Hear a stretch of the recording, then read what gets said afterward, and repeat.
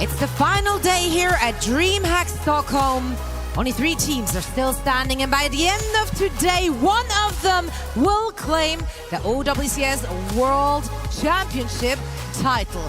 Buckle up, Championship Sunday starts right here, right now. Hello everyone, welcome. We're at DreamHack Stockholm in beautiful Sweden. My name is Zoe, and joining me on the desk to break it all down for you are Nekra and Avril. Guys, you are looking lovely. How ready are we feeling for the day? Oh my gosh, we're all so fancy for the final day, our Championship Sunday of the World Finals. This is the year, Avril. I feel it. Something is in the air. I think something really special is going to happen today. I'm ready to crown a new world champion. Falcons are out of here. They do not get to go for the back-to-back, which means somebody new has to win. I can't wait. That's right. Let's take a look at the bracket to see the journey. Look at the journey that all our teams have had over the last couple of days. We definitely had some surprises, ups and downs, lots of heartbreak. All these teams came to play, and we were treated to so many great matches. Lots of C9s as well, Nekra. I think that's on you though, right? You can still blame me for that? Yeah, I don't think that the curse has been lifted quite yet. But hopefully that's not going to happen today, especially when all of the final matches today are such high stakes. They are indeed. And now let's hone into what happened yesterday. We did have to say goodbye to our last Chinese team. Weibo, unfortunately, did not make it through in the lower bracket. After they had a tough go at it in the upper bracket already, it just didn't seem to be their meta this time around. Weibo have had struggles throughout the entire year. They peaked at the top 4 at the Hangzhou Champions Clash that we started out the year with. Unfortunately, got grouped at the mid-season championship. Couldn't even quite make it out of there due to Virtus Pro upsetting them. And now a top 6 finish, which they're going to have to be happy with a little bit. China, at least I think, on the resurgence somewhat. Team CC had some good showings at this event. Weibo would like to have finished at least 1 place higher, but the nemesis is in Falcons, cleaned them up 3-0. I love that you're calling out there. Team CC definitely had a very good show of things, and I think a lot of where we can see the hope for our Chinese Overwatch teams. You still have just incredible players. I think Monk, Shy, Leave, they really had major tournament performances, and unfortunately, I think just the inflexibility of the roster, as you were saying, just with the current meta, did make it a lot tougher. Shout out to the fact that Weibo did take down SSG though, so Weibo getting some international victories in there, proving that China is here to compete, that they can still be competitive, that they are still growing, coming back as a region and coming back to next year strong. Absolutely. And I mean, in general, the region has showed up. Team CC had a great showing as well in the early stages of this tournament that did exceed our expectations. So we're very excited to see more from China heading into 2026. Now, a big surprise yesterday has got to be that our reigning champs, Team Falcons, did not make it through. They got knocked down into the lower bracket by one of our MENA teams. And then they had an exit, an earlier exit than anyone would have expected at the hands of Crazy Raccoon. What could you have expected out of a banger? Crazy Raccoon, Team Falcons, they have had such a legacy competing against each other for the past 2 years. This season alone, Crazy Raccoon is going to have a 9-3 record versus Team Falcons in their matches, but it of course comes down to a 5-map series to end it all. Usually does, and well, for Crazy Raccoon getting themselves once again a win versus Team Falcons like they did in the final to get here, which was a 4-3 victory, and extending the lead overall head-to-head between the teams to 18-9. This was, of course, Crazy Raccoon Falcons number 27, and look, number 28 will be around the corner next year. And I was really excited to see that Crazy Raccoon did take some risks in this match as well. Brought Spint back into the roster to at least give Spint his first ever LAN tournament game.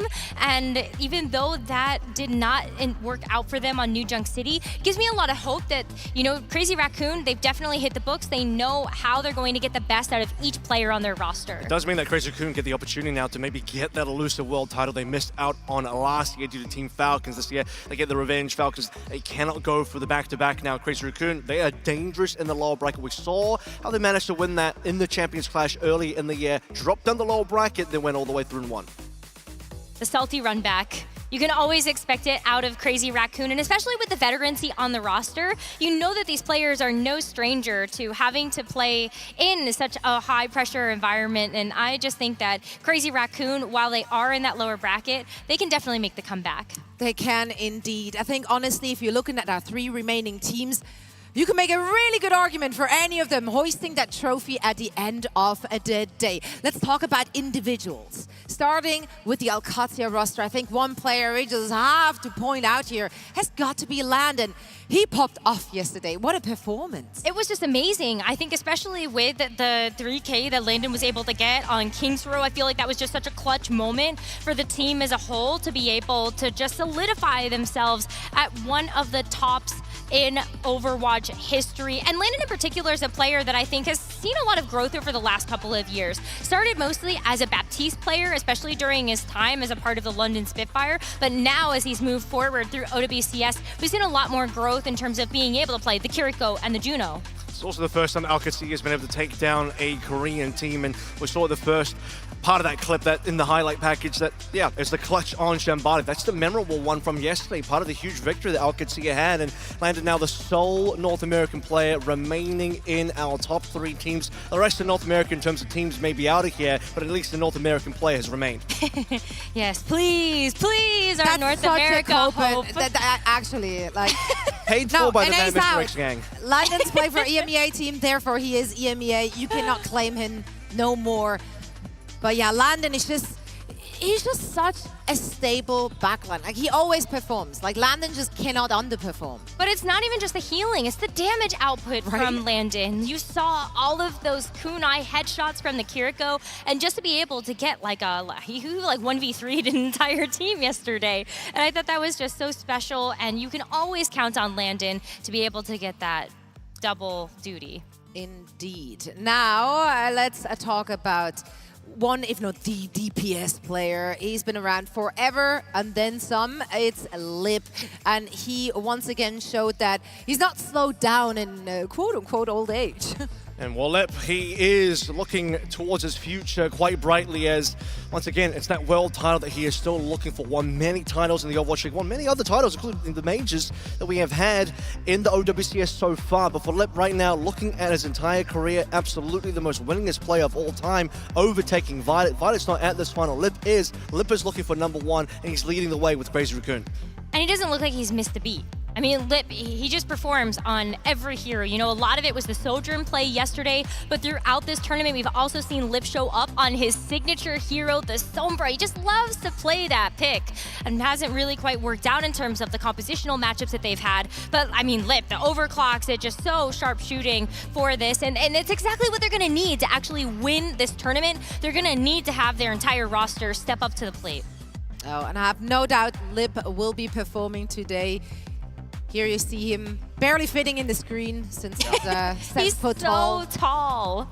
He's Fun actually fact. so Has tall. anyone in fact, that actually, gives like, him, like, how a- tall is Lip? Johnny is stood next to Lip, and Johnny, I'm going to call him out. Johnny doesn't think Lip is tall, so get Johnny, please. Everyone get Johnny. Johnny believes Lip is actually not that tall, but I think Lip is gigantic. Have you ever seen a picture of them next to each other? Johnny says he doesn't want to mog Lip, so they don't want to take a picture. That's how it is. Don't worry, Johnny's coming. Let's go with that. Now, another highlight-worthy DPS performance is what we got out of Quartz yesterday. Like, that was criminal, honestly. Like, that was filthy. Filth. That's what it was. I have never seen something like it. Like, Quartz stepped it up like to a level that I didn't know he was capable of.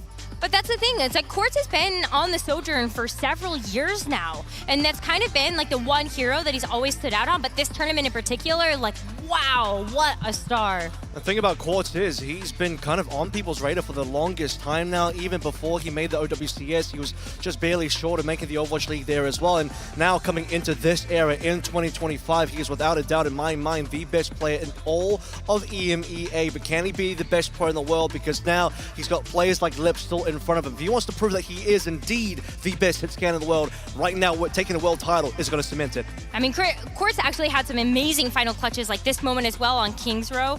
I think it's just like, as a whole, this entire squad for Twisted Minds, when they're feeling themselves, and they actually can do so much with that momentum and that just confidence that they're able to generate with a lot of these big clutch plays. Hot take. Honestly, based on how Quartz has been playing, he may be my #1 player to look out for in this top 3 today, going in towards the final, in this upper bracket final for the rest of Championship Sunday. Quartz is the guy on my mind at the front of the list. that if he can perform, I think if he even wins this tournament, in my mind, he's like the entire tournament MVP. Oh yeah, no, there's no doubt about that. Like with what he's put on yesterday and even the days before, like Quartz has been really stepping it up to another level in this World Finals. Now let's take a look at today's schedule so you're aware of what's coming your way. We got plenty of action, of course, in terms of gameplay, starting with the upper bracket final between Twisted Minds and OWCS. Afterwards, we're going to head down into the lowers once more, where Crazy Raccoon are awaiting their opponent for a chance to perhaps make it to the grand finals once more. We also have a developer segment and a show match, and Vendetta will be played in the show match. And during the developer segment, we also have the voice actress of Vendetta on this very desk to chat alongside two of our lovely developers, all things Vendetta and gameplay, so you don't want to miss that. And then, of course, we have the grand finals and also a live music act on stage. So plenty of action, plenty of great things to look forward to have yet to come. And speaking of things to look forward to, 2026 very much on the horizon, and with that also BlizzCon's return, and we will have the Overwatch World Cup at BlizzCon once again in September. And if you want to join, how about you look around today on broadcast on this stream for a secret code? If you find some letters, punch them into the URL you're seeing right here on your screens, and you might have an opportunity to join us at BlizzCon as we're handing out tickets for that. So that's very, very exciting. BlizzCon is just such a good time, and with the return of Overwatch World Cup, man, I'd be glued to the screen to get that secret code. That's a core memory for me. Oh yeah. Watching the World Cup at BlizzCon was one of my first introductions to what true esports is, especially on that grand scale, seeing all those teams get that global clash. I remember like losing my voice cheering for Team USA during the 2019 World Cup. It was just so fun to be able to watch all of these players. It's a chance for them to rise to the occasion and make a name for themselves. Yeah, it's been quite some time since we had the World Cup, so I can't wait to see all the countries come back and clash, and well, for some titles to be defended, and well, maybe some new winners to be crowned as well. That's right. Well, we have to crown our OWCS champions first. So let's dig into our first match of the day in the upper bracket to figure out who's the first team who's making it through to the grand finals. We did have an opportunity to sit down with the players from Twisted Minds and OWCS earlier. So let's hear what they had to say. What's going on, everybody? It's Mr. X here with Psycho and Labda, and I want to talk a little bit about EMEA and just kind of the history between your guys' teams the entire year. You know, rivalries typically make regions stronger, make teams stronger. Do you guys feel you've made each other better throughout this year?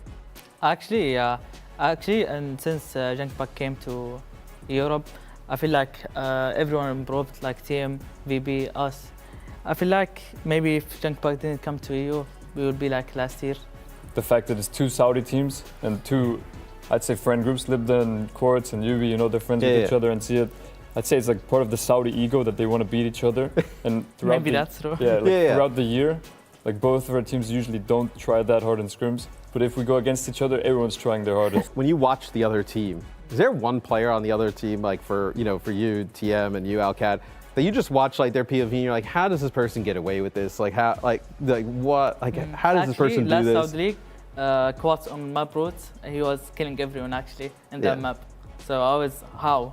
Yeah, he does that sometimes. Yes. For OWCS, I don't know, they just work so well together. Like in that Diva, Lucio, Kiri, Sim, it's just everyone. I mean, obviously they're all really good individually, but they just click as a team. What's your guys' take on like some of the other regions? Let's start with like NA. What's your guys' take on NA at the moment? I saw a smirk out of him. To be honest, I don't watch any region. Not gonna lie. From scrims? Yeah. Actually, NA teams, I'm gonna say they're not that good actually. Even if we scrim every team, Liquid, GK, we didn't scrim GK. Yeah. But Liquid, GK, and SG, I feel like EU way better. Do you feel like EU took a step up this year as a whole? Yeah. Like compared to yes, some of the other regions? Last year, NA team was better with Toronto. Yeah. I feel like Toronto, right? Yeah. Yes, they were better than EU teams, but I feel like right now we are way better. Like we made each other so much better this year, and also just, I guess, more imports came to Europe this year, so that just raised the overall level. You could get one thing from the other team that you think like, okay, TM is so good at this, I wish we could steal that, and vice versa. What would it be? Actually, when they play Young Freya, Yeah. Chaser, I want to be like them. but we can't. I wish we were as good at sim as them in the sim there. Because then we would have beat them at EWC. Obviously, the rivalry's been extremely competitive. What would you want to say, kind of words of good luck to Twisted Minds going into this? Actually, I wish them the best luck because they are EU team. I want the best for EU teams. You know, we've been playing against each other all year. Now finally, we're on the other side of the bracket. Yes. So I really do hope they make it to grand finals against us. That would be the dream. Well, what would it mean for, like, Europe, for either of you guys to win? I mean, it would be insane. First time ever a European team, or even the Saudi team rather, has won like an international tournament. So it would be history. Hey, I mean, I'm excited to see you guys play at this event. I think both of your teams are awesome. Thanks so much to Psycho and Labda for joining me here. We'll see Alcatia and Twisted Minds playing at the OWCS Grand Finals all week. Great to hear the insight from both of these players. Necra, they're just, it's just so exciting to see them making it into that upper bracket. They both took down those Korean squads, which is just so exciting. It's just a huge accomplishment, and especially speaks to what you heard those players say. A gap is closing. EMEA is on top right now in terms of the regions that are outside Korea, and now it's time to prove that. Can they overtake Korea when it comes down to seeing Crazy Raccoon in the lower bracket? One of them is going to lose in this upcoming match, going to have to take out Crazy Raccoon so they can live out that legacy and kind of like the prophecy of seeing both of these teams match up against each other. Now, we've seen Twisted Minds and Alcatia play already in the regular season. Across the calendar year, Alcatia has won 10 times and Twisted Minds 9. They are so neck and neck in terms of just how close they are in their skill level and also how much they push each other as teams. And of those games, we've had 4 E-League championship titles there in terms of stage wins, and also the recent E-League 2025 championship, 2 stage titles for OWCS where they went into the grand finals. The more concerning thing here is, for Alcatia's POV at least, Twisted Minds have won the last 4 times, so Twisted Minds are actually ahead in the head-to-head more recently against Alcatia. Right now, Twisted Minds look to be in top form. They're sort of changing the roster up a little bit. Psycho actually played more recently. Now this tournament, they've been playing a lot more UB. I do wonder if that's going to change things up in terms of how their approach is going to be. And just as noted, in this particular matchup between our top 2 EMEA teams, Psycho does step back in once again. Wow, and that's really surprising because Yubi has looked amazing on the Symmetra, and that's kind of what we know him for. The Symmetra extraordinaire, but Psycho coming in offers a lot of flexibility that I think you know what you're getting from Yubi. You're going to get the Symmetra. If it's banned out, you're going to get the Mei, and Psycho brings a lot of other flex DPS into the lineup. We heard in that interview as well, Psycho's like, yeah, we would love to be able to improve our Symmetra against you guys a little bit more, but when you look back over towards some of the previous meetings between these 2 teams, Psycho is going to come in and play the Tracer. Echo's very good in this meta at this tournament as well. That's one of Psycho's key specialities. So this is really Twisted Minds saying, hey, we don't need to be the Symmetra team. We can be the anti-Symmetra team because we know all of your tricks. We've played all of it ourselves. We know exactly what you're going to do, and we are the team that can counter you when the Koreans can't. Yeah, and I mean, for everyone who's not been watching both of these teams go at it, like, those are the top Symmetra teams. Because on the other side here, of course, we do have Checkmate in the mix for Alcatia, who's also playing a phenomenal Symmetra. Yes, it was Twisted Minds who were like, let's call them like the originator of it, right? But we have a Checkmate on the side of Alcatia who's playing a phenomenal Symmetra as well, but is also just such a versatile player. I, for one, am very excited to see a potential Psycho and Checkmate Tracer head-to-head. Like, it's going to be good. But Alcatia knew it was good, right? They just saw the playbook from Twisted Minds and they said, yeah, we can do that too.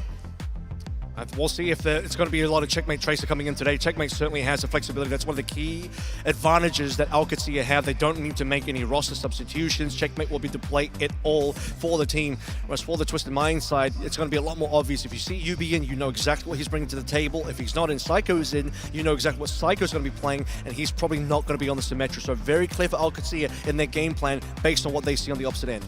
And Alcatia is such an interesting squad. They came together at the beginning of the season with a dream. Checkmate landed. They started to fill out the roster from there. And this is a squad that got second at the mid-season championships. They've already proven themselves on a global stage, but now it's time to see if they can actually claim a world championship. And I really do think that they can just get the job done. A lot of these players, they're role stars or they're hero stars. They have like one hero that they really excel at. And the growth of this team team to be able to showcase even more depth from their hero pools throughout this calendar year. I'm so excited for them today. So am I. I'm excited to see what both of these teams have in store for us, because there is so much flexibility on one side and there is just so much like skill on the other, like Twisted Minds. Like, they played at Symmetra Comp like no one ever has before. So even if you know how to counter it, it doesn't mean you're able to actually take him down. If we're looking at predictions for this one,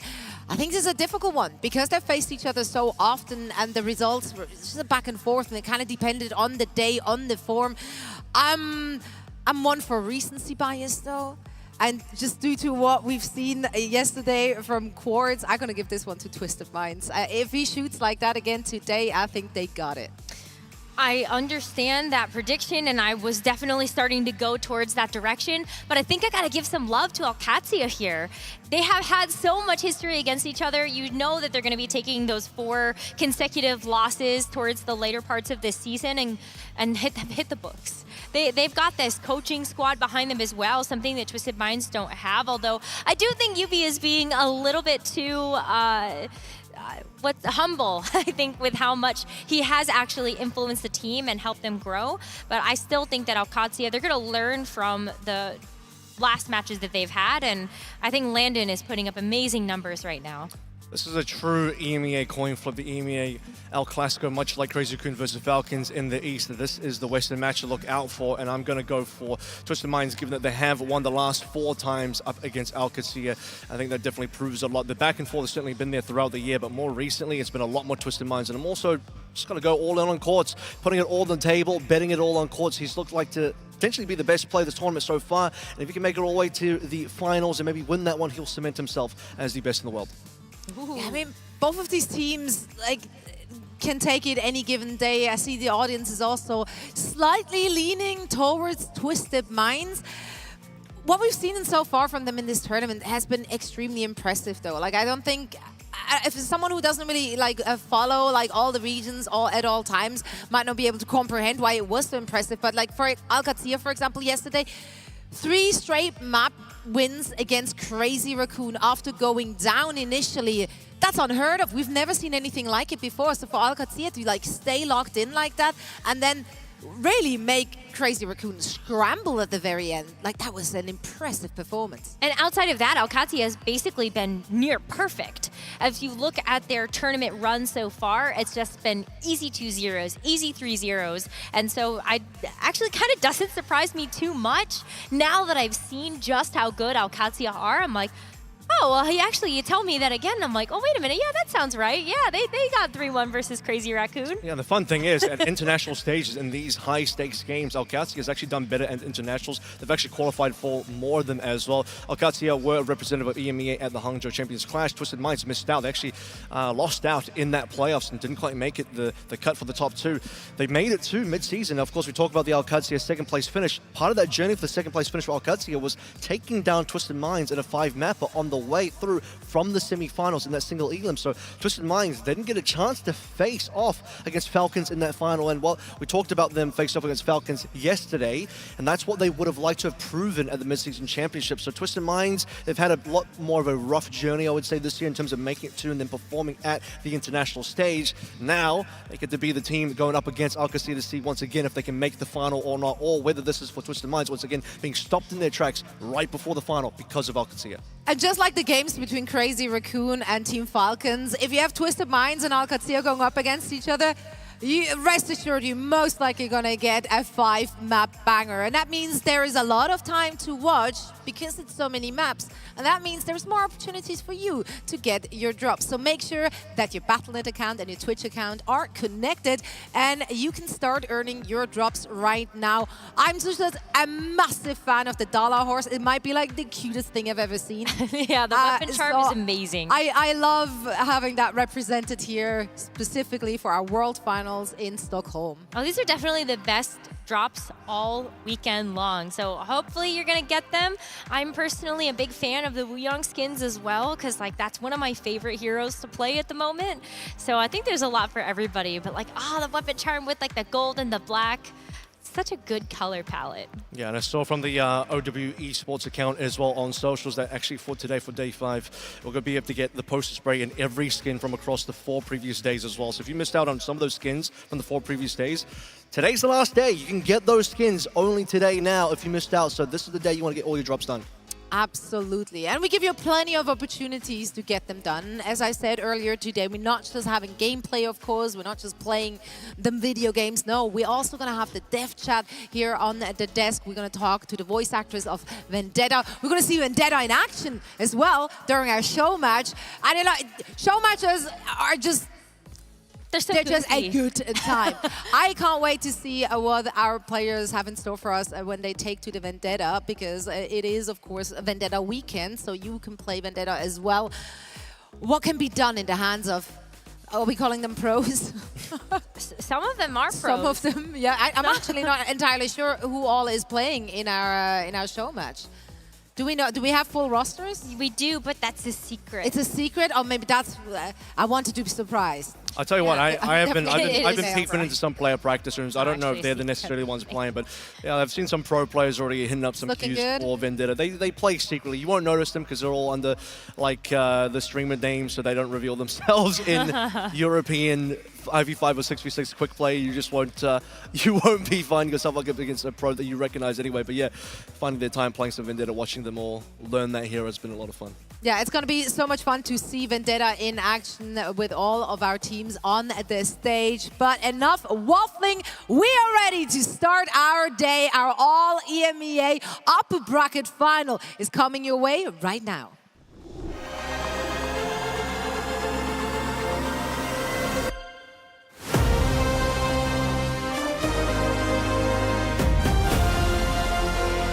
Crazy Raccoon, they will take what is theirs. Space Station now did what was required. There's no way GK have done it! Again and again and again. How does he keep doing it? Damned if you do, damned if you don't. The impossible achieved! We have a good old-fashioned gentleman's duel on the front line, folks. That is that, folks. Alcancia closed the book.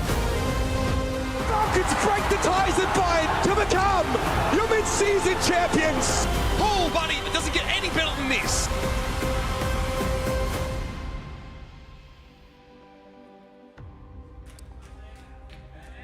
Legends aren't born. They are made right here. That's because this is the World Finals. Welcome, the lights are on, the world are watching. This is OWCS World Finals 2025! Oh, DreamHack, we are here in beautiful Sweden. DreamHack, are we feeling good? I hope we are. We have got ourselves an incredible Championship Sunday. My name is Adam Savage. Great to have you back here with us again for this final day of our contest. We began with 12 teams 5 days ago. Now only 3 remain in the competition, but only 2 can be in our grand final. Which way will it go? Who will make it there? One thing's for sure though. With Team Falcons eliminated from the competition yesterday, we are guaranteed a new world champion today. Who will win? Who will go all the way? It's time to find out. This first matchup is an upper bracket final, and the 2 teams seeded first and second in EMEA. DreamHack, are you ready for this? Are you ready for this too? Let's meet the teams. First up, it's Twisted Minds!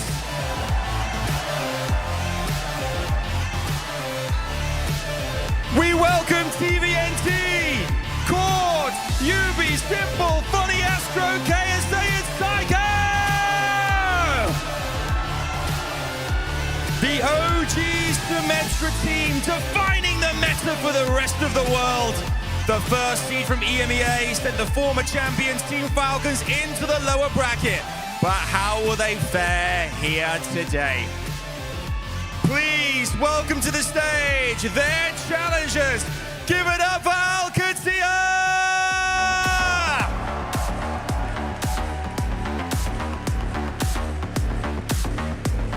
Lapta, Checkmate, Ziad, Kellex, and Landon. the forever rivals of Twisted Minds, trading wins with them since their inception across multiple leagues. With a seasoned backline, can they make it count, booking a place in the grand final today?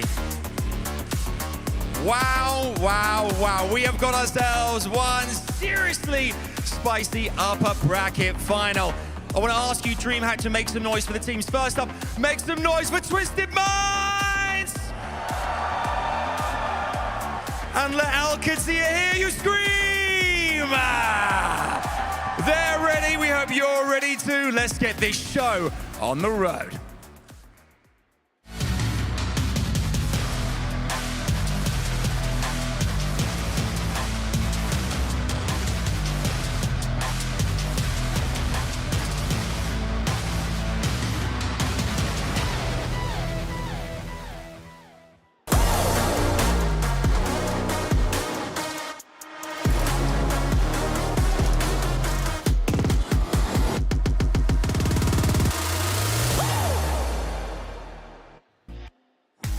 It's Championship Sunday here at DreamHack Stockholm.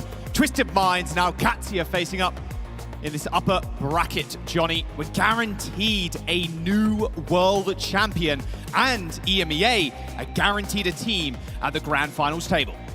It's an absolute treat being here on the last day of the 2025 Overwatch Esports circuit. And the year that's been, I feel like it's really been the story of Twisted Minds against Alcatia, facing up 20 times already this year throughout the Overwatch Esports ecosystem. And now we get to see them at least one more time today. At least one more time. And their matchup as well, Johnny, it's been 50-50 over the last year, like straight up. This will finally break that tie. And on the international stage, at least looking at mid-season, Alcatia ended up taking down Twisted Minds to make it to the final in a 6-map banger with a tie on Blizzard World. Unprecedented for the world stage. Here's where we jump in. We're going to Ilios as our first map, Johnny, and someone we're seeing step into the lineup for the first time this tournament is Psycho for TM. And I mean, there's not much more respect to be shown here from Twisted Minds. They've been coasting throughout this tournament, playing UB's Symmetra, and they've just demolished teams. But here, in the upper bracket finals, Twisted Minds, they showed their respect to Alcatia. They said so in the pre-match interview.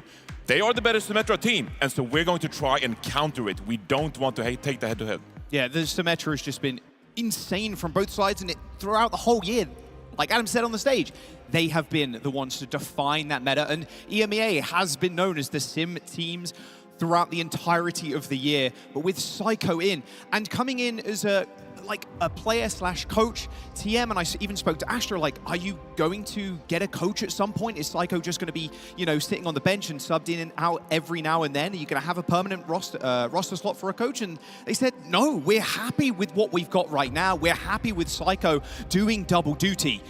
Alcatia coming in, banning the Zarya, but Twisted Minds banning first the Lucio. Yes, and this is going to be the matchup between these two teams. Some pretty default bans being handed out here to try and counter each other's styles. Lucio, of course, great target ban for Calyx here on the side of Alcatia. And on the other side, throughout this series, you know, we'll see the Hazard ban come out. We'll see the Freya ban come out. All of these great tools for dealing with the Symmetra composition. And so these are two teams now going into this matchup with very different styles, and target banning is going to be so useful for them. Yeah, I mean, Twisted Minds as well. I've been saying how they play the counter strat. They have their own kind of comp to deal with Alcad's sim, mainly relying on that Zarya. Absolutely, the Zarya has been hero of the tournament maybe. We've seen so many teams have great success with Zarya, but as you're playing against the Symmetra, that's where the Hazard can come in really useful. A hero we haven't seen of too much this tournament. You know, the wall is so great for blocking the teleporter and preventing people from playing together in cohesion. And so going into this matchup, Ilios is still a pretty interesting map choice here. Obviously, it's been a go-to map for a lot of these dive teams that we've been seeing throughout these tournaments. But there's still a lot of great high grounds for the Symmetra as well. Yeah, we've seen a sprinkling of Busan in there as well, especially over the last couple of days. But I want to talk about the DPS showdown, Johnny. That's the matchup. Labda versus Quartz. Labda versus Quartz, two of the best hitscan players in the game. And of course, they have a lot of history together too. looking back at the Overwatch World Cup when Kingdom of Saudi Arabia came out on top. And they were on the same team back then, but they went separate ways. Of course, Twisted Minds with Quartz, Lambda on Al-Qadsiya, and now they face off against each other here in the upper bracket finals. First to 3, that's how it's been done. And look, we've had a lot of 3 Overwatches over the last couple of days, Johnny, but a lot of them have been extremely close. I want to look at Al-Qad's kind of a small little flashback to yesterday, Johnny, against Crazy Raccoon. Holding down the point on Shambali Monastery was Landon in the backline. Not only has Landon been around for quite some time at this point, plays in the Overwatch League, but Kellex, a historied player, has been around since basically the dawn of Overwatch's time. It's one of the more experienced backlines we had in the entire tournament. And, you know, speaking to Kellex, last year I did actually, when he was representing ENCE in the World Finals, he said, this might be my last tournament. This might be my last opportunity to hoist that trophy, but then found himself on this Al-Qadsiya roster going into Championship Sunday. This is an opportunity for a lot of old school players to build on their legacy here on Championship Sunday. Crazy Raccoon obviously down in the lower bracket right now. Guaranteed an EMEA team in the finals, maybe even both of them if they continue what they've been doing over the course of the World Finals. It's been a crazy affair as well, like you said, watching the tank players kind of evolve. We expected a lot of RAM coming in for a lot of tanks. TVNT and Ziad, though, playing something like a D.Va, that is their wheelhouse. Ziad, arguably Rookie of the Year, very young player coming into this year and just building on his legacy. And meanwhile, TVNT been such an instrumental part for this Twisted Minds team and hitting peak form at just the right time. A big influence to Twisted Minds' success as we roll out here on Ilios. Psycho stepping into the roster again. Tracer, Echo, very flexible. Checkmate. Classically, we're going to see Al-Qadsiya on the sim, Johnny. We're going to see Checkmate on this sim, and obviously Point Control is the name of the game for this roster. Twisted Minds opting for the Freya instead. A lot of poke here coming out from Funny Astros, Wu Yang as well. Let's see if Twisted Minds can break apart this Al-Qadsiya composition. Yeah, getting to the point is number 1 priority for Al-Qadsiya. Gonna try and bait the teleport, get up into the high ground. Pressure simple. Great Got matrix. the Wu Yang heals though coming through from Funny Astro, but great pick by Quartz. Checkmate down, mobility cut in half now for Al-Qadsiya as they try and retreat through Cage, but Quartz with an eagle-eye view of the competition. A double kill for the Freya to start us off. And they look so comfortable, Twisted Minds, around these rooftops. So difficult for Al-Qadsiya to get any sight lines to try and hit these very mobile targets. Was a bit of a dive opportunity there for Al-Qadsiya, not able to find the pick because of TVNT's great defense matrix usage as well. Now Al-Qadsiya struggling to walk up here just to get a little bit of space. Yeah, the path to the point is going to be the most treacherous for Al-Qadsiya. You want to take it slow with the sim comp. You want to be able to get around places with that TP. A nice little bowler shot there from Quartz, and it's just lambs to the slaughter for the Freya. Quartz with a 3-piece after the bowler shot. And Twisted Minds look mighty comfortable here on their map pick already. This is going to be a favorable matchup for them. It's a great map choice. Al-Qadsiya here. They'll just have to rotate, use their mobility off the teleporter, try to get in a position where they can start dealing some damage to these Twisted Minds targets. Does take a long time to set up this sim though. Looks like they're going to try and flip the map on them. Wait for another TP from Checkmate. Instantly, as soon as it comes off cooldown, he's straight on. Orbital Ray on the point now. Simple Shield's already gone down. Tidal Blast on the brig. Bash into the point. He's swinging, and there's the knockdown on the cast, but they can't quite finish Lambda. Psycho ends up falling over, but another bolus from Quartz. A double kill for the Freya yet again. The hard carry from Twisted Minds coming up. Clutches Kellex. He's just under such duress right now. 50 HP, shield deleted. Twisted Minds lost the point, but should be able to get the recap now. They got man advantage, but eking out percent now is Al-Qad as Ziad gets demeched. And that's a big fight for Al-Qadsiya. Double support ultimate used there to try to have enough survivability on the point as they set up their defense. Now, Checkmate still has the Symmetra wall. This is going to be a great tool just to mitigate a lot of this damage coming through. You want to out-sustain Twisted Minds' poke composition. Teleporter coming in on the outside area here. And Pulse Bomb eaten as well. Great from Ziad. Yeah, beautiful stuff. Escorting the team to the point. Deadeye available for Lambda as well. Pretty free cap though, Johnny. But look at them rotating here. They want to utilize this Symmetra shield to get picks. They can't sit back quietly. Bro, they can't get anybody. Quartz is drawing the ire right now of Zia, but jumps up straight to the high ground again. Ends up getting taken down eventually. Those thrusters from the D.Va are on such a low cooldown. It's hard for Quartz to create space between himself, but still, Twisted Minds, 80% on the board. And REBROADCAST are doing a great job here, building percentage points, taking control of the space, and then they're pushing out. Twisted Minds here, trying to go for a bit of a contest here. A couple of ultimates online, Tidal Blast if they want to use it. Another bowler shot is available from Quartz as well. Ends up tagging the corner, and Kellex instantly goes down. Nice duo effort there from the DPS players of Twisted Minds as Checkmate is chased off of the map.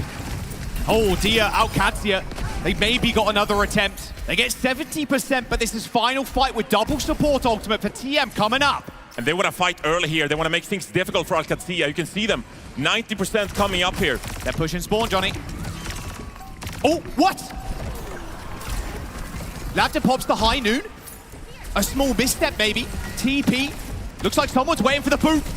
TVNT's got the self-destruct, so staying power on the point is just insane for Twisted Minds. A good bash onto Ziad as well. Tried to go for the self-destruct, but denied the remake. Overtime and still support ultimates are plenty for Twisted Minds right now as they secure the first round. It's a great break play from Simple there. Another young generation player who's really found a place on this Twisted Minds roster, fulfilling his potential. Great start for Twisted Minds with Psycho in the mix, you gotta say as well. Haven't had any appearances this tournament. Can maybe feel a little bit unease just being on stage for the very first time, but as we take a look at the scoreboard, that's not the story at all. Funny Astro, 14-0. Psycho, 14-1. And TVNT doing a great job as well. Funny Astro, 0 deaths, bro. I mean, Quartz is going to be the main guy you're chasing after, right? But only a couple of deaths. And it takes him a long time to actually go down too. Mobility Freya cannot be understated. Labda now on Soj. Labda on Sojourn here, so that's going to be a lot of poke coming out towards TVNT here. The extra mobility is nice as well. You can be quite static on that Cassidy against a Freya who dominates in the skies. 10 seconds until the point controls here.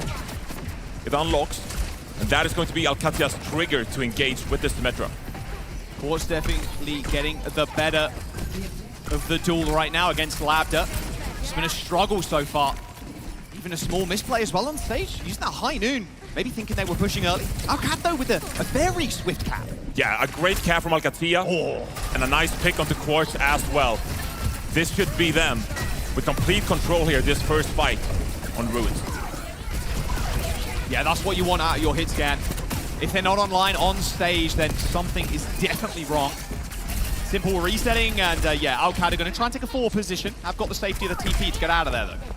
And this is a bit of a tougher round for Twisted Minds here, because they don't have the same opportunity to surround the composition. You can see Psycho navigating these health packs, trying to get into the backline.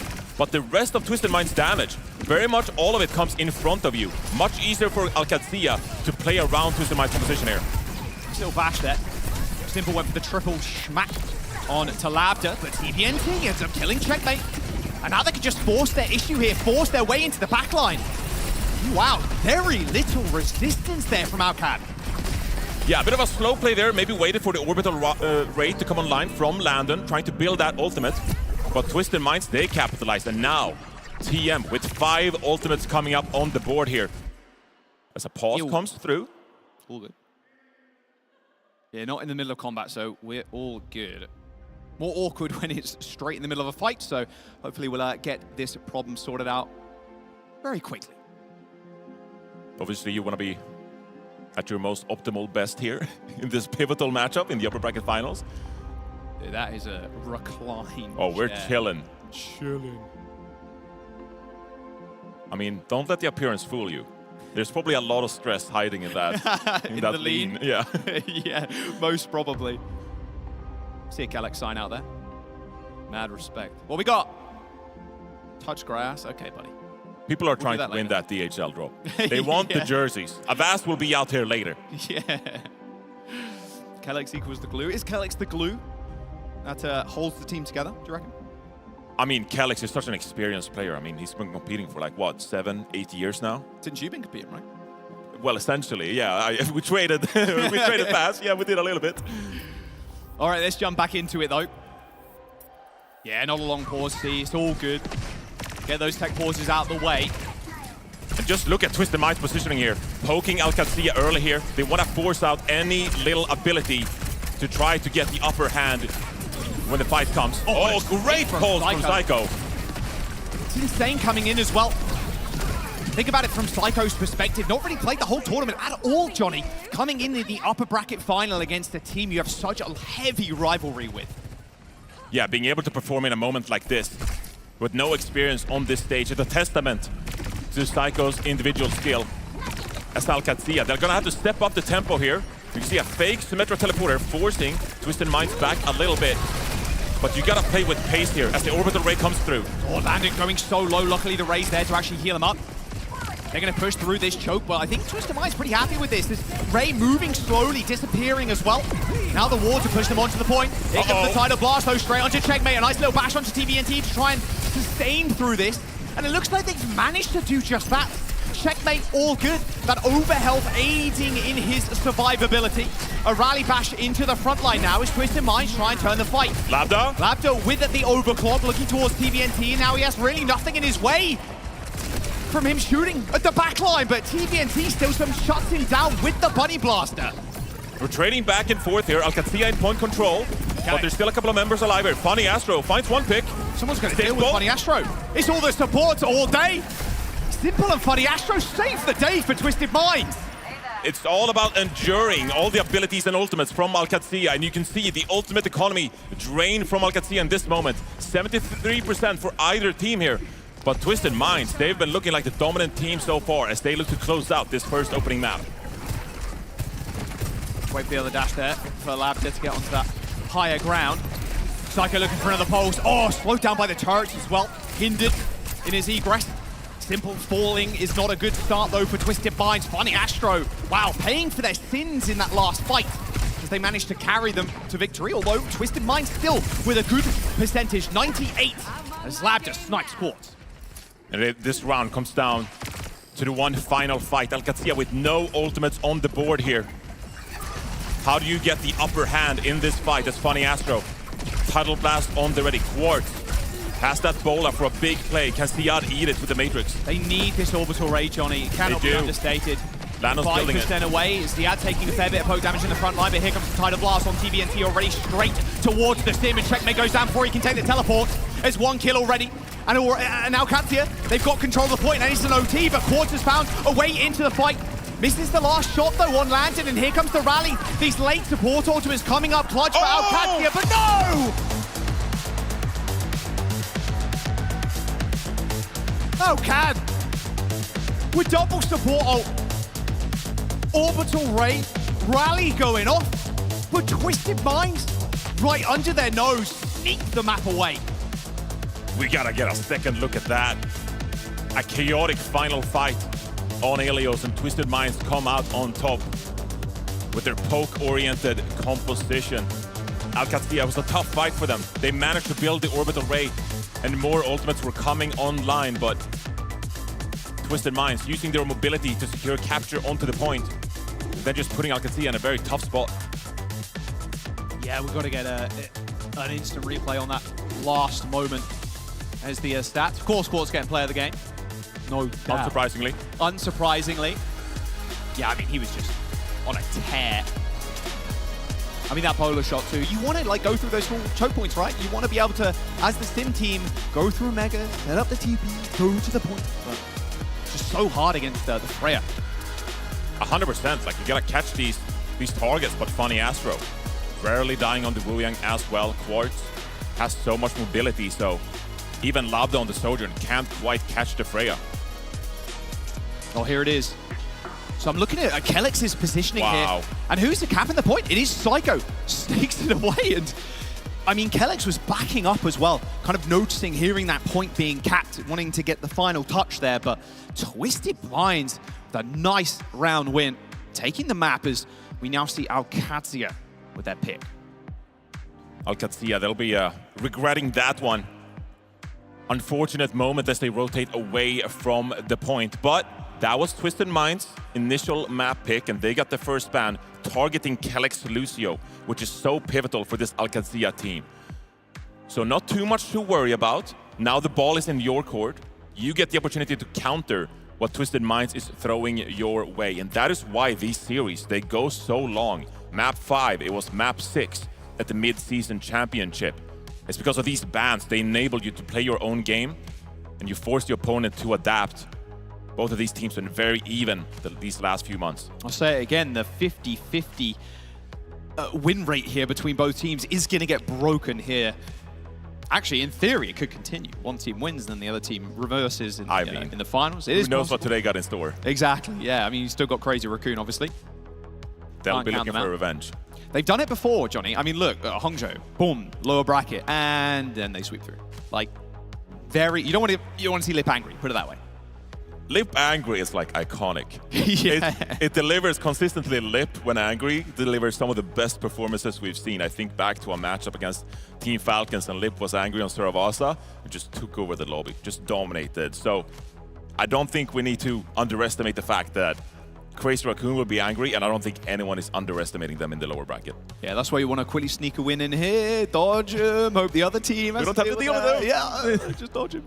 So where do you think Al-Qad are going to go here? Obviously, Shambali Monastery has been a big pick for the EMEA teams, for just like sim teams in general. Are they going to pull that one out early? Yeah, that sounds like a great idea, honestly. It's a great Symmetra map.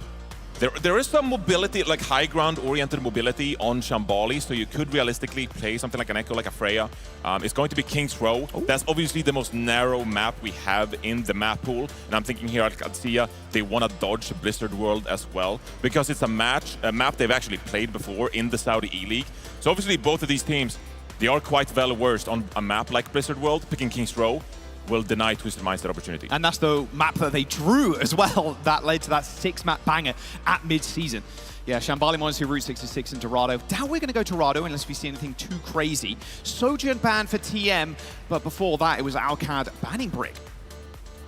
Yeah, so this is quite interesting. The Symmetra ban not being deployed quite just yet.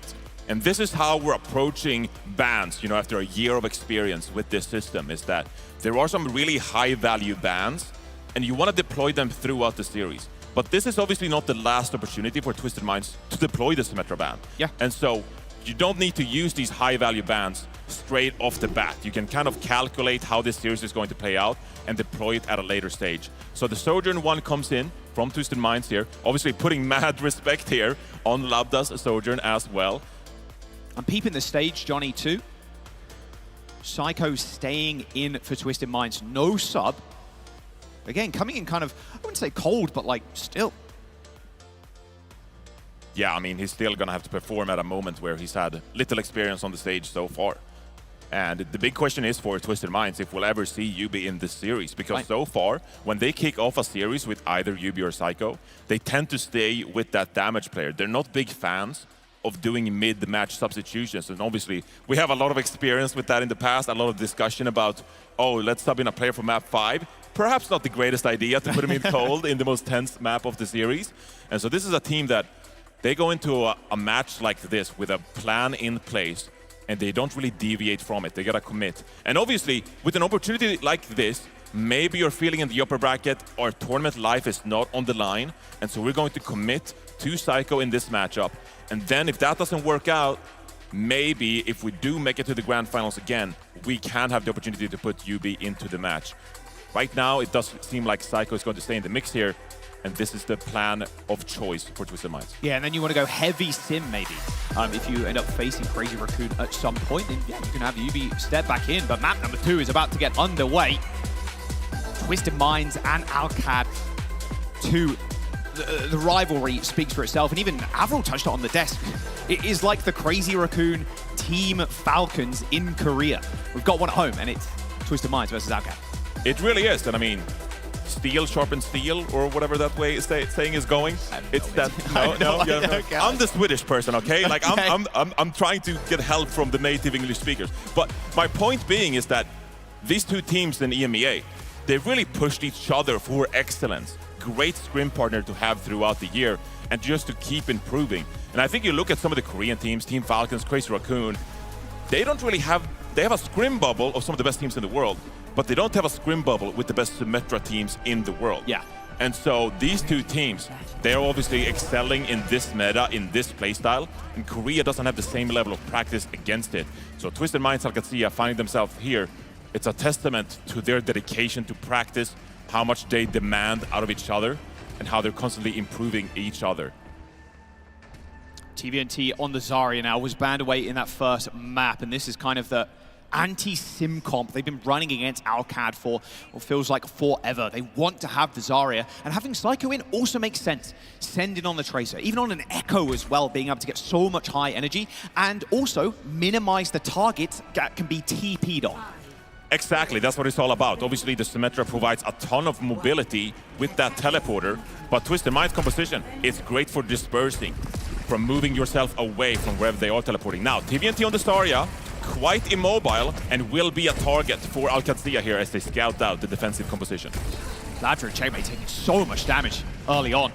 Quartz, though, knows your trick. Then Labda goes extremely low, takes the take-aim shot. I think his life flashed before his eyes there. There The comes bolt the next rotation. exploded. The next rotation, up onto high ground now, but TVNT has an escape route, and he finds a kill too. Landon already dead. Nice Hindernay does end Quartz's life for the time being, but Twisted Minds, it cannot be understated how much they played against the Simcom. They just hold kind of split. UTP onto us, we have maybe even 2 escape routes to run to make sure we don't instantly get popped. You can see here, Twisted Minds, they're just trying to navigate around this point, trying to find the flank angles as Alcazia putting the pressure under the point here, but here comes the teleporter. Teleport behind now. Oh, Quartz caught off guard. Straight from spawn, they managed to get him. Nice little boop there from the high ground. Simple though, still with a nice view of the fight. Early Suzu usage, and Labda is so low. Oh, wins the duel though against Psycho. Very little healing coming his way as well. Psycho needing maybe a couple extra bullets there from the Pulse Pistols. We'll see if her recontest is in the making. Doesn't look like it. That Funny Astro goes down. TVNT to follow, and that will be the first point captured for Alcazia. Early aggression too. Yeah, you're using that button to swap the spawns, you'd imagine. Although it looks like actually with that wave respawn coming in, they're more than happy just to spawn together. Alcazia capping the point. Let's get a quick listen in as the gates open. The theory kills Saya if the Wuyang are being keep waiting for it. Yeah, we are going to still okay, okay, we got it. There's some set up, okay? If the wing also wait. I speak now. 3, 2, 1. Yeah, pick first. Pick now. We have space. Stay supply. Looking go. 3, ready, 2, 1. I go back to B.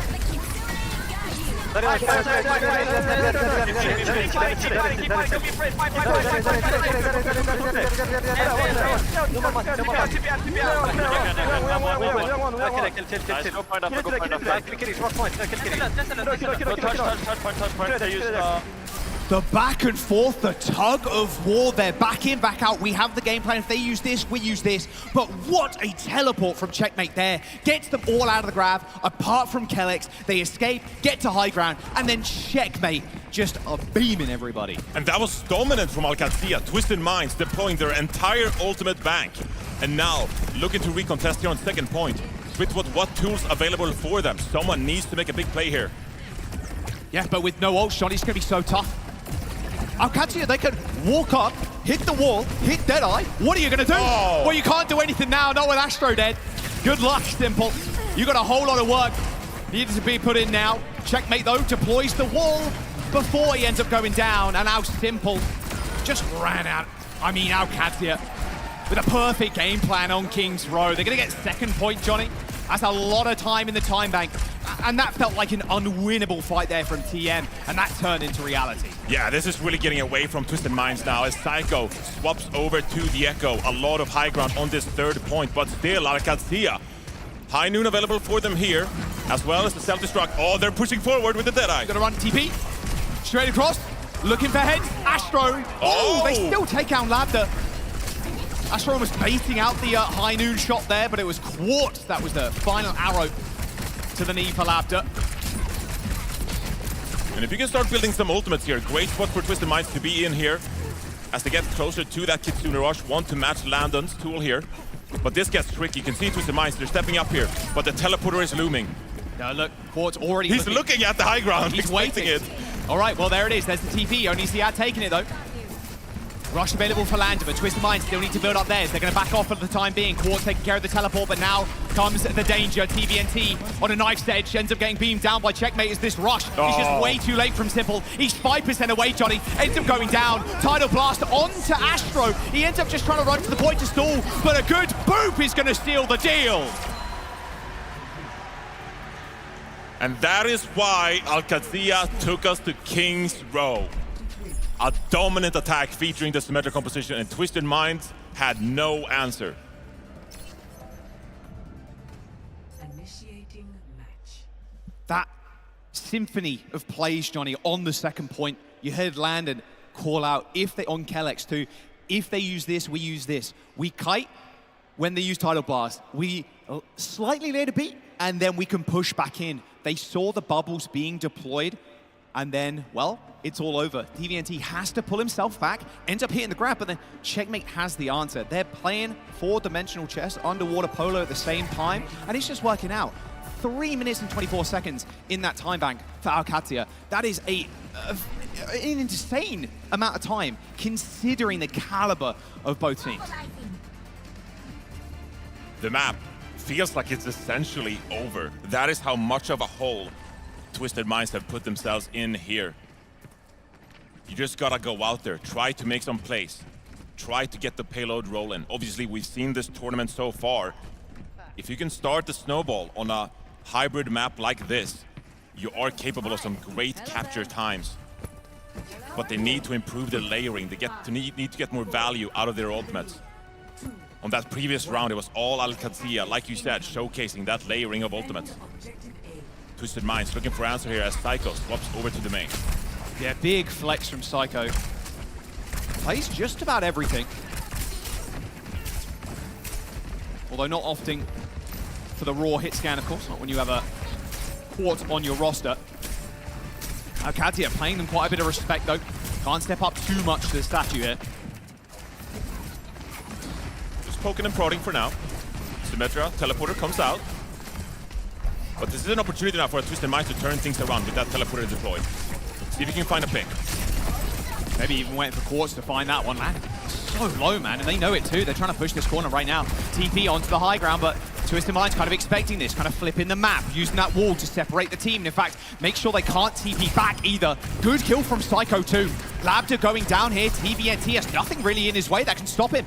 Kellex finds the boot kill onto Astro, but this fight is messy. It's split. They've been walled off in Alcat, in Twisted Minds' spawn as well.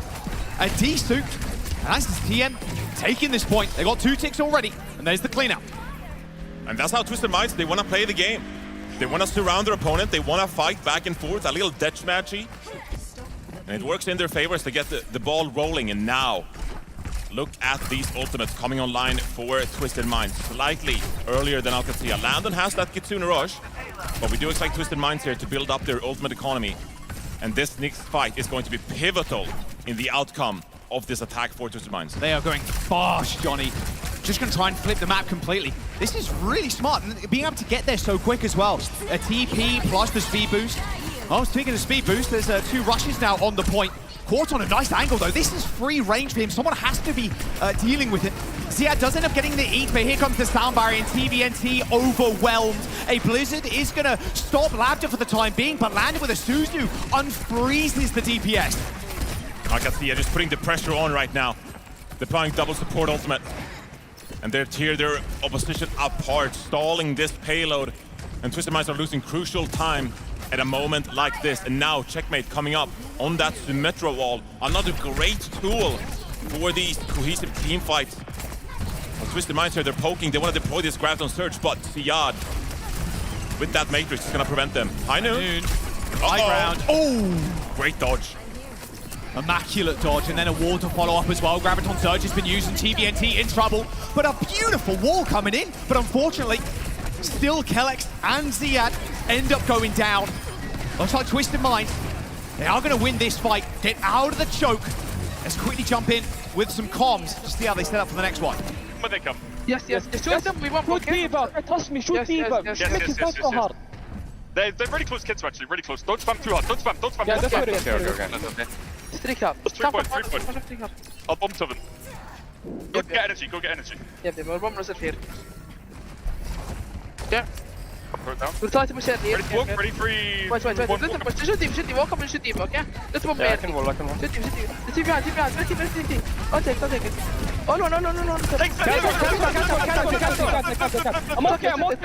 They're tough. Cure this. All the way. He's gonna be window. Give me. Simon. Cast it. Look behind left.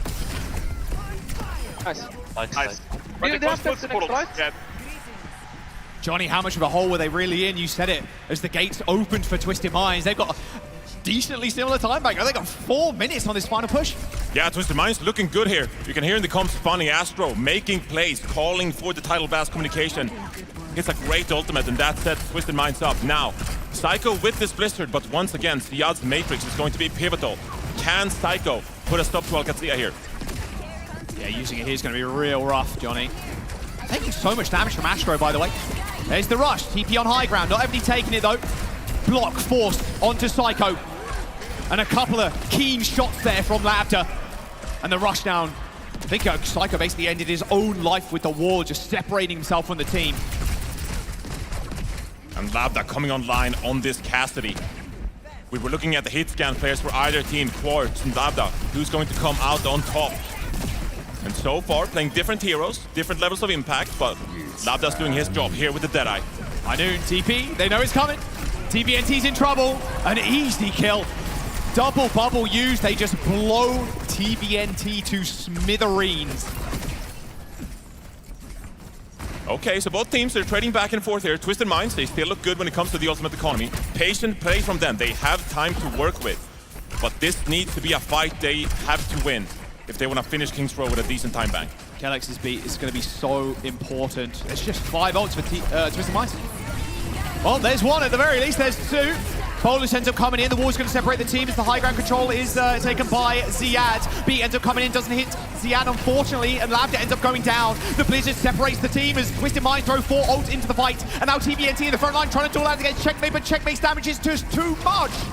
There's a tidal blast still being used here, as Psycho sent into the front line. Doesn't get a knockdown though, the Suzu comes in big, and Ziad with the bomb! Psycho in simple, blown up. Twisted Minds with 2 minutes, 5 ults dumped into that fight, and they barely get a meter. That was everything from Twisted Minds, and Alcazia put a stop to it, landing with some great Suzu plays there in the middle of that fight. And he still has the Kitsune Rush available. It's his Twisted Minds now. One last grasp towards finishing this King's Row map. Here comes the rush. Nice wall there from Psycho, delaying the push, but they're still going to go for this one. Just burn up as much time as humanly possible, but Quartz ends up getting a kill. Psycho in trouble though. Instant block to try and survive as Kellex didn't buy his ticket. Kellex ends up getting destroyed, but Twisted Minds, Johnny, still with 1 minute and 20 seconds to go, and TVNT dead. But still though, it's a tough task to win this final fight as TVNT swaps over to that D.Va. You have no tools at your disposal. Alcazia, they gotta feel so comfortable yet. Twisted Minds, I mean, they've got ults coming up again. This Blizzard, this tidal blast. This tidal blast coming online for Funny Astro, but they gotta build them first. You can see, barely getting these ultimates in time. They're freezing out Ziad to make. They forced the block out of Psycho already. Tidal blast available still for Funny Astro as they try and go for the re-peek on the corner, but it's looking like an OT finish.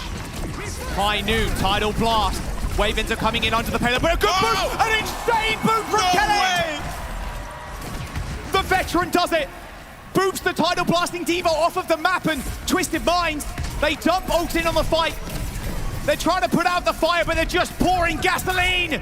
Simple and Funny Astro end up going down, and with 25 seconds to go, they still need to match into double support ult. It's a late death from Psycho, and Alcazia, they're looking to push the tempo. They still have the Kitsune Rush, the Soundbarrier. TVNT swaps to the Wrecking Ball to get this touch in. But it's 3 ults, Johnny. Quartz has to go nuclear. Twisted Minds should be able to get touch. Pindonate's already been used. He needs to grapple though to get to the point. The wave is so good from Astro, but they still managed to get there. but TVNT just can't survive as OWCS, they defend that 3rd point. They do not give Twisted Minds another, and they tie the series. Landon looks locked in on that Kiriko. Another veteran, praised for his level of communication, the way he sets up the rest of his team. Great Suzu plays there on the Kiriko. We saw his impact yesterday on the Baptiste when he was making plays on Shambhala Monastery. This time, a big influence on this King's Row victory. And OWCS, they defend themselves in this series, winning their own map pick as this tied up series narrows down into a best of 3. Map pick of King's Row and the speed in which both teams made it to that 2nd point. I haven't seen too many heroic defenses as of yet on King's Row. It's normally been fought over that OT push onto first after you get another attack, but this play specifically from OWCS was just sublime. The teleport from Checkmate to get out, and then the to and fro, the tug of war between 2 separate support lineups, trying to line up ults with the other support to make it out. And the pulse bomb, hey, kills Kellex, but it's all good. You got the Wonder Kid, Checkmate on the sim. The Korean import to the EMEA region. It's just unbelievable. And Johnny, I do want to say this as well. When you have these like mixed language rosters, sometimes everybody is not on the same page, but you heard it in the comms, Checkmate comment a lot, like a ton. He's been playing with OWCS for a quite considerable amount of time, and just their ability to just think the same way and just be on the same page at every single opportunity is just unreal. Oh, and that boot too, that was just cherry on top. Great stuff from Kellex there. I mean, this OWCS roster, it really is a roster built with a lot of experience in mind. Checkmate, Overwatch League champion with the Florida Mayhem. And now another guiding light, leading the path with this great Symmetra play. 3 years of experience playing in these mixed rosters. No issue whatsoever integrating with his team here. Part of their dominance, part of their success is the ability he brings on that flex DPS role. As now Twisted Minds, it's their map pick again, going to the 3rd map. Yeah, speaking of history, I mean, how many Overwatch League players are on OWCS? Like, and I mean, Kellex, we've already kind of mentioned too, but an Overwatch League champion in Checkmate, he's still got it. He's playing slightly different, right? He did play a little tank on Florida Mayhem. That's how he got it started. Yeah. Hey, yeah. Hey, bud, can you go play the Reinhardt real quick? Come on, buddy. He was pretty good. Hey, I like the charges. He went aggressive. Yeah. Oh, yeah. He was proactive. He was getting in there. They didn't win in the matches, but hey. No. It looked cool, though. It looked cool, though. Yeah. Oh, yeah. That's how you got to play Reinhardt. Does it look cool? Yeah. Yeah. Then you're doing a good job. You're doing a good job. Where do you think we go here now for Twisted Minds? Psycho, like you said, wanting to stay in this series. If they do sub UB out for Psycho, they end up finishing the series out. And it's going to be a Dorado pick. It's going to be a Dorado. Twisted Minds, they want to play these high ground maps throughout this series. So you deny Shambhala Monastery. It's going to be the Diva ban here from Twisted Minds.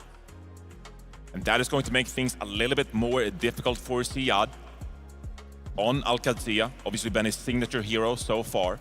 And OWCS in turn banning that Wu Yang, some extra poke damage that Funny Astro usually provides for the side of Twisted Minds. So both teams here having a couple preferred tools removed from their optionality here, moving into Dorado. Yeah, taking that one away from Astro. It's just going to be double Lucio, Kellex, and Astro picking that up. Astro historically, like, even if you look at him in the Overwatch League, and even before then as well, on British Hurricane, like, the guy was only playing Lucio. Juno obviously got added he added that to his hero pool, but his Wu Yang looks just ridiculous. Stats from Labda there from that last map, 23 and 7 on the hit scan. Yeah, and I saw yesterday when both of these teams, they beat their respective Korean teams, Team Falcons, Crazy Raccoon.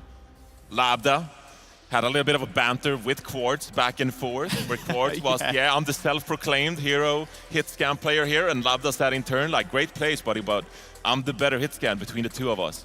So two storied players, two great friends now going head-to-head in that hit scan role, keeping an eye on who is coming out on top of this one. Where do you think Alcad then pivot in terms of their tank here? Well, they got quite a few options here because they still have that Symmetra. It's not like you need to play a hero with mobility. Again, we've seen the Zarya getting a lot of use case, and this is a time where if you play with that Symmetra, okay, you're playing Zarya, who's usually a ground tank, with now some added verticality added to the hero kit, hey, right? Pretty good. That comes with the Zarya. Yeah. And so there are quite a few options here. Obviously, Hazard is sort of like an in-between. It's kind of an off-tank hero, but with that leap, with that climb, you get some added verticality. It doesn't really favor these kind of compositions because a key for Alcadzia here, it's going to be that you need to reach your opponent. And obviously, you can utilize the Symmetra teleporter, but Hazard struggles to catch some of these players on Twisted Minds. So we'll have to see what Alcadzia deploy here as their preferred tank. Gotta say as well, like D.Va, that's a preferred hero for Twisted Minds as well. So they're obviously coming into this map with a plan in mind for how they're going to break apart this brawl comp from Alcadzia. Yeah, both teams very D.Va pilled. Here we go, it's Zarya. It's going to be Zarya. Kellex on the Lucia. Okay. Checkmate just TPing people forward, and yeah, sticking on the sim. No shock. Maybe expecting Checkmate to pivot off to something else at some point, but Symmetra with the Zarya, like you said. Hey, you got no mobility? No worries. We're just going to break how the game works and teleport you around the map. So it's really interesting still that Twisted Minds, they haven't bothered banning the Symmetra. And that is a strategic choice for later on in this series. We saw the Ilios pick come out. Very good for Twisted Minds already. Now we're seeing the Dorado, really good for Twisted Minds already. Maybe you feel like you want to save the Symmetra ban for later in the series when you're forced to play the low ground maps. Maybe some of those flashpoints. He's talking about being a very flexible player, Psycho. Now on Echo. And against these sim comps as well, can be kind of deadly if you can kind of predict where that TP is going to go. Sticky bomb the TP as everybody's coming out. It's a lot of damage. In fact, well, can't teleport anymore. And guess who's stuck on this low ground? It's Ziad. He's going to have to get out. He's got the speed from Kellex, but I mean, this is just an insane amount of damage from Psycho. One more try shot will actually kill Kellex there in the back. Ends up skating away. Important thing for Alcad now, Johnny, is just not to lose anybody else. Yeah, can't have any late staggers here. Need to make this a great final stand on the first point. Try to shave some extra time off the clock for Twisted Minds here. The poke coming through. Always threatening here to find a pick. Oh, Quartz in trouble. Great teleporter there. Amazing, yeah. 3 players, I think, actually jumped through that to end Quartz. This little ragdoll went directly upwards. There was no sideways mobility at all. So again here, TVNT is on that Zarya mirroring Ziad, but he lacks that Symmetra teleporter. That will always be a factor for Alcadzia here. You see a couple of Zarya bubbles get used, easy target to run over. High ground now. Maybe give Quartz a better shot, although Quartz and Psycho hanging right. There's the TP again. Can't use it anymore, though they're a little bit too far up, but with Funny Astro dead, they can continue to pressure. All right, both supports now down. Slowly but surely here, Twisted Minds, they're just getting burnt up. Yeah, and they kind of missed their window here. Getting that first pick, getting off to a hot start. That's when I want to see them finish this point and cap it out. Now, you've allowed Alcadzia to build their ultimate economy. And so they can actually teleport quite aggressively here, utilize the Kitsune Rush from the rooftops, and put pressure on a Twisted Minds roster. Alcadzia actually warming up here for a really good first point defense. Yeah, Cart's moving back onto the bridge as well. As Quartz once more tries to hang right, looking for a good angle to throw in the bolus. There's a duplicate too, so even duping the supports we're seeing a lot of teams do at the moment, or even just the classic tank, have a lot of bubbles. Oh, Lavender ends up the first kill as Funny Astro ends up going down, but Quartz, again with a bolus shot, connects with Lavender. I mean, it's just a ridiculous amount of damage, and then 4 bubbles, Johnny, as Psycho dupes into Zarya. There's some pretty good protection there, those Zarya bubbles. How do you lose anybody at that point? Like, they're going to try and go for this again. Are they going to Couple of beats, they're going to try. Kellex is already dead, though. No sound barrier. Ziad cowering behind this point, but Psycho trades. This isn't over just yet. I mean, this wall could be used. Quartz trying to get an alternate angle here, but the Graviton Surge is going to get thrown out by Ziad. What a final stand here on this first point. 1.12 meters for Alcad. And again, they clutch it up there where Twisted Minds perhaps expected that they were going to close out that point. Kellex threw himself on that payload. died for the sake of his team, and Siad clutches things up with a great Graviton Surge. Now, Labda's got this overclock. We're seeing what these hitscan players are capable of. Will Labda come true for his team here in a dire moment? TVNT, though, has got that grab, but Checkmate, we've seen him do it once. That teleport out of there. Well, he's actually going to start this one off with this overclock. Everybody's just trying to cower right now, but Checkmate's actually wants to go down. And now the Graviton Surge hits, but the sound barrier from Kellex is massive. But that focusing beam from Psycho cutting through the overhealth is going to eliminate Labda. And Twisted Minds, despite what was a good start, they do end up capping 2 minutes and 40 seconds. Alcad with an incredibly impressive first hold. Yeah, you gotta say, that was a great defense from Alcadzia. Twisted Minds, they end up capping the point. But Alcadzia, they did their job on that first point, draining the offensive time bank. And now they look to contest once more. No ultimates on liner for Alcadzia. There should be a moment where Twisted Minds come out on top. Oh, he double tapped. Labda there, that was close. Or maybe he was going to get blown up.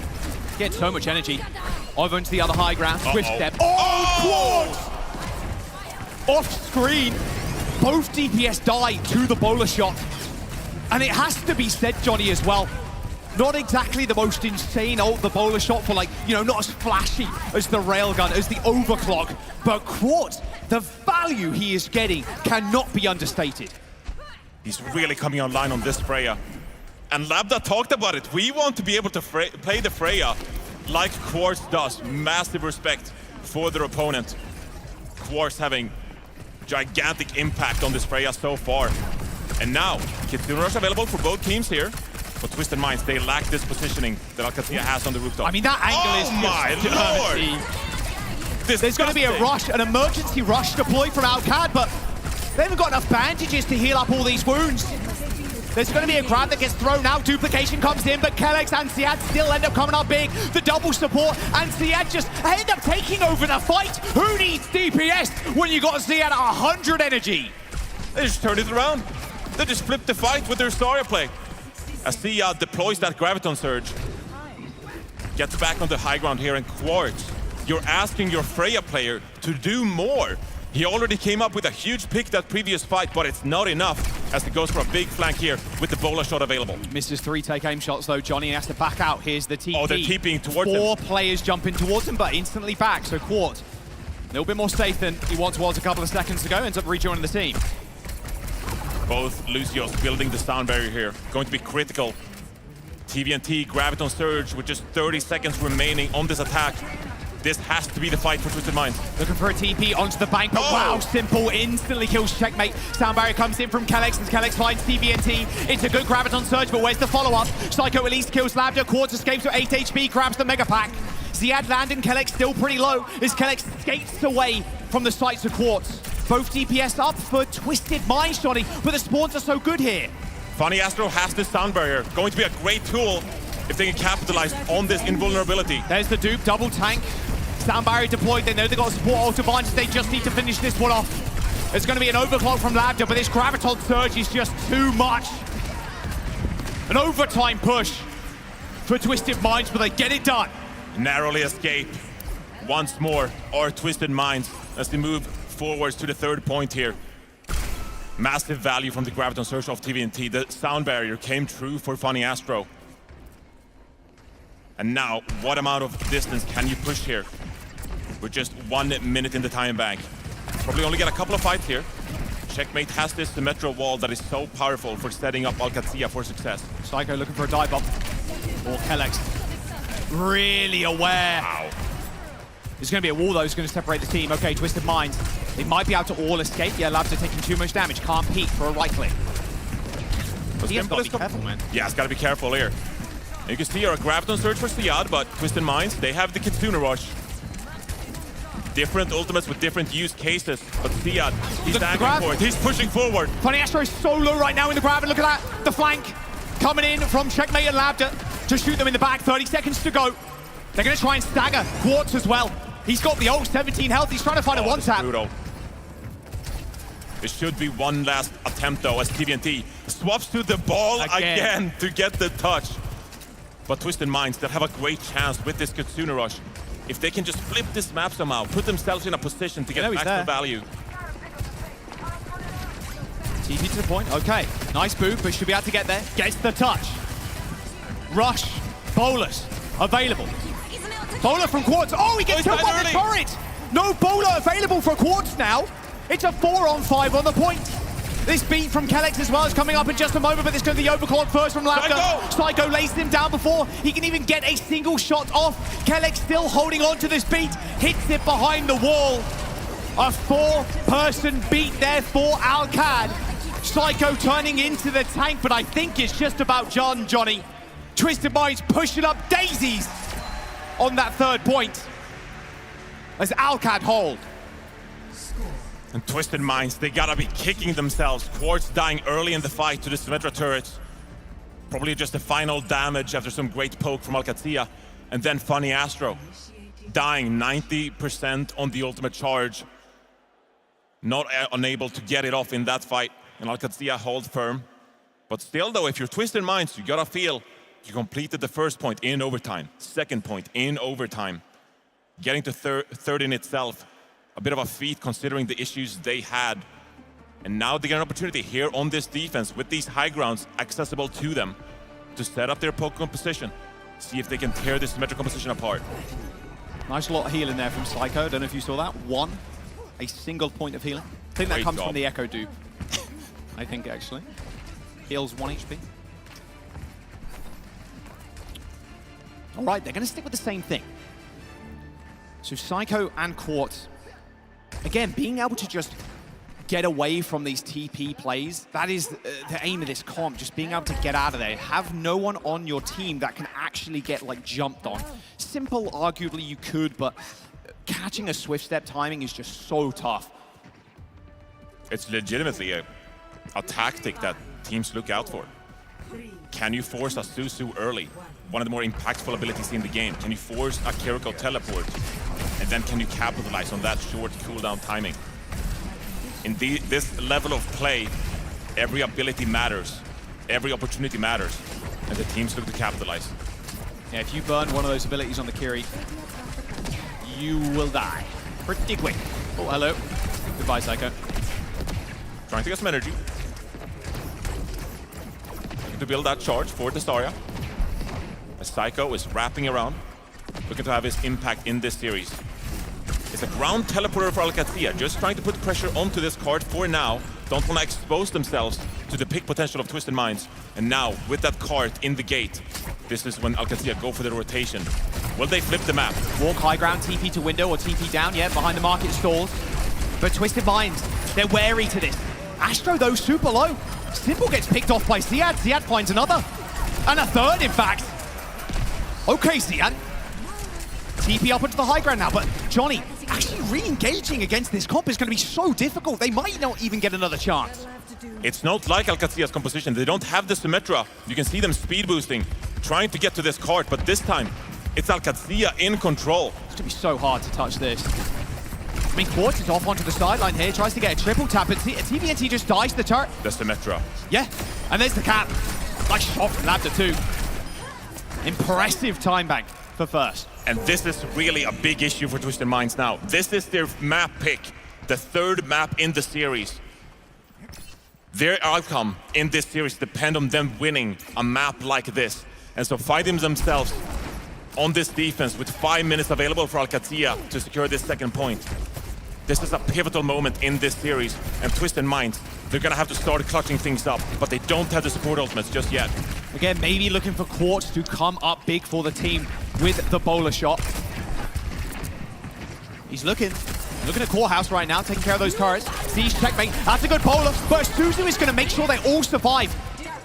There's gonna be a rush of duplication. Double Zarya is on the ground now, but this High Noon is getting pushed forward, but Quartz from the skies again kills Lambda.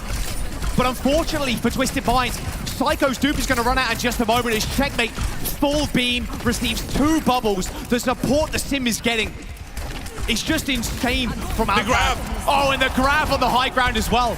Quartz and Funny Astro still come up with kills, and Quartz, you want to grab the backline here. You want to grab him. Stop him from getting away with these kills. Could this be the start of another second point defense for Quartz? and Twisted Minds. We saw what he was capable of yesterday. And now, playing this Freya on this defense, he got free pickings. He got all the positional advantage he needs to come as big for his time. And that was Alcatia with the Soundbreaker, the Kitsune Rush. Now, Twisted Minds, they got the opportunity to shut down this attack as TVNT pushes in. No, the TP's not available as well. There's the sound barrier. They're going to push their way into the courthouse. And again, Quark on this high ground. I mean, he's just got a free view up here. Barely took any damage. Just the team kill. It's just so quick, Johnny. Because you're always grouped up. He's got another bowler shot too. What are they doing here? Just poking a little bit, poking and prodding. TVNT has the Graviton Surge. Touch the spawn door. They want to force this Symmetra teleport early. Wow. The wall comes Force in. the wall. Oh, the grab up onto the wall. TVNT is so low though, and Ziad takes that in his stride. Bowler shot connects. Labja trying to dance. He hasn't got his fancy footwork though as Psycho and Quartz. Quartz now trying to run away, but again, kind of ignoring him. It's been so hard to track him down. Now Ziad in the 1v1. Quartz is going to win it. He's just winning this for them. Oh my God. Someone kill Quartz, please! Eventually shut down, but it just took too much time, Johnny. This is how Twisted Minds want to play the game. They pick you apart, surrounding you, and Quartz, with a massive individual play for his team, he shuts down the push from Alcatia.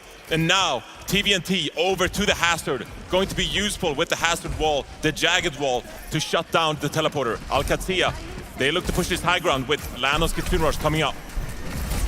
Gonna try and peek the corner with this high noon. Oh, but funny, Astro shuts it down. A dupe into the Deadeye as well. This defense is looking ironclad right now. They have come online on this second point defense. We talked about how important of a moment this was, and Twisted Minds, they're living up to it. Putting a stop to Alcatia's momentum on this attack. And now Labda swaps over to the Freya. He's taking the duel. We want to be like them. Now's your chance. 1 minute and 20, Johnny. It's going to be an OT push at the very least here to the second point. Trading back and forth. Oh, these take aims. Just look at them go. Yeah, checkmate. Obviously on the Echo as well now. Bowler connects and it's big. Sound barrier though for the save as Checkmate takes down Psycho, and now Alcatia feel like they're in a little bit more control. Loud Quartz though with a double. Stop. They're both DPS dead, but Ziad's in a perfect spot to laser everybody down. He just needs to kill Quartz, who's now on the high ground. I mean, it's just an unrelenting assault from Quartz, just raining down these. He's gonna try and kill them from spawn. Well, why not? Go get him. Ends up hitting Kellex. Kellex with a taxi. Just looking for a target here. Alcatia gathering below. They have a Graviton Surge here. Twisted Minds need to get those support outlets online. High ground for Ziad, looking for targets. TVNT closing in on this ult as well. Funny, Astro desperately needs the sound barrier. It's Graviton not in time. Well, Jagged Wall, Suzu, everything thrown in as well as the rush. There's the downpour, misses. Later rush for Landons, they push on forward. Quartz trying to look for a target in the back line. He's got the bowler shot again. The duplication comes in. He's still playing in front. Not sure how he survived this whole time. Checkmate now with a free bowler, but Quartz takes down Labda. You mess with the best, and you're gonna die like the rest. Quartz in the sky, ends up getting lasered by Checkmate, but it's the final push. Psycho finds a pick of the Checkmate. Funny Astro trading back and forth. Alcatia looking control here. Ziad alive though, Johnny. He's so high energy. Oh! Kellex with a kill onto Psycho. And the supports and Ziad do it again. TVNT is back though. Quartz coming back on the Sombra. 0.6 meters. They just got to kill him. Get this wrecking ball off my point, man. And that will be enough as Alcatia, they cap the second point. 1 minute 30 to go in this third map of the upper bracket finals. Two rivals going head to head. Who can come out on top? An awkward golden box of victory as well. Not exactly under the bridge, not exactly on a straight up corner you can hold, Johnny. They're looking for final fight. TVNT to touch. Jump into the backline, Jagged Wall, but Quartz ends up with another one. Kellex down, Labda to follow. 60 seconds. Alcad, they've got another attempt. And again, patient play by Alcatia. They have the sound barrier coming up on the Graviton Surge. They know they just need one good fight, and they're going to be okay to finish off this map. Twisted Minds, though, they need to find a small miracle here, and Quartz has been the provider so far. A Sisyphean effort required now. Pulse bomb available for Psycho, but there comes the sound barrier. They're trying to catch people off guard. The Graviton Surge is good. Lambda lays in the damage. Alcatia with 20 seconds to go. Quartz has got one, but can he survive? Psycho on the point, gets a final touch, but it's Quartz versus the world, and the world crumbles.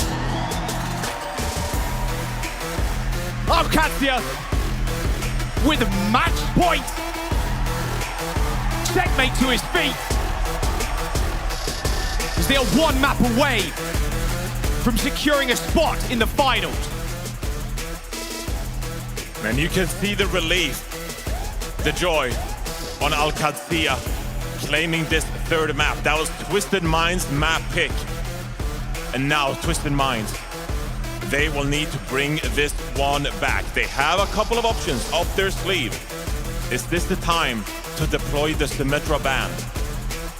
What do they have in store for the remainder of this series as we take a look at the stats? Quartz, I mean, a dominant 40-9, but it was not enough. 40-11 as well from Psycho. 20,000 damage from Quartz there. Unreal. Just an unreal performance. He might be the best DPS right now at the tournament with the performances he has put up. And that's saying something when we have some of the GOATs. Lip, Proper, he sang like some of the very best to ever do it. And Quartz is standing up to them, bumping their chest. Maybe it's his turn to take an international trophy. He did it for Kingdom of Saudi Arabia at the Overwatch World Cup a couple of years ago. And now, carrying his team, trying to make the magic happen.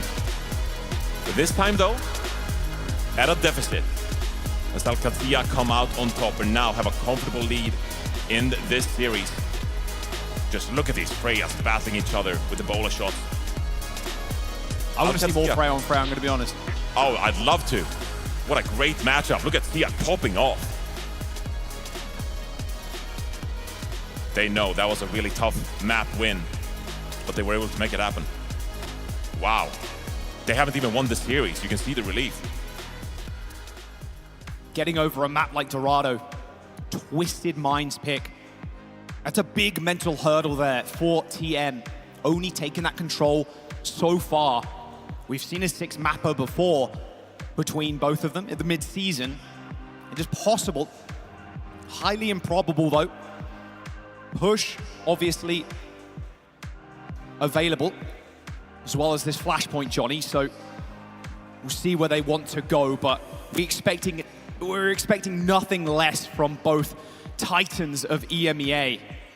It's about time that gap closed. Get that phrase out of there. Chuck it out the window, it's done.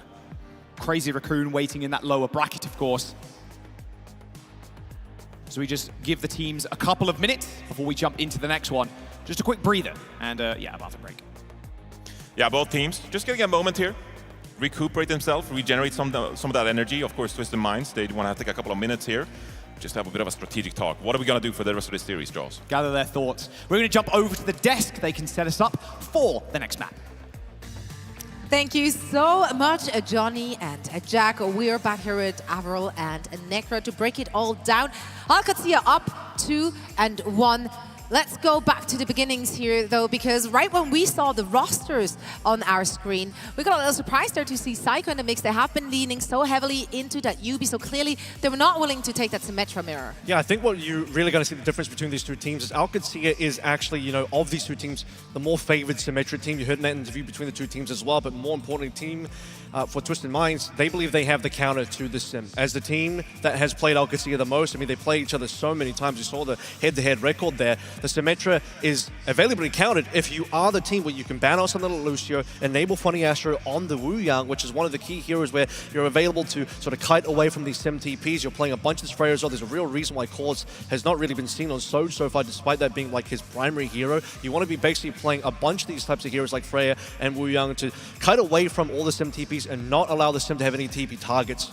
I mean, Echo and Tracer as well from Psycho, I feel like that has also been kind of fairly anti-Symmetra, but you see Twisted Minds throw all of this at the Symmetra from Checkmate, and it hasn't been working out for them. At least it did, you know, on the first map, but now we have to see how they're going to bounce back. That's right. And now you see Funny Astro stats. Love the aura. Keep it going, Funny Astro. Yeah, Funny Astro, obviously an absolute menace on that Wu Yang, so for him to be able to play that has been very big for the team. It's one of the reasons why we eventually saw the Wu Yang banned out, right? You have to stop this guy from being able to enable the Wu Yang. And the other reason why Psycho's in is you have the Wu Yang Tracer combo, right? You have the capability to put the Tidal Blast on the Tracer, which is the best delivery vehicle for that ultimate. So this is also enabling those two players to work together. I don't think the Wu Yang would work as well if you weren't playing that much Tracer, which is, you know, part of the reason why you have Psycho. Rosie mentioned the Echo, another great hero to sort of kite away from the Sim TPs. So this really is, I think, Twisted Minds putting their foot in the ground, stamping it and saying, look, we're not going to be the Symmetra team. We are going to be the anti-Symmetra team.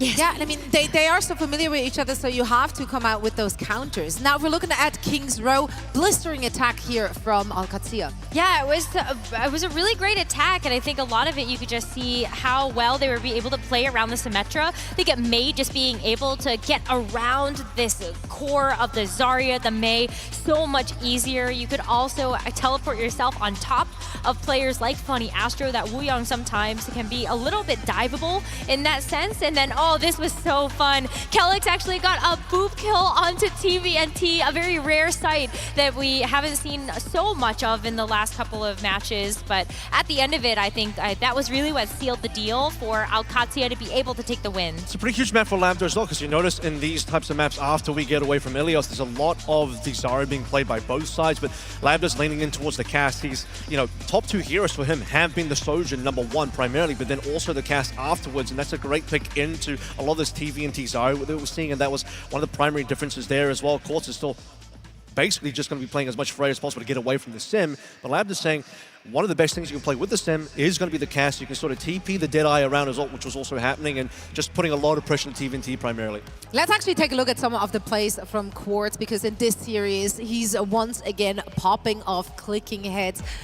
The aim on that kid is unreal. This is actually insane. I mean, Quartz already showed us how good he is on the Sojourn, but now being able to play the Freya in just this really weird, you know, anti-Symmetra kind of composition, I feel like Quartz has shown up big. Even on Dorado, I feel like Quartz almost single-handedly kept that defense alive on Dorado point B and was like 1v5ing the team, all the kites around the high ground as well. You could just see that, like, Quartz, he knows how to play this Freya. The only thing that's really concerning now is you have this sort of map with Twisted Minds where you enable the Freya, ban away the D.Va. Freya, by the way, is going to be much better situation where the D.Va's not going to be there. So the fact that Twisted Minds did lose their D.Va ban map is maybe a bit of a concern, because you're not going to be able to lean back into that. D.Va's also a very good primary pick to play with the Symmetra. You have the Symmetra TP forward. The D.Va comes out of that, then boosters straight into your backline. That's core to OWCS strategy. So this, to me, was actually a very important map in the series. And if OWCS do win the series, you're going to have to look back to Dorado, because I think this is the swing map. Right on here, some numbers. Quartz topping kill feeds left and right. Let's look ahead then in this series. OWCS is up currently. Twisted Minds, though, still do have their all-important Symmetra ban. Yeah, this is where we are going to need to see it come through straight away. You have push left and flashpoint left. Of those two game modes, I do believe it should be push. You're going to see the Symmetra ban come through for push. Push is going to be one of those maps where if you remove the Symmetra, the ability to close the gap for OWCS is going to be extremely limited. If you look at the gameplay for Twisted Minds so far, Freya, Echo, mainly just looking towards Freya and Wu Yang being the primary picks here. Symmetra ban protects the Freya first and foremost. Wu Yang's already been banned, can't be banned again. So you're going to have this very heavy poke sort of style come through from Twisted Minds on a very long sightlines type of game mode / map like push. No Symmetra to close the gap. That's going to be a strong position for Twisted Minds. I think it's like push or flashpoint. I think either one of those may be great to be able to utilize the Symmetra ban, but I also look at the fact that on Twisted Mind's roster, I don't know if we're actually going to see a swap to Yubi. If they want to ban off the Symmetra, I don't think Yubi's going to come into the roster, and the fact that they played with Psycho this entire time so far, I think they're going to kind of continue to play down those strategies of those anti-Symmetra flex DPS. I do also want to say is the Freya ban is still on the table for Alcacia. They haven't used it. They're not going to get the chance to over this next map. Unless Twisted Minds for some reason do not protect it with the Symmetra ban, then Freya being banned on the next map would be pretty disastrous. You want to see Twisted Minds be able to keep playing that hero. It's something that Quartz has played a lot more than Lambda has. Lambda doesn't quite have the time on it. Lambda famously didn't really play much of the Freya when we even had a very heavy Freya meta, so he's still on the catch-up on that hero compared to Quartz, which looks much more comfortable. Yeah, and I mean, also keep in mind, right, we're here in the upper bracket. That means the loser will drop down to the lower bracket facing off against Crazy Raccoon. One of the two teams have already taken them down. Can they do it again? Who do you think has the better odds when going up against Crazy Raccoon? It's tough to say, because I think like you look at both of these teams being able to run the Symmetra, and if we do see Twisted Minds go up against Crazy Raccoon, I think that is where we would see Yubi actually get the playtime in the roster. Since the Symmetra has been so good, and we already saw how that matchup went with Alcacia versus Crazy Raccoon, I think that the Symmetra has to come back out from Twisted Minds as well. I think they're both good into Crazy Raccoon. I think Crazy Raccoon are going to have to really run through the gauntlet today, going through both EMEA teams, no matter which way it goes. And well, if they can, I'll say this, if they can win against one of the EMEA teams, maybe they can win against the other. But right now, these two teams look on fire. I mean, the good news for Crazy Raccoon is that they will be facing off against two teams with very similar styles, so that their prep can be similar at the very least. But first, of course, we have to find out which of the two teams will make it through into the grand finals and which will be facing off in the lower bracket against Crazy Raccoon. We are ready, I believe, for map 4. Let's send it back over to Reinforce and Jaws. Yes, thank you very much, Sorry. Rose and Avril over on the desk. Twisted Minds now fighting for a map 5, Johnny. It's going to be their choice again. What do you think of Avril's point there, the Freya ban? Do you think it's going to be a bit of a protection here? Yeah, like he said, I think it's a good point from him that obviously you want to utilize the Symmetra ban now. This would be the time where you can deploy it because you have your first ban. But it also does protect the Freya, of course, which has been a pivotal hero for them yet so far. Going into a potential map 5, though, that's where we're kind of wary of the rest of the series because Alcacia would get the first ban and pick, and so they could realistically first ban it that time around. Now, we're going to see new Queen Street picked here by Twisted Minds, and obviously this has implications for the rest of the series as well, because for a potential map 5, we'd go to either Suravasa or New Junk City. That would be Alcacia's choice, and either of those maps are fairly good there for Alcacia, but focusing on the fourth one first, it's going to be that Symmetra ban deployed for Twisted Minds. This is when their back is truly against the wall, and they need to bring out this super valuable ban. They pulled that emergency level, like, okay, we need something now. The map number 5, like you said, being Flashpoint, and, well, with Checkmate not playing the sim, it's like, actually, don't forget, he's pretty good at Tracer. He's pretty good at a lot of other flex DPS. He's a king of all trades. Yeah. He can play all the heroes asked of him. And we, seen these teams go back and forth. It was the Symmetra ban deployed, of course, for them on Blizzard World. They were so close in the mid-season championship, and so... KSA in the back there as well. Swapping seats, okay. Some more mines added to the stew, and, well, with new Queen Street, you can add mines to the stew. I mean, makes sense, right? I mean, they don't have a coach, but they're like all helping each other. Yeah, exactly. I just love this roster. That's the point I brought up in the very start of this series as well. I spoke to Astro and was like, hey, you're going to have like a permanent full-time coach come. And he's like, actually, we're happy with the way we operate right now. And it's gotten this far. You don't really want to break anything. If it's working, don't fix it. I mean, I think it's mad respect to the team as well, because even though they don't have a coach, they're cognizant enough to make these kind of substitute decisions for themselves. Right. They're not being selfish about their playtime. Hey, sub me in. I think I can win this map for us. Instead, they put themselves in the best position to succeed. UB when they need the Symmetra. Psycho when they feel like they need to counter the Symmetra. As we head into new Queen Street. And the amount of angles here that's really going to benefit Twisted Minds as they look to pick apart this Alcacia composition. But without that Symmetra deploy, though, you wonder for Alcazia, is this an opportunity for Checkmate to maybe bring out the Tracer we've seen from him so many times? Try to match the head-to-head against Psycho. Yeah. This map specifically will differ from the previous ones we've seen in this series. He's a Tracer guy, man. I mean, and obviously joining Alcad is like, well, we need the Sim guy. We've got the Sim guy now. Maybe a Flex DPS player who isn't a Tracer player. The Tracer guy, yeah, that's true. That's true. The Tracer. Like even Viper, who gets subbed in for the Genji for T1, just like, I gotta play the Tracer here. Okay. Yeah, that's true. All right, new Queen Street. 4th map. Alcazia with match point. Can they make it to yet another international finals? They ended up losing 4-0 in the finals against Falcons at mid-season. So they want another chance, and they're so close. So the gates unlock. Looks like Labda and Checkmate. It's going to be Echo Sojourn, Ziad on D.Va, but Quart back on the Freya. If you're feeling that hot with it, Johnny, no point switching. 40 limbs in the last game. Freya, never a bad hero pick, especially in the hands of Quart, but Labda now on his comfort Sojourn. The extra horizontal mobility, the railgun, is going to be deadly on this new Queen Street. Whoa. Astra almost getting a one-tap there. Almost got a clean shave. Bot unlocked, but this is a better position here for Alcad. Twisted Mind's kind of fighting into them, trying to find an off angle. There it is, the speed boost. Quartz off angling, and Ziad's in trouble. Ziad's alone on an island. Alcazia sent him on his merry way, and unfortunately wasn't able to get to the stairs as Quartz finds 3 kills to open this one up. And I know we're glazing Quartz here, popping off in this series so far, but I'm looking out for Psycho in this matchup specifically, as Alcazia rolled out on the Sojourn Echo. But Checkmate, he makes the swap over to the Tracer head-to-head, recognizing that he needs to match Psycho to protect these flanks, to protect these off angles, and set up his scan player for success. He's already got the polar shot as well. Just how fast you gain that with that passive. Oh, hello. And then just ends up TPing away. All good. Nothing going on here. Don't worry. Trying to take this mega health pack route. Oh, but Checkmate. Here he goes. There you go. There's the impact. Polar shot ends up connecting though in the back. They end up trading, but Checkmate has been forced out. Both Tracers forcing each other's recalls. TVNT is super low.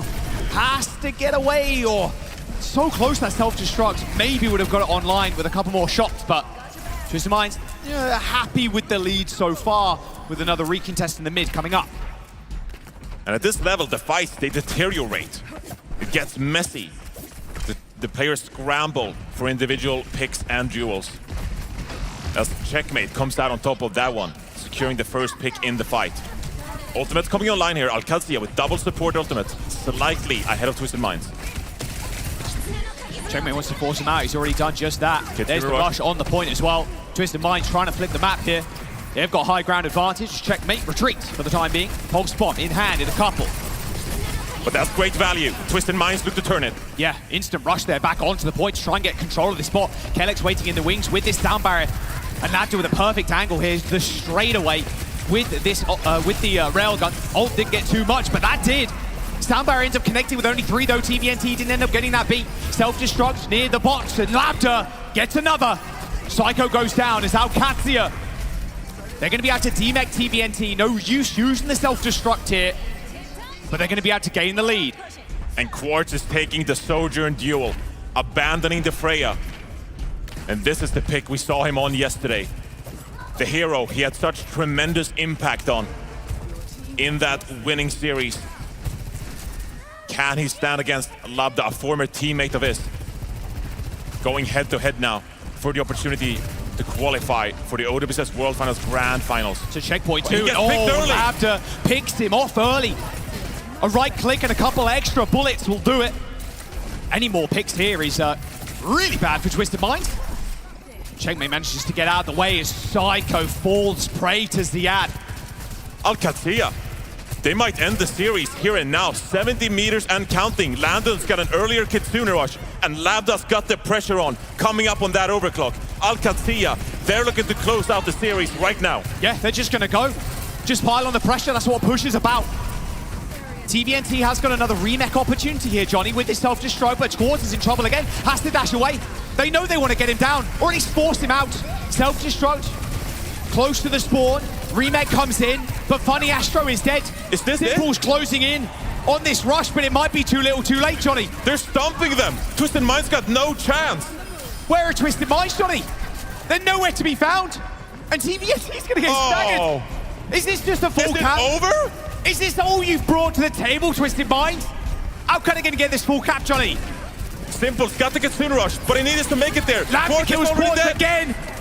Simple takes down Checkmate, but Lambda is on fire. Psycho dies with Pulse. TVNT kills one, but Lambda needs to be stopped.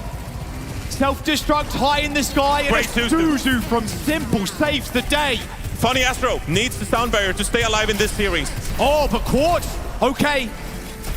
If there's a time to come alive, it is now. My goodness. 126 meters for Al-Qadsia.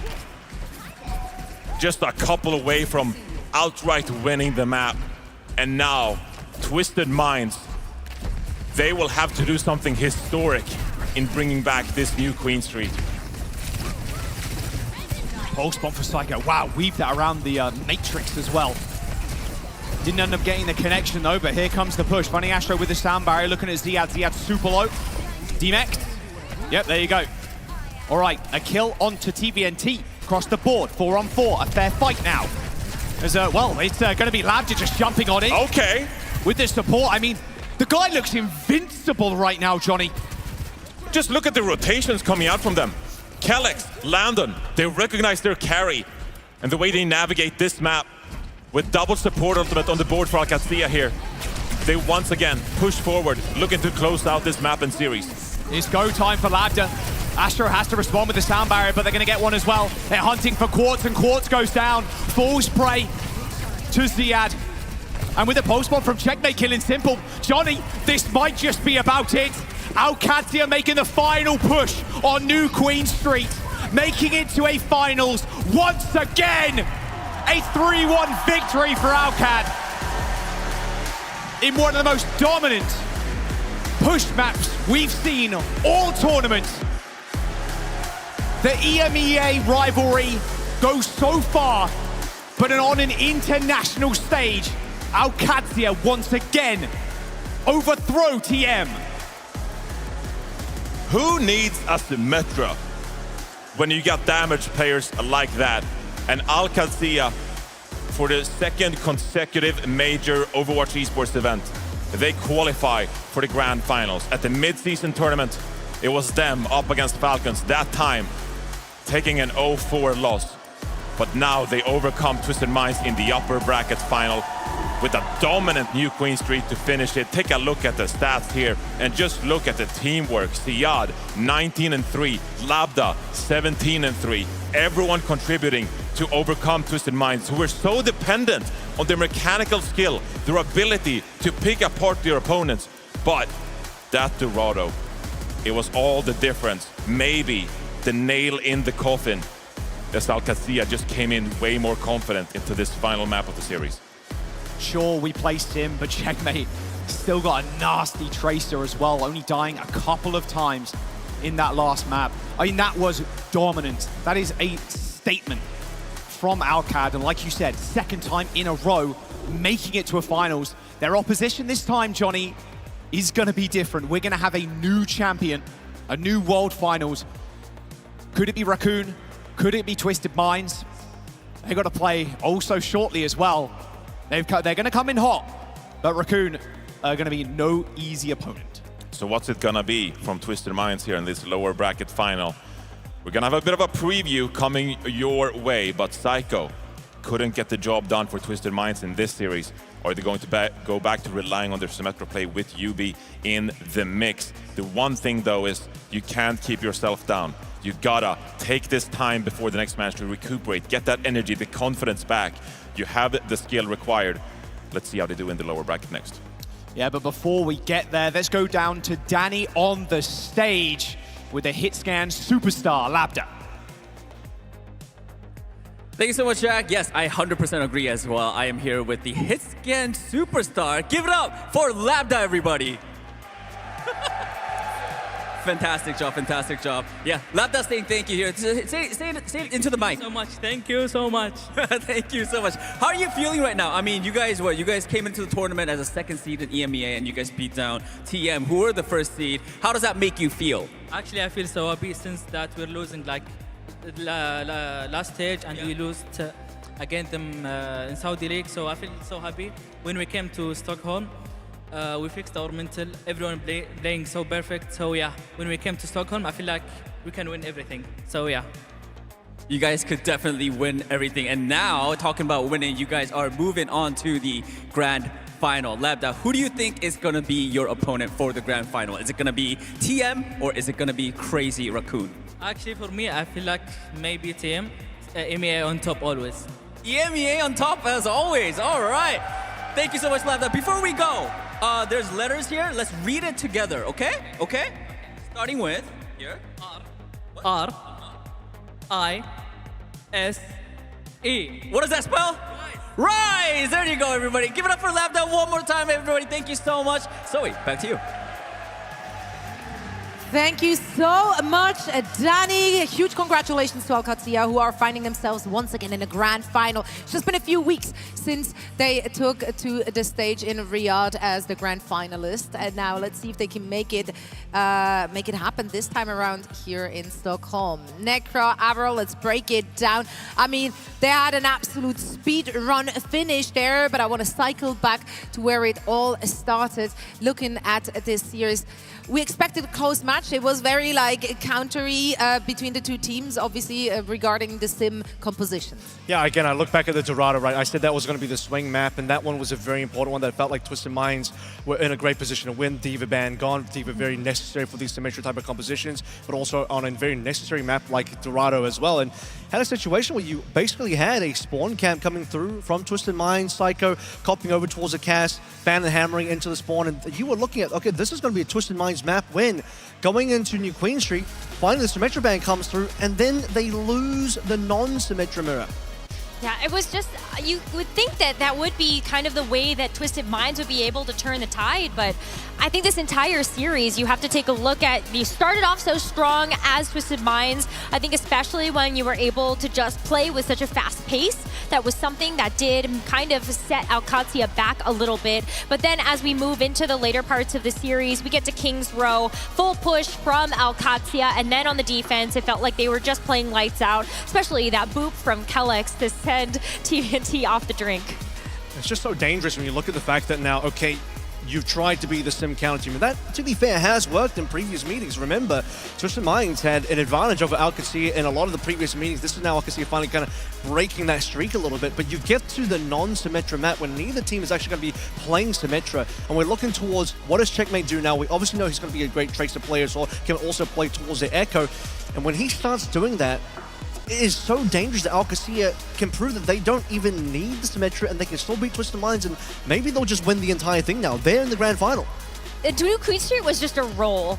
Without that Symmetra, I think it was just like a lights out play. Watching how that roll even happened, it was just a snowball effect. You're getting picks onto players that were just about to get their ult or were not able to actually send them off. Like, you know, Simple had the Kiriko Kitsune rush, got picked, couldn't apply that, and then Quartz was 3% away from being able to have an overclock at the end of that road. And it stalled a little bit, but eventually it was a full cap from Al-Qadsiya. Yeah, I mean, Quartz eventually swapped over to the Sojourn, right? So somewhere midway through, I think when they were at 40 meters per team. And then I thought like maybe this can turn the tide, give them the advantage, because we've seen what he can do on that Sojourn, but not today. Al-Qadsiya closed that one very quickly, very swiftly, and now they're finding themselves in the comforts of the grand finals, and that does mean that Twisted Minds now do have to go up against Crazy Raccoon, a familiar foe as well for them.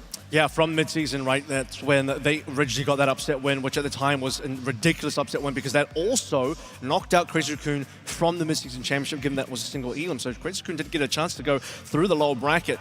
This is now the chance for Crazy Raccoon to go through that lower bracket, then get the mid-season and see if they can get a bit of revenge on these EMEA teams, and they're going to have to do it twice, because even if Crazy Raccoon do end up beating Twisted Minds, they still have to go up against OWCS again, which they did take map 1 from. We had that little sort of Rhine into Doomfist kerfuffle, which ended up working out for them. OWCS didn't quite have a response here, but otherwise, I think we've all agreed the other 3 maps that OWCS won in that series were so dominant that if you forget about the Busan, it was like a 3-0, because those 3 maps were grossly one-sided in some cases.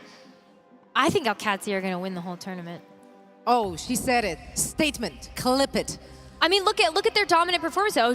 Against Geeky was 2-0. It was decisive. Against Weibo, it was a 3-0. Also, very one-sided in favor of OWCS. And then OWCS do a defeat that not many teams can say that they've accomplished, which is that win versus Crazy Raccoon, one of the top teams in our Korea region. And they just beat their counterparts, breaking a 4-match loss streak against Twisted Minds. This team is feeling themselves. They're really set up for success this tournament. I do wonder if Twisted Minds can be the team to take down Crazy Raccoon again, because then we get the Twisted Minds versus OWCS rematch, but this time potentially 7 maps, right? FT4 best of 7 situation. You have a longer series to play through. Have a situation where, you know, Twisted Minds learning some lessons going from that now just happening loss to OWCS, which closes out in a pretty embarrassing new Queen Street, where like 6 minutes and 26 seconds was how fast it required for OWCS to finish the entire map. So a lot of lessons from Twisted Minds, and kind of the difficulty here for Twisted Minds is they have to sort of now have a new team to prep for. Prepping for OWCS is one thing. Crazy Raccoon, a very different team. Absolutely. And this one's for all the marbles. The winner of our next match will be moving into the grand finals, and the loser is out and will be going home in 3rd place. So we're going to head into a quick break, and when we are coming back, we are ready with our lower bracket final.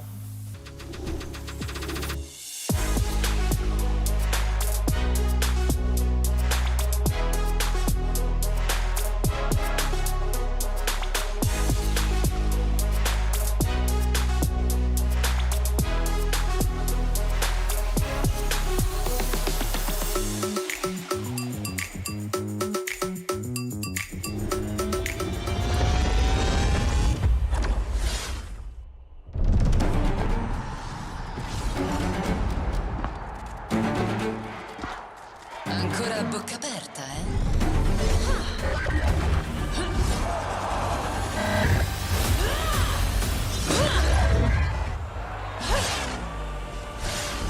Pathetic. Leave no survivors. You're finished. Disgraceful. Not good enough.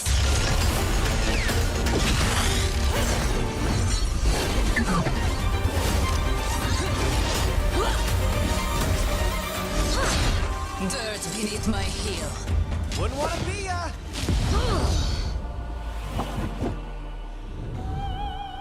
Enough games.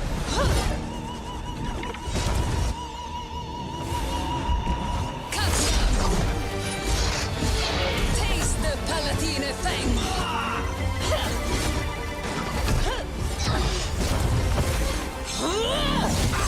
Know your place. Bow down.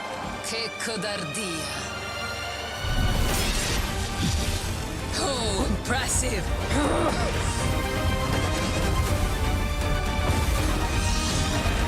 Arriva la punizione!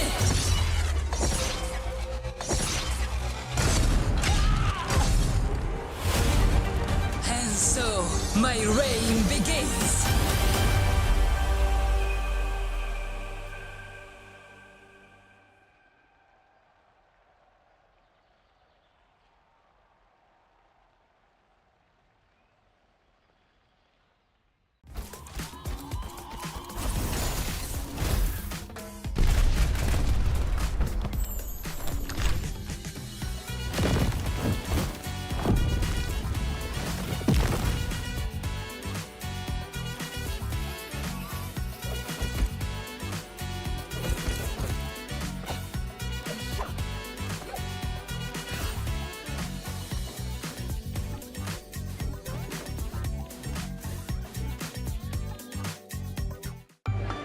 Excuse me, do you have a pen? Cargo, we're at DreamHack Stockholm, and we need pens. I'm on it.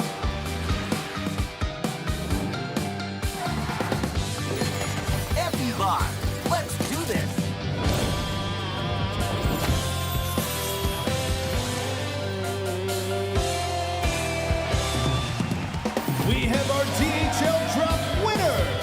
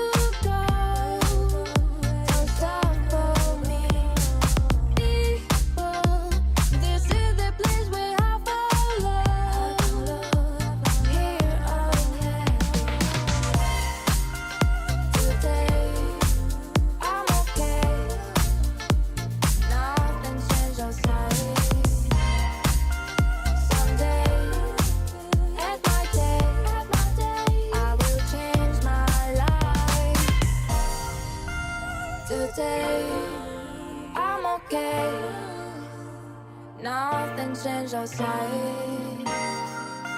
Someday, at my day, I will change my life. People, it doesn't matter where you go.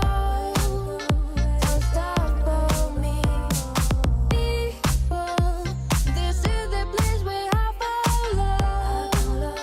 I'm here, okay.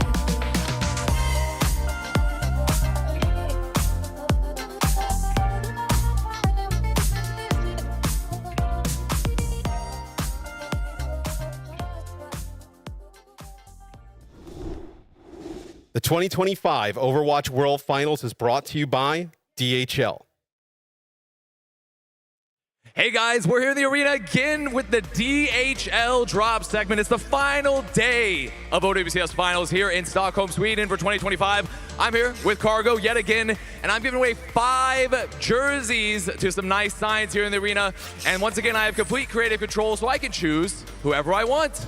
And guess what? The best part, I've already pre-selected many of them, Cargo, if you could believe it. And our first winner, if you could believe it, Cargo, right there in the front, I see a buff white Lifeweaver sign. And I'm assuming you're a Liquid fan, correct? That is correct. Well, then guess what? I have a Liquid jersey for you right here for my helpful. There we go. And could you hold it up to the camera real quick just to show it off? It's signed from everyone from Liquid. North America might not be here, but their jerseys still are. There we go, first winner. And now I need to run away. I need to do many, many more. I think I've seen, is that a Show Lucio point of view over there? Now, I'm not gonna be able to get Cargo to you. Could you come to me? Because instead I can't get in there. Just come on through. Come on through. Now, I have a Katsia jersey for you, if you could believe it. Do I have it right here? And normally, I would say show it to the camera, but guess what? I have to keep moving, so thank you so much. I gotta keep going here. Let's see, I think I had one over here. Oh, Landon, my stat farmer. Now, guess what? I just gave away your Katsia jersey. I know that's very sad, but in return, I did promise you, what did I promise you? What did I promise you again? Falcons. I've got a Falcons jersey for you right here. Now, could you show this one to the camera? This time about everyone on Falcons. Just hold it up real quick. There it is. Woo! And then this one, this tugged at my heartstrings a little bit. We Miss You, Alarm. So I'm assuming you used to be a Fusion fan? Yes, absolutely so. Yeah, I know. And unfortunately, you know, we do all miss Alarm. He had a huge impact. But in return, I do have an SSG jersey for you right here. Thank you so much. Against in North America, they may be gone, but their legacy can live on via the jerseys. And I have to pick one more. One more. I gotta see here. I can't pick. Wait! Dilducks! Speaking of which, DHL Ducks. I love that one. Dilducks. You guys might not know, best team in North America. I love what they're doing out there. Are you a Dilducks fan? Of course. Best team NA. And I have one more jersey for you right here. I believe it's GK, a GK. Is it GK or GK? I don't know, it doesn't really matter. Either way, here's your jersey. Hold it up to the camera. Thank you guys so much. Oh wait, is it GK or GK? I don't know, but guess, it's GK? It's GK. Cargo, could you believe that? He does, he believes it. He believes it for sure. So thank you guys all so much. This is our last day giving away jerseys, but remember, !DHL drops in the chat. Have your whispers open so we can message you. I'm gonna send it back to the desk now.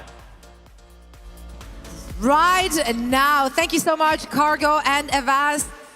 Bye, Cargo. We love you, Cargo. Bye, also, Cargo. Avast, or to whom it may concern, no one knows if it's GK or GK. We literally asked the org themselves and the players, and all of them gave us conflicting answers or said, we don't know.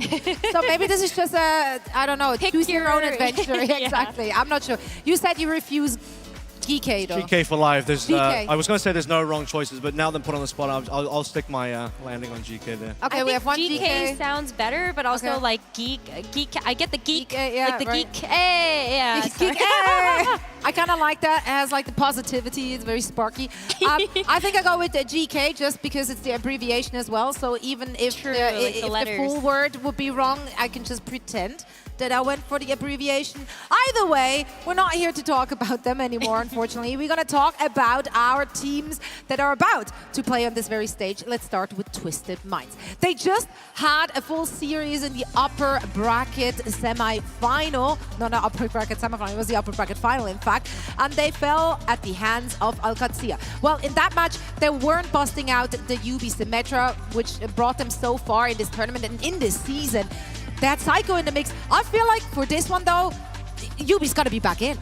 I agree with you. Psycho was really here to be able to play anti-Symmetra tech, and I think now that we have the Crazy Raccoons matchup, and we've seen just how good the Symmetra can be versus this team, I do think that UB will come back into the roster to be able to play the Symmetra, and I hope that the team can keep an iron mental through this one. They're going to have a long day if they win versus Crazy Raccoon. That's going to be 3 matches back-to-back. It's a very different style that Twisted Minds has to go back to compared to what they were doing against OWCS. Although, you know, if they beat Crazy Raccoon and go back to OWCS, they'll have to sort of readdress how they take on that Symmetra again. Something that Crazy Raccoon has been spending all night, I'm sure, looking over. How do you beat this Symmetra? UB frontline right there, back into the starting lineup. No doubt UB is going to be very important. And by the way, there's only going to be one Symmetra ban available for Crazy Raccoon in a potential best of 5. So where they end up deploying that is going to be extremely important. Sometimes versus this team, it's at the very beginning. UB ends up playing something like the Mei, get it out of the way early, but then that's the problem. You still have to learn to beat the Symmetra after that ban does come through, and that's where a lot of teams have struggled. Sometimes it just doesn't matter, and we saw that happen even just in our last series. Exactly. It will matter a lot, I think, for Crazy Raccoon, given that I don't think they have...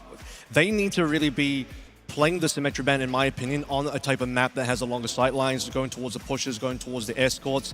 You don't want to be deploying. I even looked back at how they sort of use that in the mid-season. They use that on Atlas. They use that on a Flashpoint, which I just don't even think is that amazing of a Symmetra map compared to the other maps. You want to put UB onto Mei, rather force them onto the Mei as a Crazy Raccoon POV on a map where the Mei may not actually be that good. If you look at something like a New Queen Street, Mei probably doesn't really have that much value compared to many other maps. What you don't want is to give him the availability to play Mei on King's Row.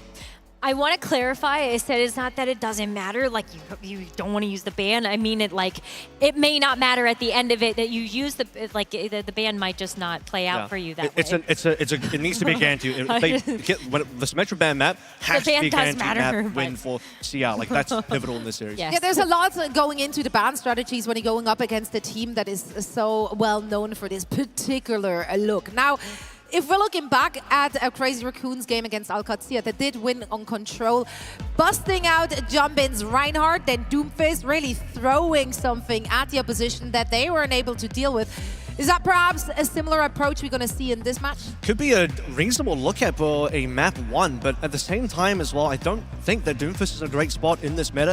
I think OWCS were a little bit surprised by that one. Now that cat's out of the bag, Twisted Minds, they obviously saw that as the only map 1 by Crazy Raccoon in the OWCS series. I think TM should be very much ready for this coming back, if even it will come back. I just don't really see it the second time around. But map 1, if it's like an Ilios Diva ban, that's still a really strong start for a team like Crazy Raccoon. Typically, this is what these dive team do, especially if you are from Korea. You want to go towards the Ilios map 1 Diva ban. Sim is maybe obviously still going to be on the table, but at least you remove the Sim Diva combo. And then for the rest of the series, we might see more Max. That has been a look that Crazy Raccoon have been a lot more confident in, especially during the OWCS World Finals. This tournament has really been about the off tanks, and what Max brings to the table is the Ramatra. Ramatra, Zarya, there's a lot of different looks that I think like this team can be very confident on, and they also broke their King's Road curse. They did end up winning with Max in the roster on that one more recently, and so I think you can have a lot of confidence with Max coming in. This needs to be a Ramatra heavy game. I think for Crazy Raccoon, that's going to be one of the better shots. Shambali in that pool, it's going to be a better look for them to be able to play the Ram Mirror. Obviously, we are going to start out with Junmin because it is Junmin beginning. I'm sort of leaning towards the possibility of this being an Ilios. Obviously, they did do the Junbin Busan for the Alcatia game, but that was to sort of play with the Ryan, play a little bit with the Doom. I think go back to what Junbin's better at, go back towards the ball, go back towards the Winston on a dive-heavy map. The Diva's required, ban out the Diva.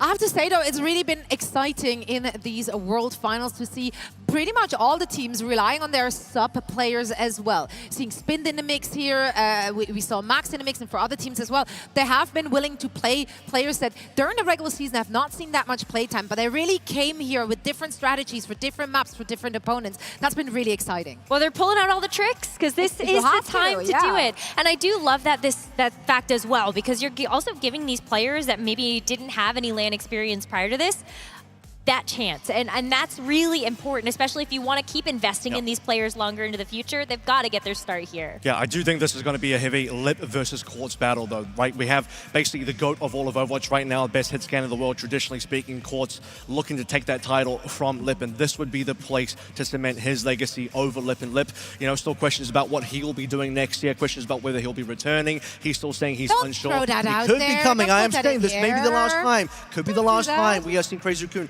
if they're knocked out. So it's a maybe. He's saying it's a maybe, so we'll see if he'll come back or not. But really what's important about Lip here is he doesn't play as much Freya compared to the other hit scans compared to Quartz. Freya very pivotal, in my opinion, to countering the sim as what Twisted Minds are trying to do to Alcatia. If Lip isn't comfortable on the Freya, could be a problem. But he's saying could also play the Echo. I think that also, like, the Venture is not a bad pick to be able to bring out in this matchup, but it really is just about making sure that with those teleporter strats, you're not just going to get flanked, or you're not just going to get 180'd, and that's something that I think Crazy Raccoon, with the time that they have had between yesterday and today, you know that they're going to be hitting the books. They're going to have a strategy this time around, and they might have even gotten some help from some of the previous players that actually did play against this Symmetra strategy. I don't know. I think maybe Team Falcon's in the mix there. They're colluding in there. I mean, they've all had their practice room on our floor, Avril, so we got the deep insight. Yeah, you guys got I'd be very surprised if Falcons are helping Crazy Raccoon. I'm gonna be honest. Listen, sometimes you got to band together in order to like make it happen. The region camaraderie. Honestly, is that not a thing? I would say there is a thing. Well, I'm pretty sure. Like, okay, so like I'm just saying. At least the North American fans, right? Right. All the North American fans are like, well, you know, all the NA teams knocked out, so yeah, landed. Woo! There have been teams in the past, not to like throw out any names, who have been keeping like certain like regional strategies and just didn't want to give other regions like a rep against it. So like obviously for our sim playing regions, like they don't want the Koreans to get better at it. Right. And you actually did hear from that interview before we went into the matchup between Twisted Minds and Alcatia. They're just happy if EMEA wins. Obviously, you do want to be the team to do that, but it's still great to be able to hear that they just want to see EMEA on top.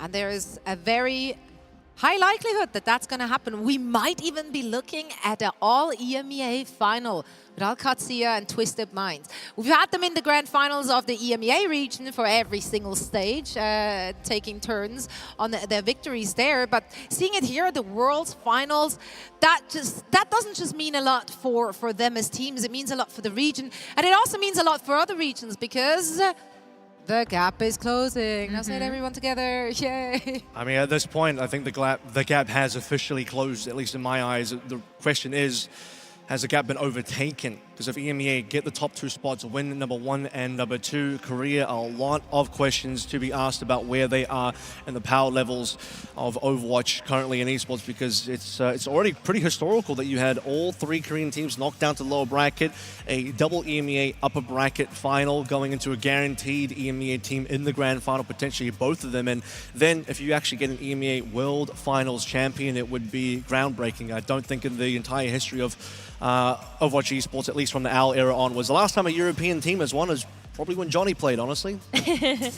I just think it's a little unlucky that we did have to have, you know, Crazy Raccoon eliminate T1, and then we also saw, unfortunately, Crazy Raccoon eliminate Team Falcons. You know, a little unfortunate how the bracket played out for that. Yeah, they're very anti-Korean as a Korean team. Like, so I don't know. Oh yeah, okay, so maybe there wasn't maybe any they're the help from problem. Team Like, I don't know. Yeah, but then again, like you did see the MENA teams, or rather the EMEA teams, they were the ones knocking the Korean teams down in lower brackets in the first place. So, you know, it's a taking in and giving, or whatever I was about to say there.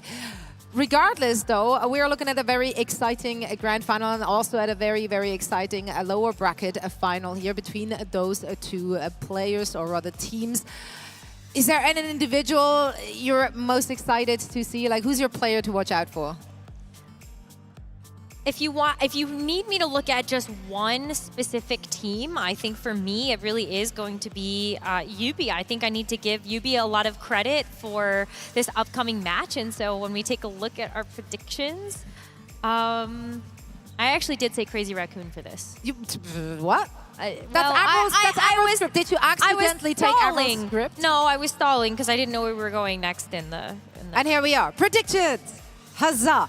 I went with Twisted Minds. It's a sim meta. Like, that's what it is. And if it's a sim meta and you're going up against the sim originators, if they're on and they seem on, like especially coming off of a loss, this is a team that they get more hungry. They get more like hyped up, amped up in order to like take it all. Like, I know this is gonna like put a fire under them. So I think they got what it takes to take this series. To tie the points together, though, I think if there is going to be a Twisted Minds win, I do think you do have to look at Yubi as like the initiator of all of that. Otherwise, I think Crazy Raccoon, they have been in this scenario before. They have made strong lower bracket runs to have the comeback into a grand finals. And so they're familiar with this territory. They know what it's going to take to be able to get back there.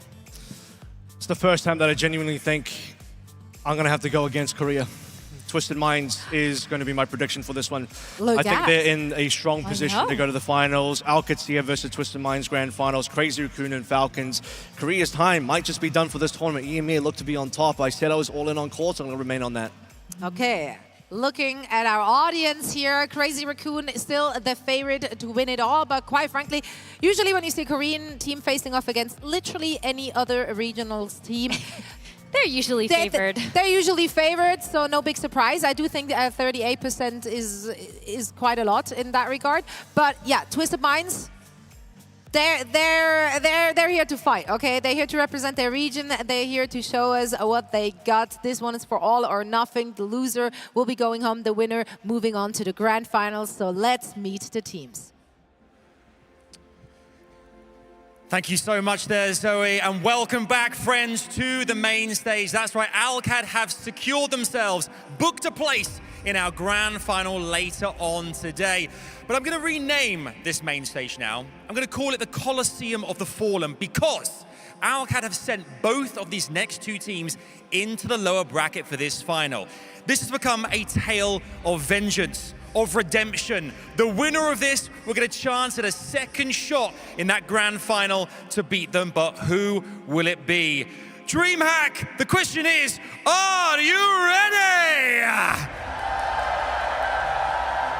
I hope you guys at home are ready too. It's time to meet the teams in this lower bracket final. First up, please welcome back Twisted Minds!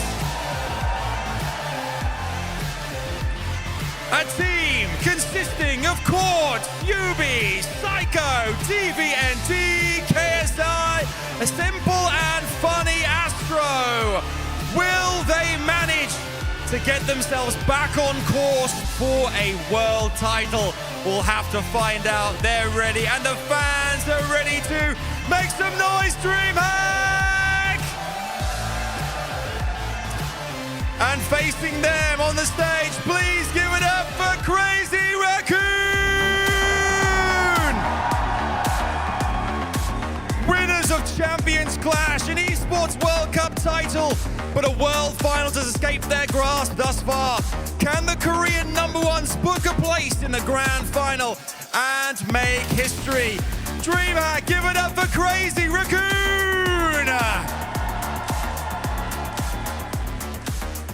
The fans are ready. It's spine tingling. Woo! I can feel the goosebumps are there. We're all ready to rock and roll. We hope that you folks at home are too. One more time, give it up for your lower bracket finalist, DreamHack. Make some noise and scream! Here we go. Let's get ready to rumble!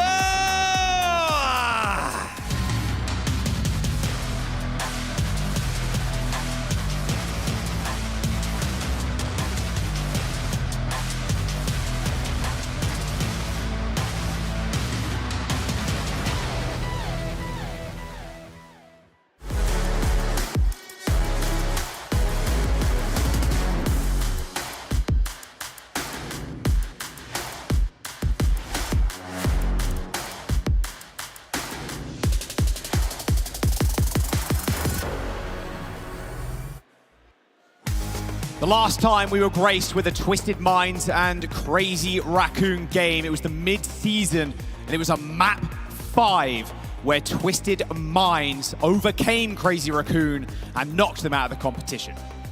And this time, here at the OWCS World Finals, we're looking at a Crazy Raccoon roster that are looking at a lot of legends with plenty of accolades who are perhaps towards the end of their careers here, trying to make one final stand to lift that big OWCS trophy.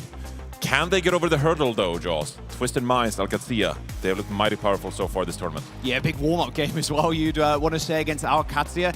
Waiting for them in the finals, and I think Adam put it perfectly as well down on the stage. Like, look, someone is going to get revenge here.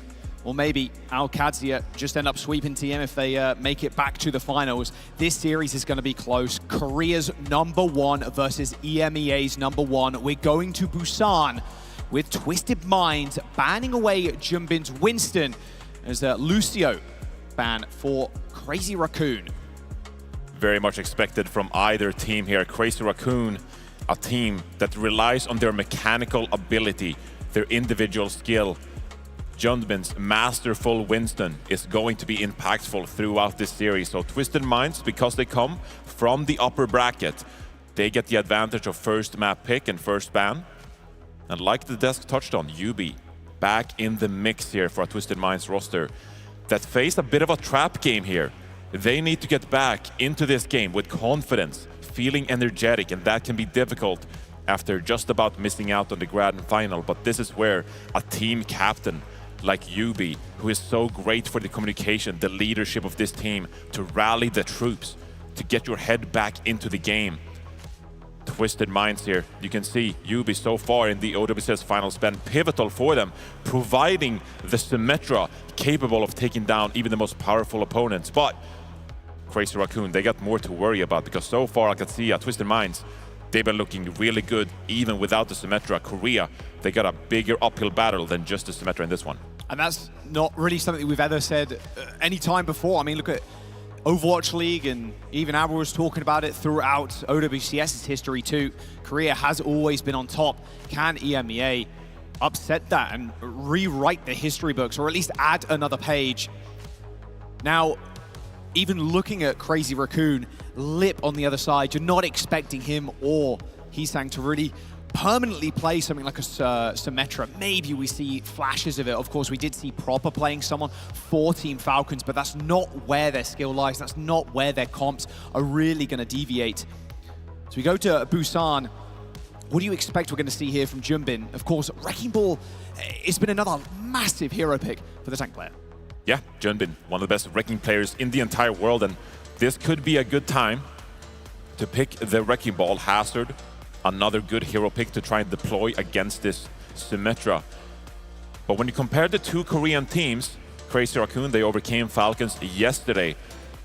But Falcons, they rely more on the teamwork. They're capable of flexing over to a hero like Symmetra, and maybe they could have made it work here today, but instead it was Crazy Raccoon in a 5-map banger who took out their Korean rivals. And you can see going into our first control map, Crazy Raccoon, they are perfect on this map so far. I will say though, those upper bracket finals, they were sweeps. They were really good. Yeah. And so Don't let those stats fool you too much. It's only control, man. It's all good. It's just the first map of the stage. It's all good. It's all good. Fraudulent game mode, of course.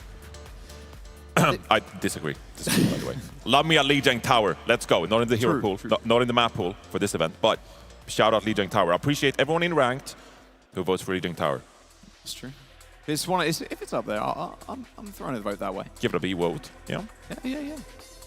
All right, Lucio taken away from Funny Astro, but I think the Wuyangs look very good for Twisted Minds as well. Yeah, the Wuyang has looked spectacular for Twisted Minds, but that is obviously when they want to play a bit more poke-oriented, when they want to shut down the Symmetra we just saw from Alcadzia. Going into this matchup, sometimes we've seen the Juno Brig deployed when you want to play these more brawl-style compositions where everyone is clumped together. You want to maximize the area of effect healing that comes out. It makes it so much easier to top everyone off. Baptiste has been a great pick for Landon on Alcadzia in matchups like this. But going into a matchup like this, you gotta think Twisted Minds, they got a great game plan because this is their map pick. They've decided to go here. Crazy Raccoon, they know what's coming their way. We saw in the upper bracket matches how they deployed the bans, the Lucio, the Symmetra, the Diva.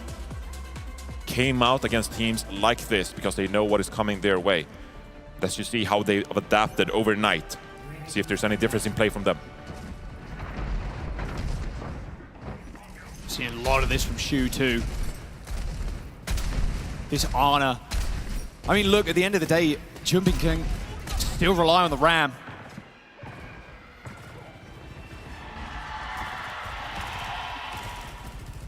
And this backline from Chorong and Shu, look at that Falcons game. They were immortal on this pick. TVNT running out on the Diva though. Gates roll down, Bouchan. See Lip on the Ashe. He's going to be facing Quartz, who's had a heck of a game, or a heck of a day so far. Can he put up the same level here against Lip? Junbin already poked back, taking a lot of damage. He's going to die. He's just going to fall dead. over. You're right. Just WM1. He didn't have the support there at all, Johnny. A bit of a positional mistake early on, and that's going to provide the Twisted Minds with the control of the capture point.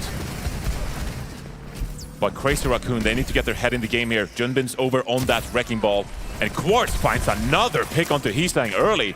Crazy Raccoon, shape up. Shape up or ship out. Lip's going to have a tough time getting onto this high ground too. You saw TVNT a little bit earlier. Go for the boop on the Ashe, making sure there's no easy sight lines. Here comes the slam from Junbin. But it's met so easily, Johnny, not only with a teleport, but whoa. Yeah, not only with a teleport, with a speed ring as well.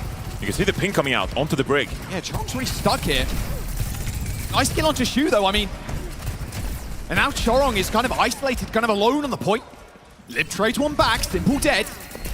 Just look at how low. A lot of pressure now. Yeah, they gotta be scared here.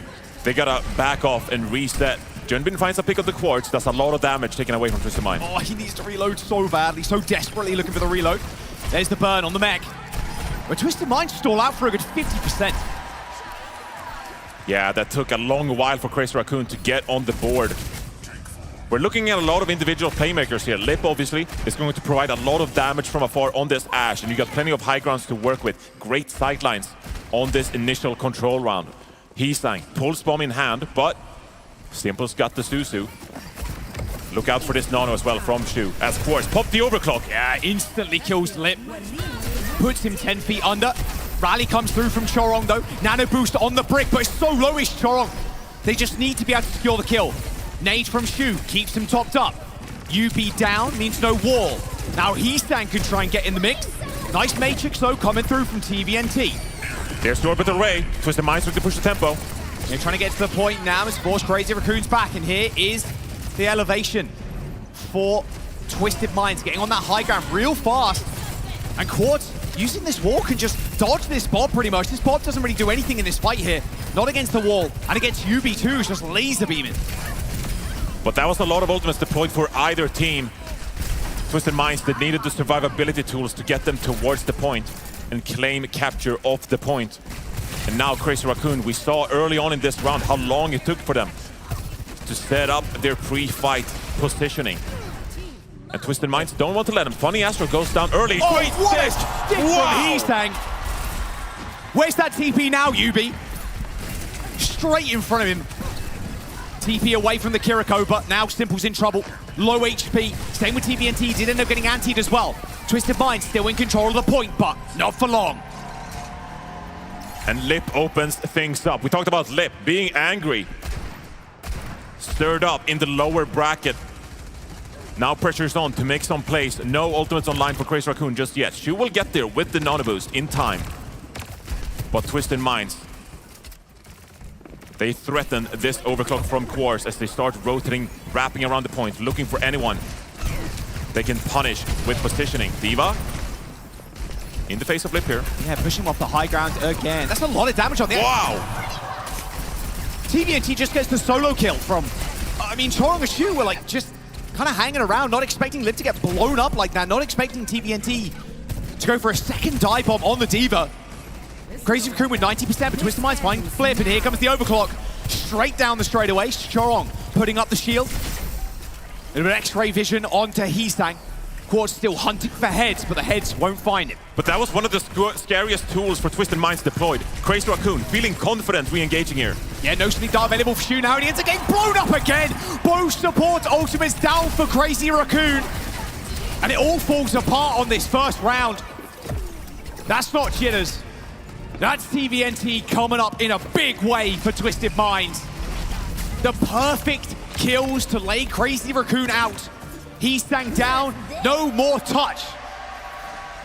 It's Twisted Minds get round one.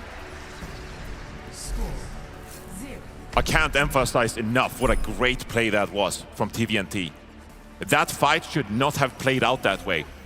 Like you said, Crazy Raccoon, with the rally from the Brigitte, with the Nano from Shu, they had so much more to say in that fight, but shut down by TVNT's great D.Va play.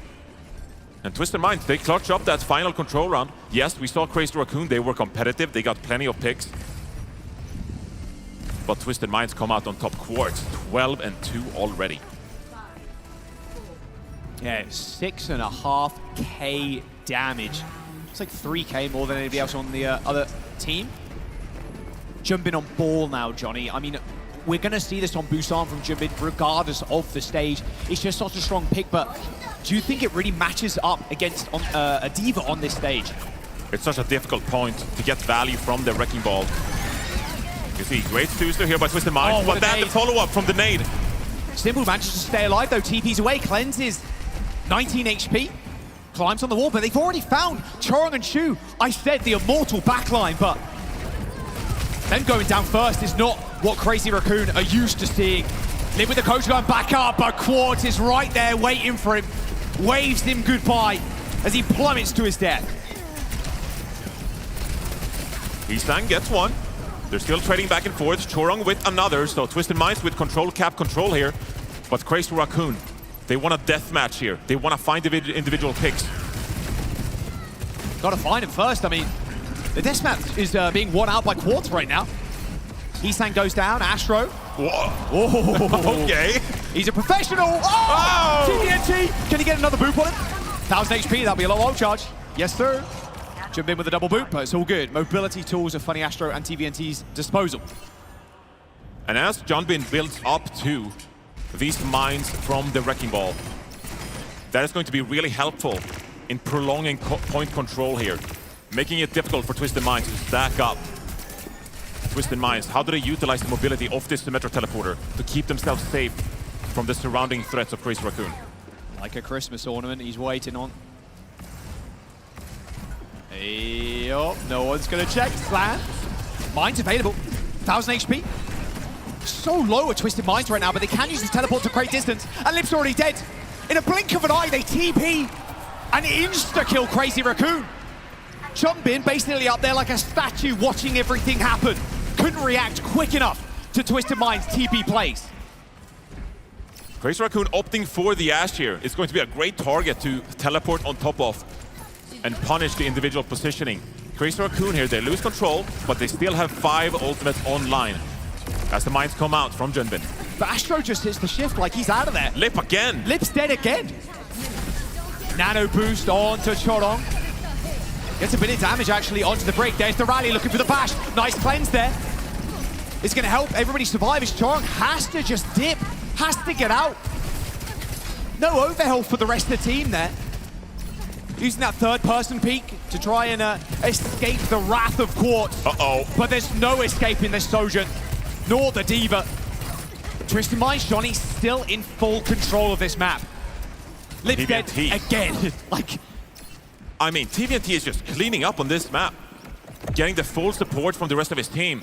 But the way he's punishing the backline from Crazy Raccoon, and Crazy Raccoon, they're going to make a wholesale change with Junbin over to Ramatra, Lip, some added point pressure from this mate. They need more survivability, not feeling comfortable so far here on Busan. Quartz looking with the overclock on the high ground. The Ramatra now for Junbin, more staying power on the point. Lip on the Mei. Had enough of just perma-dying on the Ashe. Twisted Minds teleporting up to high ground, and Lip is dead again! Overclock from height, a bird's eye view, and he's picking them off one by one by one! Quartz continues to shut down Lip, shut down Crazy Raccoon. A 2-0 on Busan to start off. And Crazy Raccoon are left pondering, how do we deal with this Symmetra composition? But it's not only Yubi who is threatening from this Twisted Minds roster. TVNT with a fantastic Diva game there. Lip, one of the most decorated hitscan players of all time, just had 0 impact. 8 and 9, that are not the stats that Crazy Raccoons are looking for. Complete dominance from Quartz, 26 and 2. 26 and 2 against the GOAT. A passing of the torch. Lip, he is the GOAT.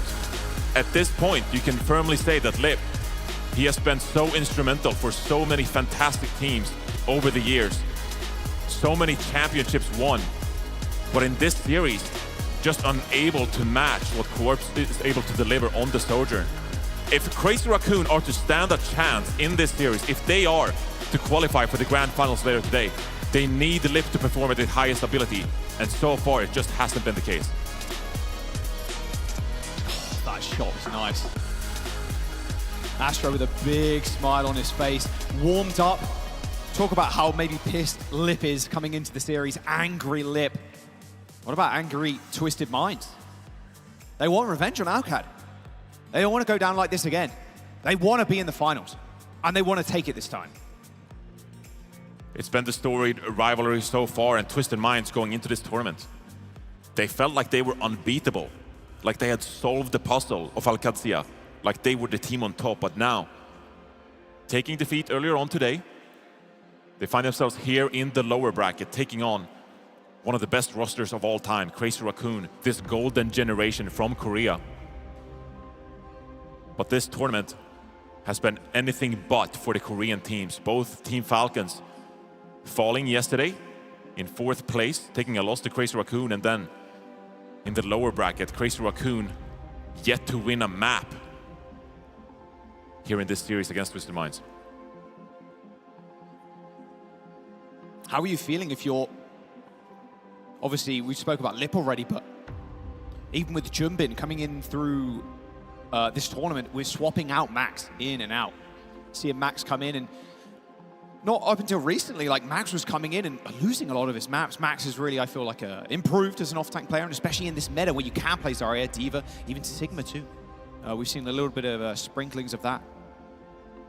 How are you feeling if you're Junbin here? Do you want to continue to play Winston, Wrecking Ball, plays like this, and hope you can just be quicker than these TPs? Because we saw Junbin in that fight, he was kind of, you know, hanging around in the choke point, waiting to slam. It was like, okay, we slammed, but the TP was almost instant. But by the time he like rolled away to get a different angle, they'd already TP'd across the map and killed Lip.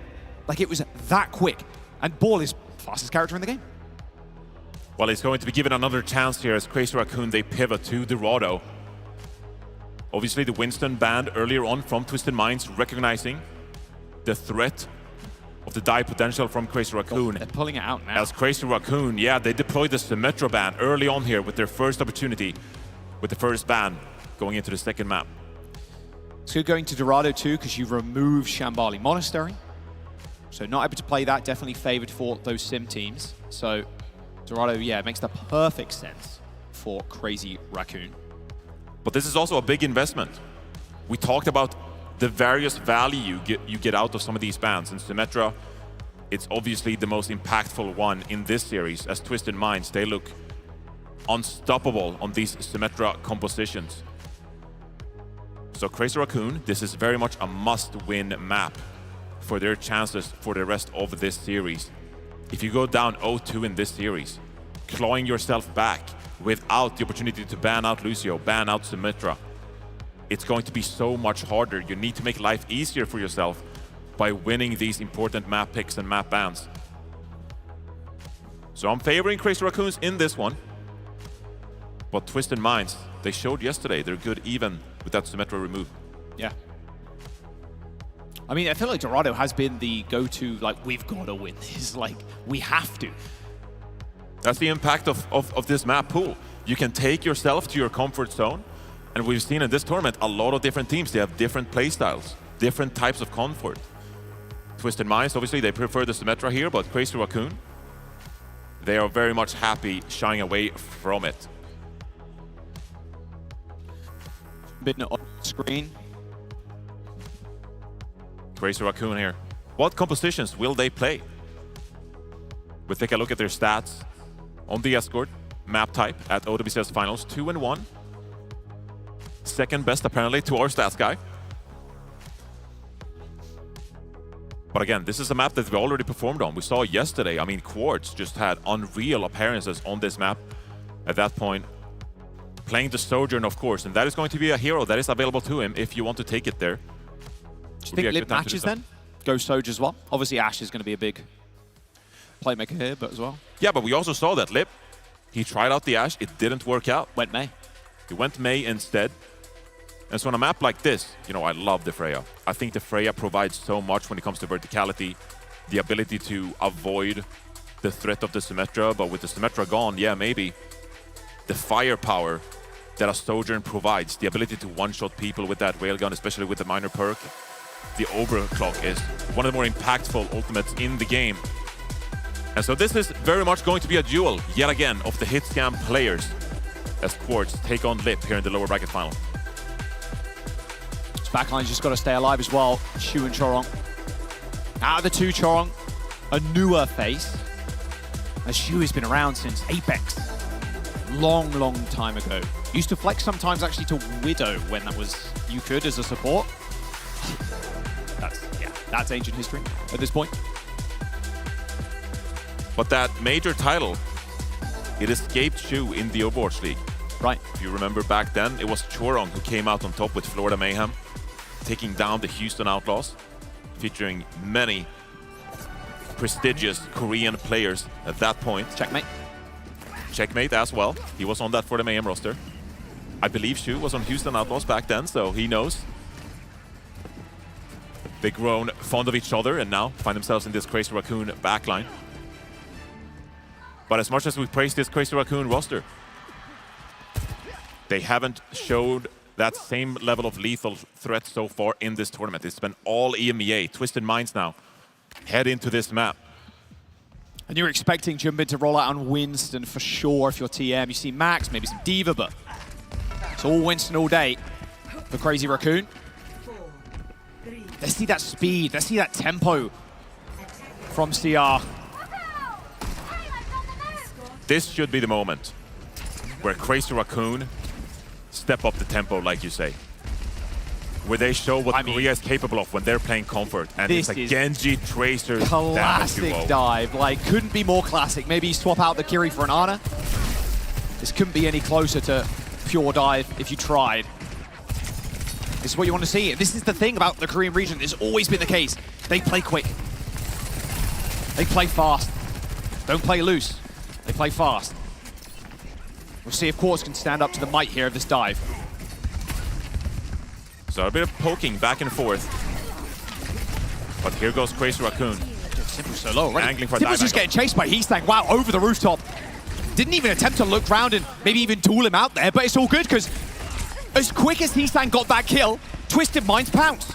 Choring and Shu already dead as Yubi cleans up on the point.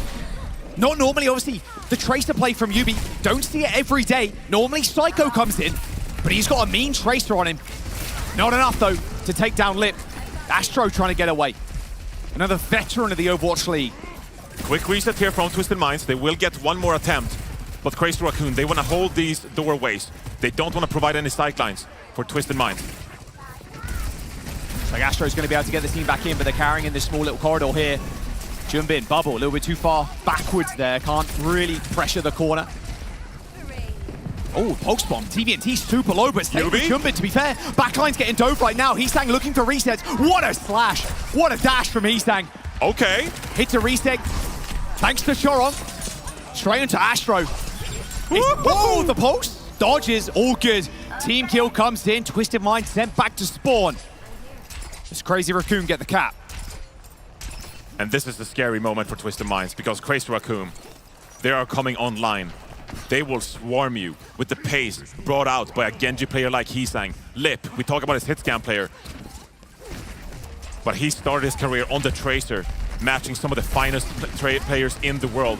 And Shu. Wow. Nice boot. Blade for Heesang's already used that deflect, but looks like Twisted Mind still wants some of this. There's the rush. Down barrier comes in for Astro. Only hits 3, but it might be enough. Primal Rage on the high ground. Main man is going to be Quartz here. The juggle from Jumpin is good, but the peel is better for Twisted Minds. They get Quartz out of there. Wow. Jumpin escapes with 37 HP as the blade from Heesang still sheathed. The blade is looming here. Overclock from Quartz. He's deflected already. Heesang, He can't go in. That changes everything. Nice little drop down as well. Should be a fairly easy cleanup now. Crazy Raccoon's going for a reset. And so Twisted Minds, they hold this high ground. As Quartz finds another onto Shu.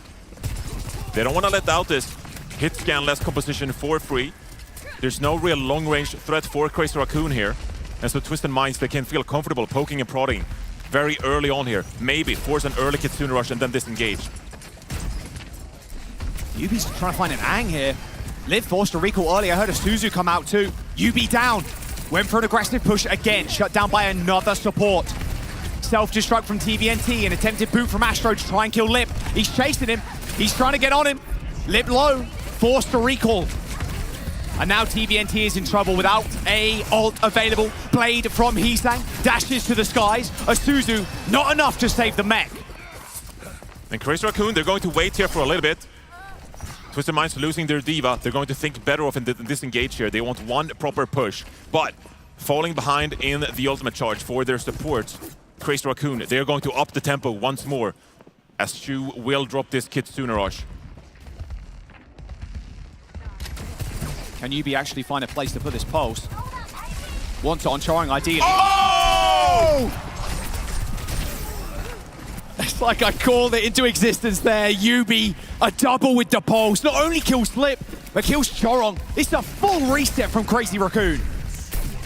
And you saw Shu kicking himself in the camp. He has the Suzu that needs to be the protection from a moment like that, from the pulse bomb. That completely flipped everything on Crazy Raccoon's head as Twisted Minds now able to build those support ultimates. They can continue to hold here on second. Woo! You only trust the GOAT with that, that's for sure. There's the Kitsune rush. Quartz, though, dashing straight into Jumbin. Yubi ends up finding Lip, but here comes the sound barrier. Hits a 3-man B. Astro connects with his before, but a later sound barrier might be good enough. Jumbin dies with the Primal Rage as TVNT pushes towards the spawn. A minute and 20 seconds to go, Johnny. But look at the payload. It's been inching back this entire time. Crazy Raccoon running out of time here. And they're going to swap up their damage line from the very high tempo Genji Tracer to an Echo and Sojourn instead. It's going to be tough for Twisted Minds to navigate. They need to rely on Quartz with this overclock. He's got the overclock, but the bubble's enough. Quartz has got a slide in it. Jumbin disappears. Same with Heesang. Looking like Houdini. Getting out of there. Duplication available. Now Quartz in trouble. Dashes straight back in. Super low. Primal Rage in bank. And they've robbed them of their lives as Jumbin both assists and kills on Quart and Yubi. Free rush there for Heesang with the dupe onto the Kiriko as they push on to second. And that should be a point cap. Should be. Twisted Minds, there's a chance. Posting a little bit as the touch comes in from Yubi. Quartz pushes forward here. I mean, they're on it again, Johnny. They are. Bubba's going to come down, but Lips on a nice little angle here. Has to dash away from the D, but doesn't want to get too close to TVNT. Self-destruct and Pulse Bomb available for Twisted Minds. Oh, but Yubi goes down. Pulse Bomb as well. Probably cancelled, actually. Didn't hear that. Even connect with the floor. Shorong finds Funny Astro. Okay. As close as you can get to an OT push. 1 minute and 30. And Crazy Raccoon's composition puts a lot of pressure onto Yubi here. Because the damage coming out from an Echo and a Sojourn, it is overwhelming. You need someone to get into the backline, shut these players down. Quartz is trying his best on the Cassidy. But all eyes on the support players here with the ultimates coming online. Crazy Raccoon looking to finish Dorado here on their own map pick. Quartz on a Cassidy of all things now. I mean, the range definitely nice. On third. Double rush, high noon for Quartz is going to waylay the push from Crazy Raccoon. And Heesang pops his little head out. TP away from Shu, but this might just be enough. I mean, where are they right now? Uh-oh. They're in the old spawn, Johnny. This is a lot of time lost for Crazy Raccoon. Twisted Minds, they're going to push in here. This is horrible if you die here. Sound Barrier connects with 3 again. Astro comes in with a later one. Shu chased down. Crazy Raccoon. A push to the very brink. Again, final fight. This is an awful spot to be in. The Primal comes in from Heesang. Crazy Raccoon, they're doing their best here to really brawl, to find picks, but he's gonna die. They're not Johnny, getting value. Heesang ends up getting eliminated by Quartz, but there's no value there, there's no space. And we've got 10 seconds to go, and Chorong is getting pushed to the very brink. Yubi traces down the Lucio, and someone needs to touch. Someone's got to get there. There's 3 seconds. Jumbin's on the Doomfist. He has to go for it, but can't quite get there. That high noon just messed up everything for Crazy Raccoon. They decided to retreat away, but then found themselves in that lower basement area. It was the wrong position to rotate to, and it didn't allow them a full push to get back towards that payload. Losing the sound barrier like that, Shorong just hitting 3 people with it. No damage players were with them down there.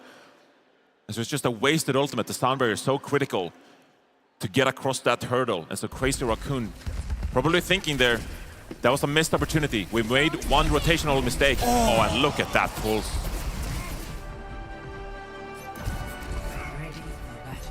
That, like you said, Shu kind of kicking himself, but feels like you can't really blame anybody there. That was just a good play by Yubi. That was just a perfect stick. Yubi coming on clutch here on this Tracer. We talk about the Symmetra. Theoretically, Yubi should be no match for a player like Lip in this one. But Yubi showing the nice, well-timed pulse bomb. He still got what it takes to have impact in this roto.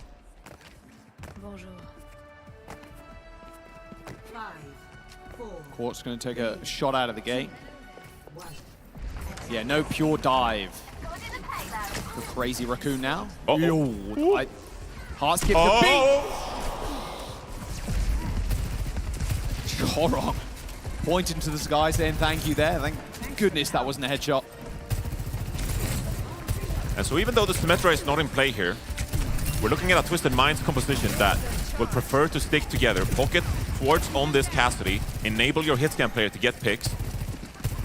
TVNT, he's the bodyguard on this Diva, utilizing the crucial defense matrix. Please pay attention to Quartz. Someone forced him out. Yubi in the backline, playing it stealthy. Oh, trying to get the kill on Jumbin. Highly unlikely you're going to get that, but puts pressure on the backline at the very least. Suzu comes out from Shu, saving the team. Yubi still slinking around. Crazy Raccoon here, they're just trying to keep this payload contested. They like to fight in this kind of an area, but they need their damage players to find pick. Heesang, you need to get active on this Echo. They flip the map. If the map are complete, this is a better spot for Quartz to be in, Johnny. They're running out of time here on Crazy Raccoon. They need to go for a play soon. Yeah, they do. They can't let this one go away for free. The payload is moving at light speed. And Simple coming up with the Kitsune Rush. Twisted Minds have the whole advantage here. They have a High Noon as well. Crazy Raccoon, you got to do something. You got to get Feral up in there.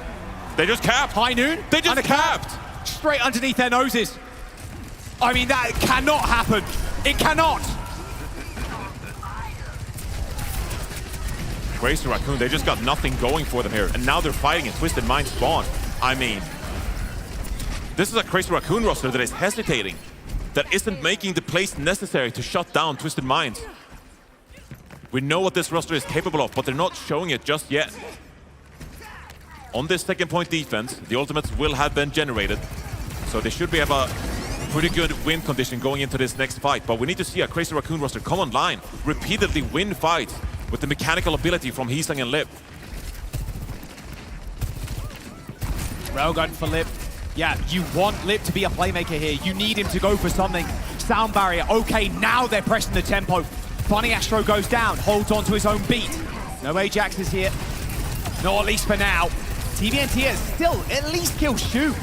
And the longer they stay in this fight, the worse it is for Crazy Raccoon. But the cleanup is swift. Self-destruct, dodge. Jumbin cleans up the Baby Diva. But that was the easy fight for Crazy Raccoon. Now begins the tough path of holding Twisted Minds here on second. Funny Astro's going to have the sound barrier advantage.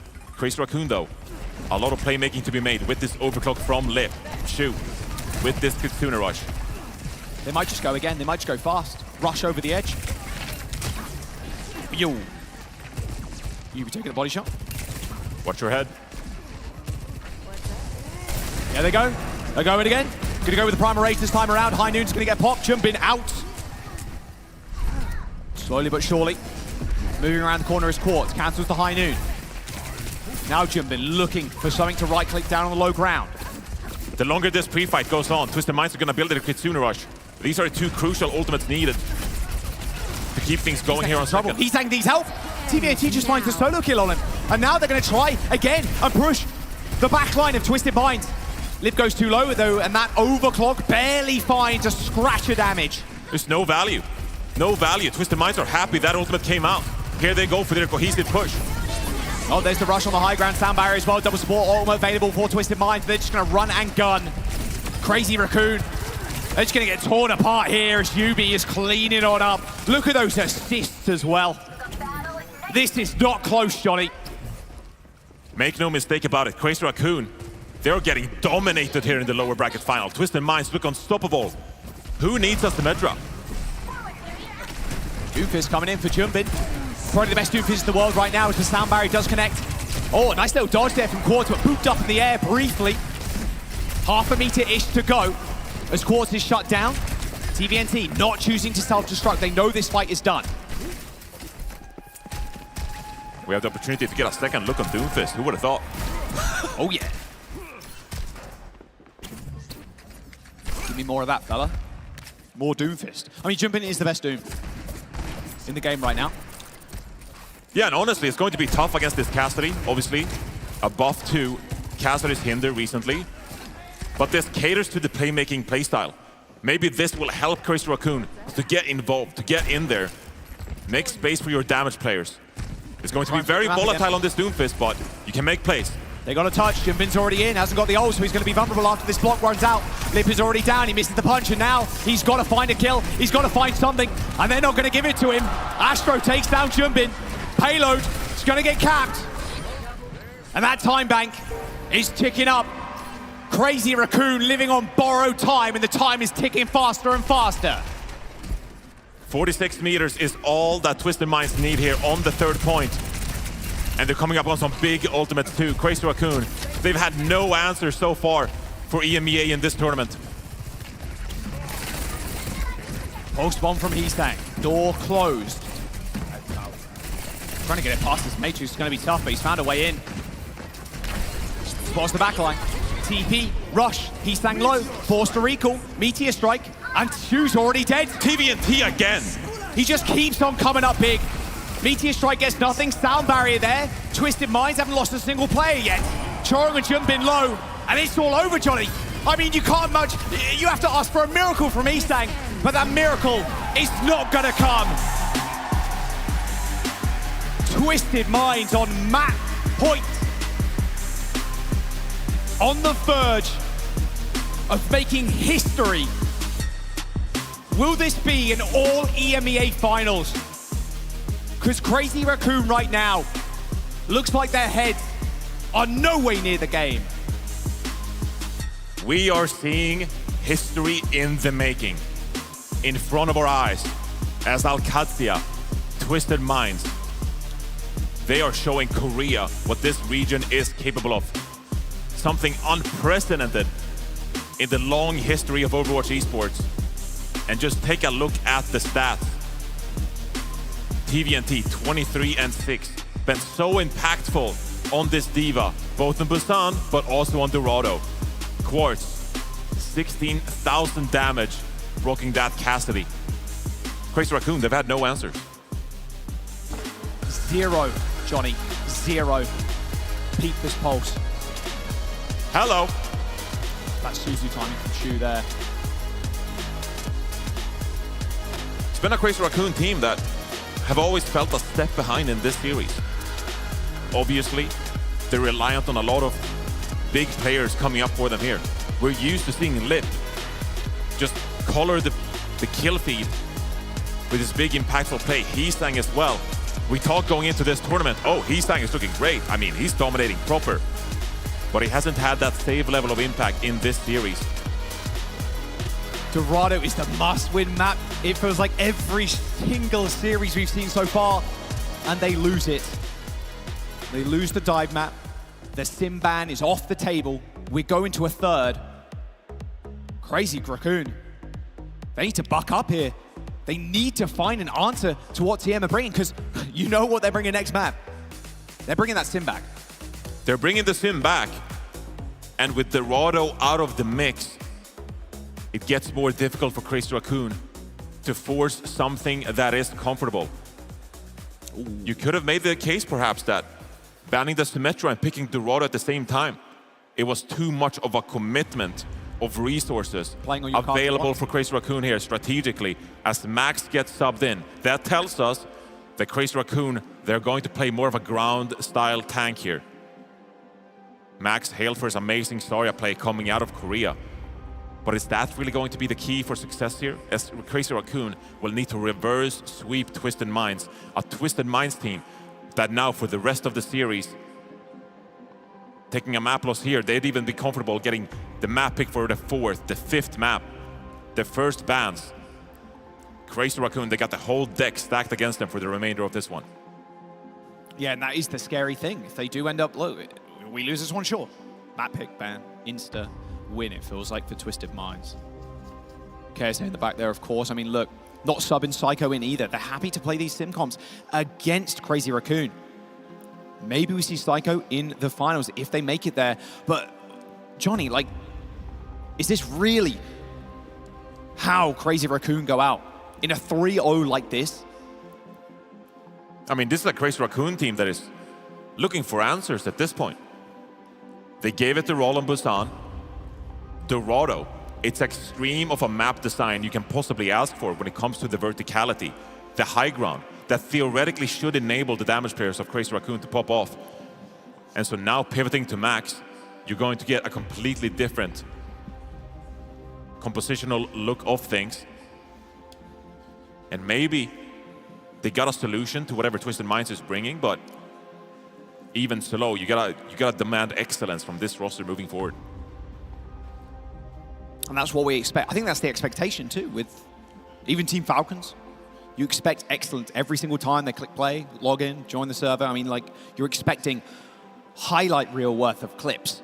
But we're not seeing any of that. We're seeing that from TVNT, especially. While Jumbin and Max, fairly new in the grand scheme of things, if you look at like all the way back in Overwatch League, they did play at the very tail end of it. But TVNT, he is the next generation of world-class tank players. And if he wasn't already, he definitely is now. I mean, we spent the entire year talking about Siad and how awesome Siad has been for Alcatia. Sure. But I think TVNT in these recent months, the impact he had in stage 3 for this team, I think that TVNT has rivaled some of the performances from Siad. And you can see throughout this series how he just pestering the backline of Crazy Raccoon. He drains those cooldowns, the teleport, the Suzu from Crazy Raccoon, and that just makes the rest of the fight so much easier. He comes up in the kill feed, but it's all the work you don't really see in the kill feed either. Just draining the resources from a Crazy Raccoon roster that is so reliant on the mechanical abilities of their players. And so it's going to be a D.Va ban here from Crazy Raccoon as we head into King's Row. This is going to force a bit of a Ramatra matchup or the Zarya if Max chooses to go there. As we take a look at the top banned hero so far this tournament, and you can see D.Va, the most banned hero so far. That is obviously something we've seen a lot on Ilios, because you ban out some of these ground tank players. That's going to make things difficult for them when it comes to adjusting to the Winston.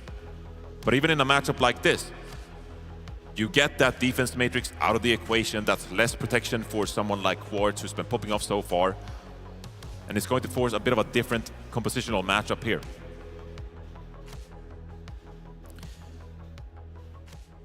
With TVNT on the Ram, though, against Max, who has looked really good throughout the stage.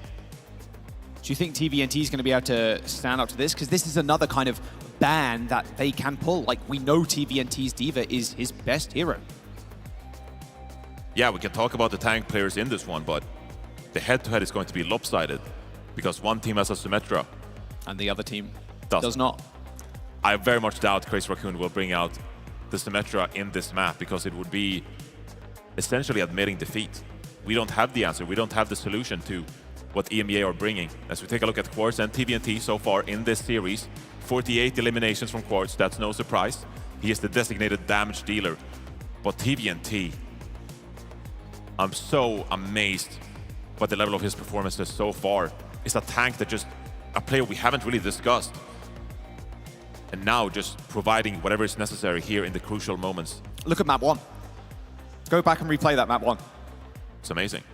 On the high ground, pushing Lip off, going for like solo dives on Lip, killing him over and over and over again on the Ashe. Like, you can't ask for much more than that from your D.Va player. They closed it out the initial round by TVNT killing the backline of Crazy Raccoon, shutting down the rally. Yeah. The Nonoboost, they didn't even come out from Crazy Raccoon. TVNT was just in their face, harassing Crazy Raccoon. And so the impact can be witnessed in the kill feed, but also, like I mentioned earlier, the abilities have been flawless from this Twisted Minds roster so far. So I mentioned, of course, the Symmetra is going to come back into the mix here. And the Symmetra, there's so much damage coming out from a Symmetra, especially close range, as if you generated the charge on that beam. And so if you're Crazy Raccoon, if you're Max here, yes, you're going to play the hero of your choice, whether it's the Zarya or the Ramatra.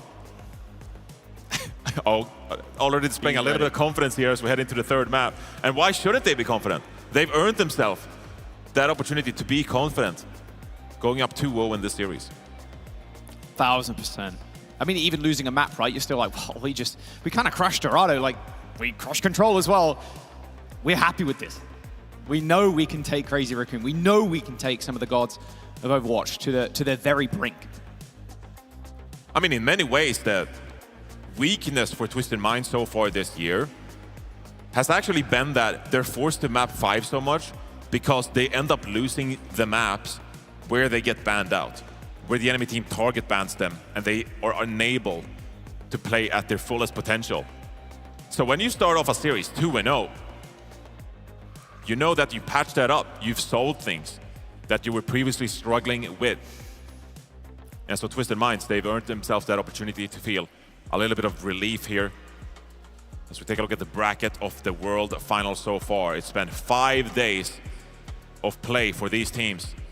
Take a look at the lower bracket here, and Crazy Raccoon, they run through it as they took down T1 in a 3-0 fashion. Last night, the last match of the day, Crazy Raccoon, they overcame the second seed in Korea, Team Falcons, the previous reigning world champions, for an opportunity here in the lower bracket finals against Twisted Minds. And Falcons, why do they end up in the lower bracket? Well, Twisted Minds 3-0'd them. The Korean Slayers. Both the number 1 and number 2 seed being put to their test. Max with a small little wave there as we jump into King's Row in just a moment. Diva ban for Crazy Raccoon. Down to the wire with a potential couple more maps to actually be played. I mean, Twisted Minds, if they 3-0 here, what a ridiculous run. 3-0ing Falcons, 3-0ing Crazy Raccoon, only being beaten out by Alcad to land in this lower bracket finals. Our third and potential final map here if Twisted Minds keep up this pace. Crazy Raccoon needs something special. This is something that Korea, they're unaccustomed to. Their dominance in Overwatch Esports. They have reigned for so long. And now heading into a third map in the lower bracket final, we're witnessing perhaps the final chapters of their legacy.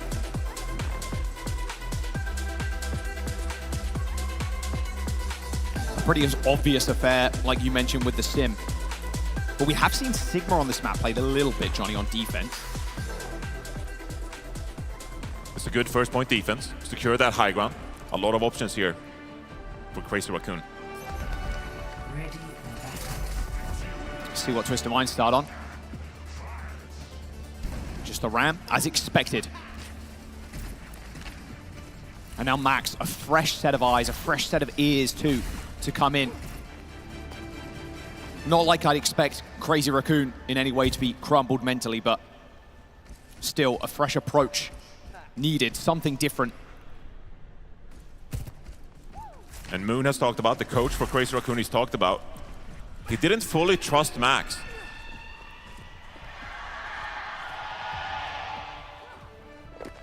But obviously going into a map like this, in the recent weeks he's talked about, he fully trusts his Ramatra player now.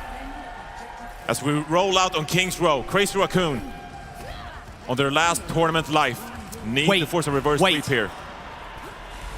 Chorong Mercy, they're going Farah Mercy. Their answer, maybe, to this ram.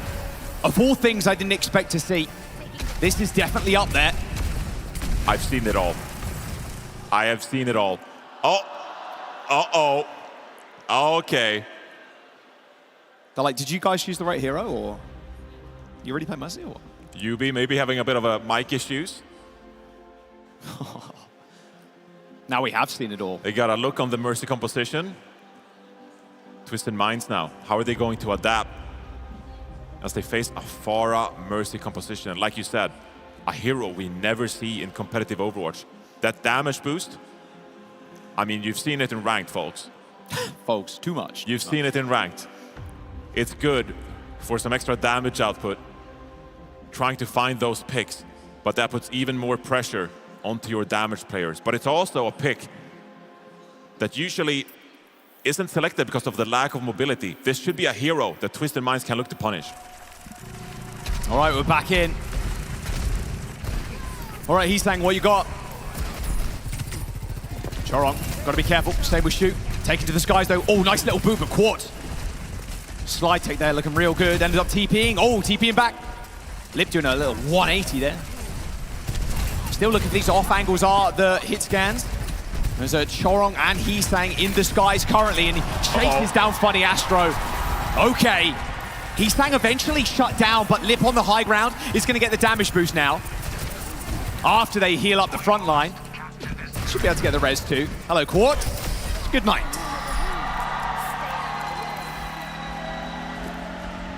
And you can hear the Korean fans roaring as Crazy Raccoon secure this first point cap. This is their last hope, their last chance, the Korean fan base, to cheer on one of their representatives here at the OWCS World Finals. But that was just 1 point, Crazy Raccoon. They have plenty left to go. How do they operate this second point?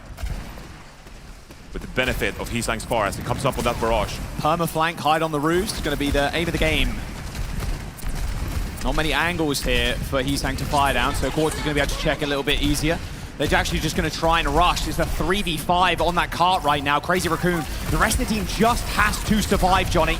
But Shu's already dead. The TPs that close the gap don't give Heesang and Chorong enough time to respond. It's an amazing response from Twisted Minds. They see the two people behind them and they push forward to punish Twisted Minds. And now, knowing that Hisang is up there, you could always teleport, you could always threaten that mobility to punish even more individuals. Lots of ultimates on the board here, but UB goes down early. No more TP, Astro gets booped in, Bob deployed. Going to be doing a fair bit of damage here with Lip. Yes, okay. Choke point secured. That was a great nade there from Shu onto the backline of Twisted Minds as well. Hisang, obviously going to put in a lot of damage on this Pharah, but if you can force the Susu early, it puts Twisted Minds in a difficult spot, and Shu can really abuse the effect of the Biotic Grenade. That anti-healing, so effective at killing targets. Now you can insta-pop people as well. If you land an A, then land a damage boosted rocket, it's GG. It's too much. Lucky odds from Crazy Raccoon here. TP. Alternate angle. Here. Oh, he's thanks Barrage. Drag straight back down though. That Ravenous Vortex was perfect. A resurrection onto Hisang, but Chorong pays for it. It's not enough. You can't go for one kill barrages. Chorong back on the Lucio as he tries to get back here. Twisted Minds, they are gonna contest this one. TVNT coming up on the relation, but they step off the cart. Crazy Raccoon, completely uncontested as they push the payload forward. You can't let that happen. Happened to Crazy Raccoon earlier on, but time for a little bit of revenge. Annihilation for Max.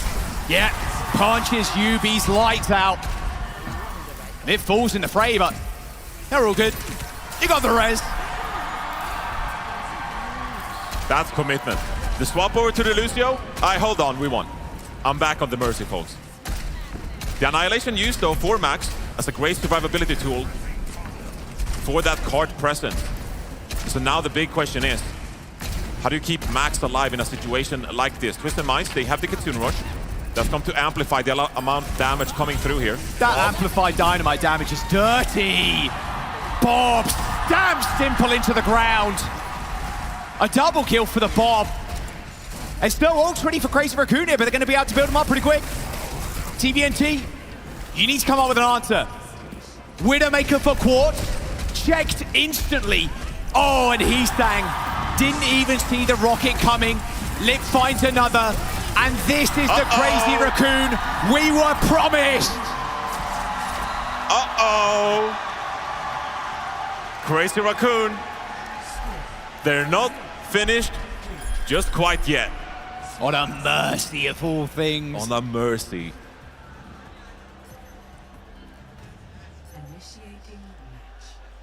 You can see the conversation ongoing with Twisted Minds, Yubi. Not happy with how that defense went. And 3 minutes now in the time bank for Crazy Raccoon as they push that payload to that third point. Taking a look at the stats. 0 and 1 for Chorong. He's a Mercy player. Doesn't matter. Doesn't matter. 13 damage. No! He shot one, like, left click, like one little pistol shot. Yeah, there was no chance they were playing this on defense, but still this backline on the defense is still scary for, I mean, Shu was putting up some nice numbers the other day on the Ana. That headshot perk, by the way. Thank you, Scott Custer Kennedy. Doing work for a lot of the Anas. I mean, you become an extra damage player, essentially. Yeah. If you can land if you those weren't Ana already, shots, to be fair. Yeah, well, it is an Ana. Yeah. They tend to get punished because their kit is so valuable. But that extra headshot perks makes them ever so more lethal. So Twisted Minds now. They gotta focus on this round ahead. Can't linger, be thinking about the Mercy. They gotta do what they've done already so far this tournament. Play this Symmetra to perfection. It's going to be TVNT over to this Zarya. Twisted Minds likely to contest for this high ground now. As they rotate up the stairs, they want to clear out this high ground. Remove Shu from his advantageous positional high ground. But you gotta be wary of these rockets coming in from Hisang. Yeah, just downtown, sitting in that window, like, what do you have to contest that window? You have to wide swing if you're Quartz. UB can right click, of course, but Maybe this is the plan. A little flank. Oh. Well, that's how you did. Well, it looks like he just wide swung and double hit him. So, well, that answers that question, Johnny. A lot of threats on this server. Quartz is one of them. Shu, don't peek him. Only headshots on Shu. Only headshots. You got to touch at some point, though. If you're Crazy Raccoon. Eventually made their way down to the point. TBNT pretty low. He's going to run out of bubbles pretty soon. Nemesis form already used. He's just impervious to damage. Like, no one's looking at this guy.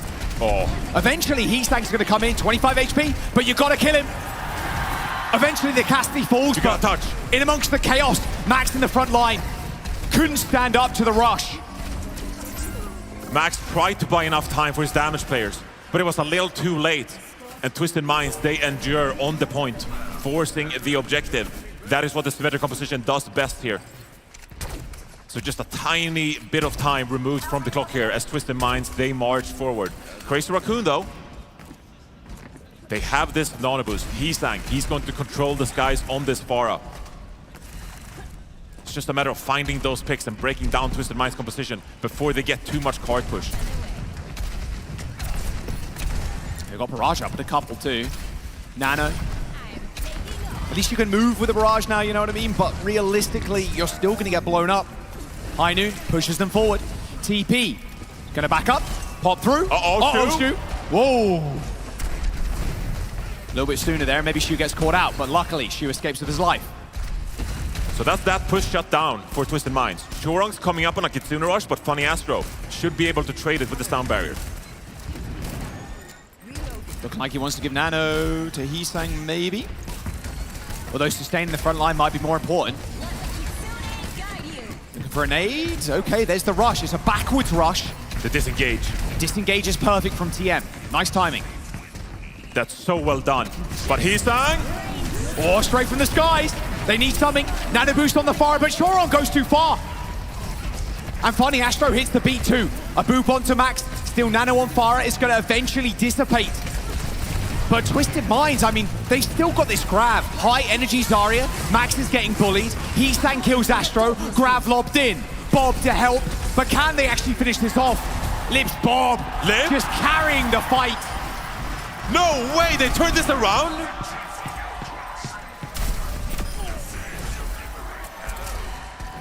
The sick man. Unbelievable comeback from Crazy Raccoon. As Bob shows up big time. The alternate angle that Bob provides you, and Heesang, the poke damage. It's all about enduring these fights. Trying to get this poke in. And Twisted Minds, they lost so many ultimates. That was their ultimate economy. Gone. They traded it for Crazy Raccoon, but Twisted Minds are so much more reliant on it. For the High Noon, that's about it. They can try and be tricky with it, but I don't think Crazy Raccoon are going to fall for these. Not anymore. TP behind, little bait maybe. There's the High Noon, a little bit too scared. Heesang. Half the ult built up. Yeah. There's just no shot you're falling for that. And guess what? Shu has already built another nano boost here. Watch out for this rotation though. Nice boot. Silver bullet. Oh! You can't let him get away with it. Oh, nice flashbang there from Quartz.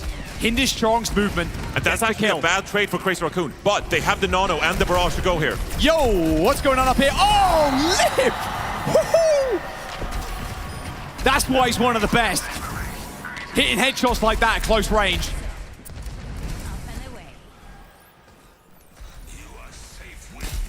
Are you feeling the tide shifting a little bit here as Crazy Raccoon? They start to hold firm here on second point. 2 minutes remaining for Twisted Minds here. Hello! Hello, Stu!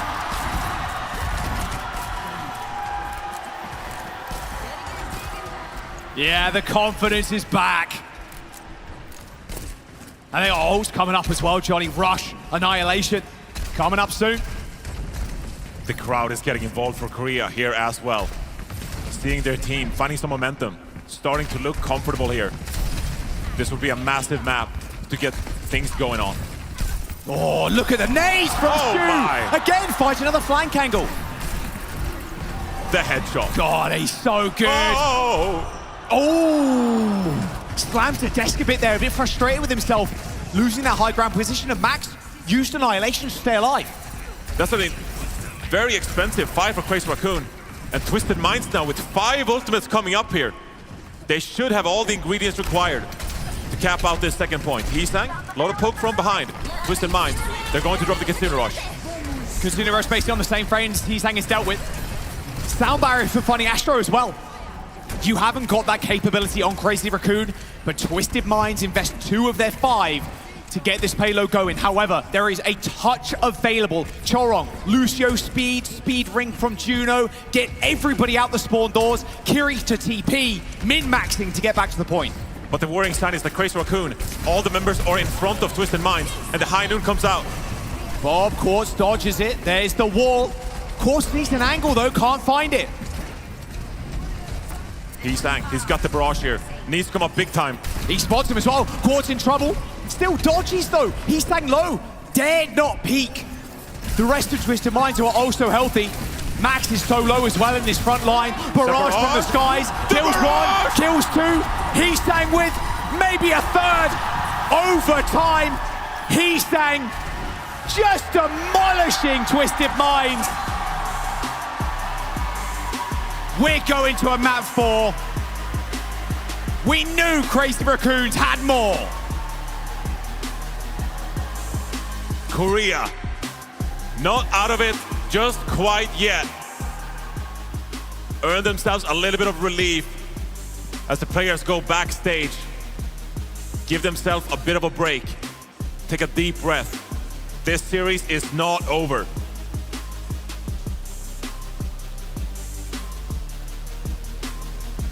Of course it wasn't going to be a 3-0, Johnny, of course. We knew that, everybody knew that.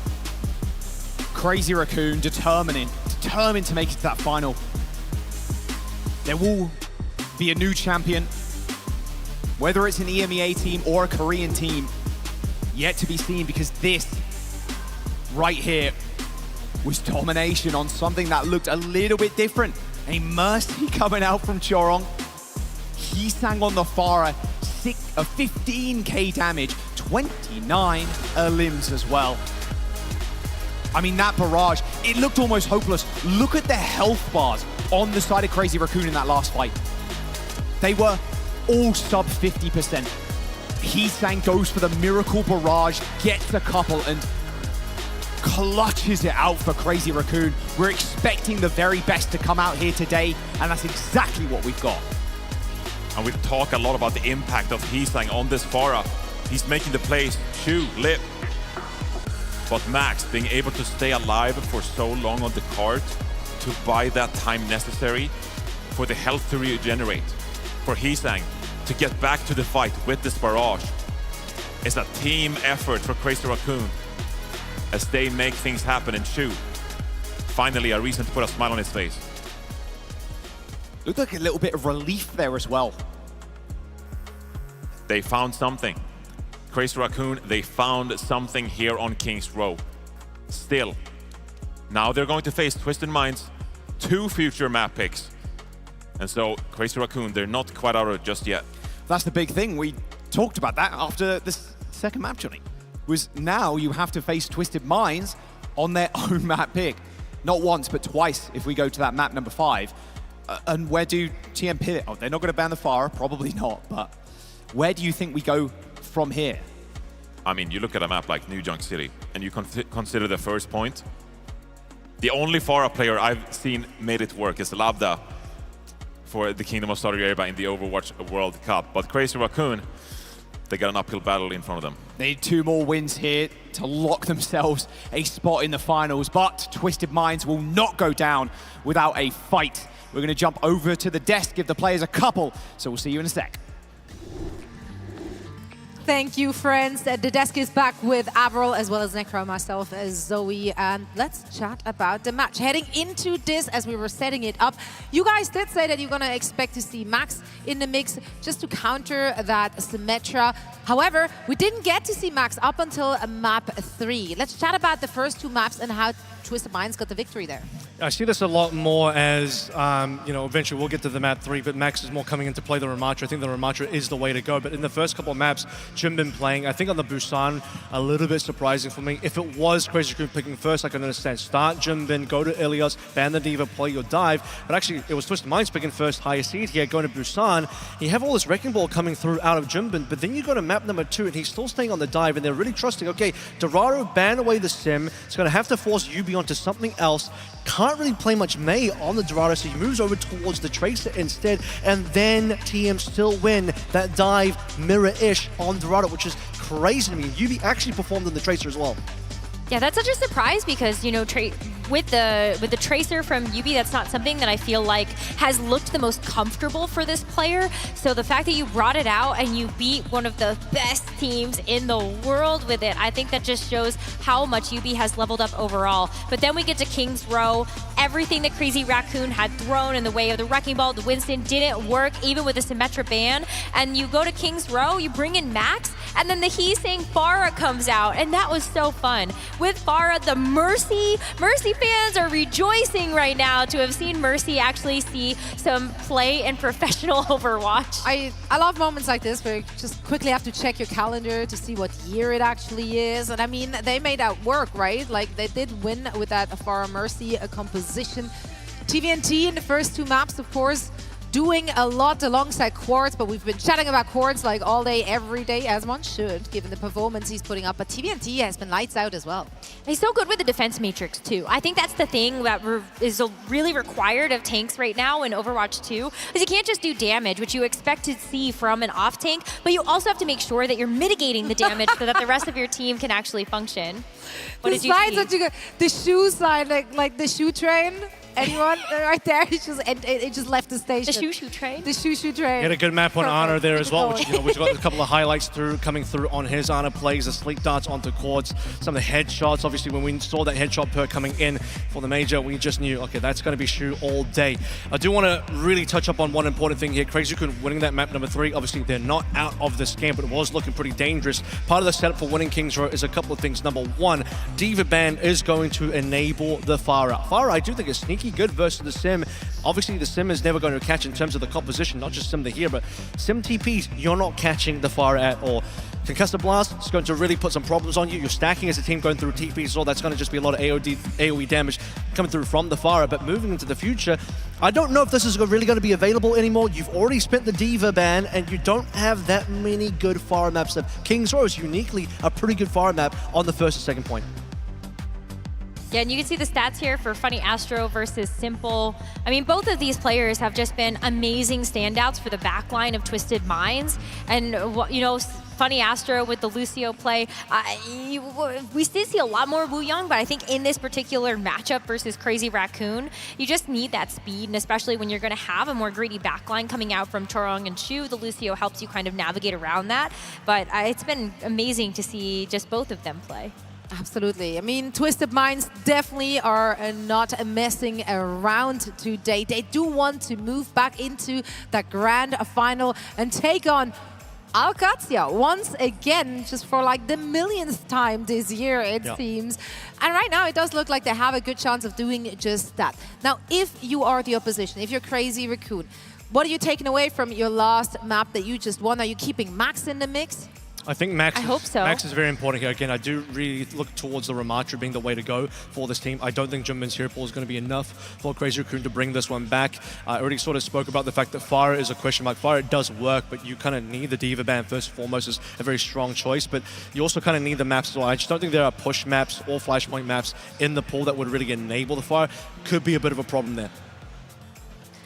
But we also need to, I think, talk about the fact that you still have an Echo from He's Saying that can work against the Diva. But I think if you have the Ramatra instead of the Winston, as we saw in Dorado, maybe that does actually work a little bit better. You can even see the Zarya come out from Max, too, if you want.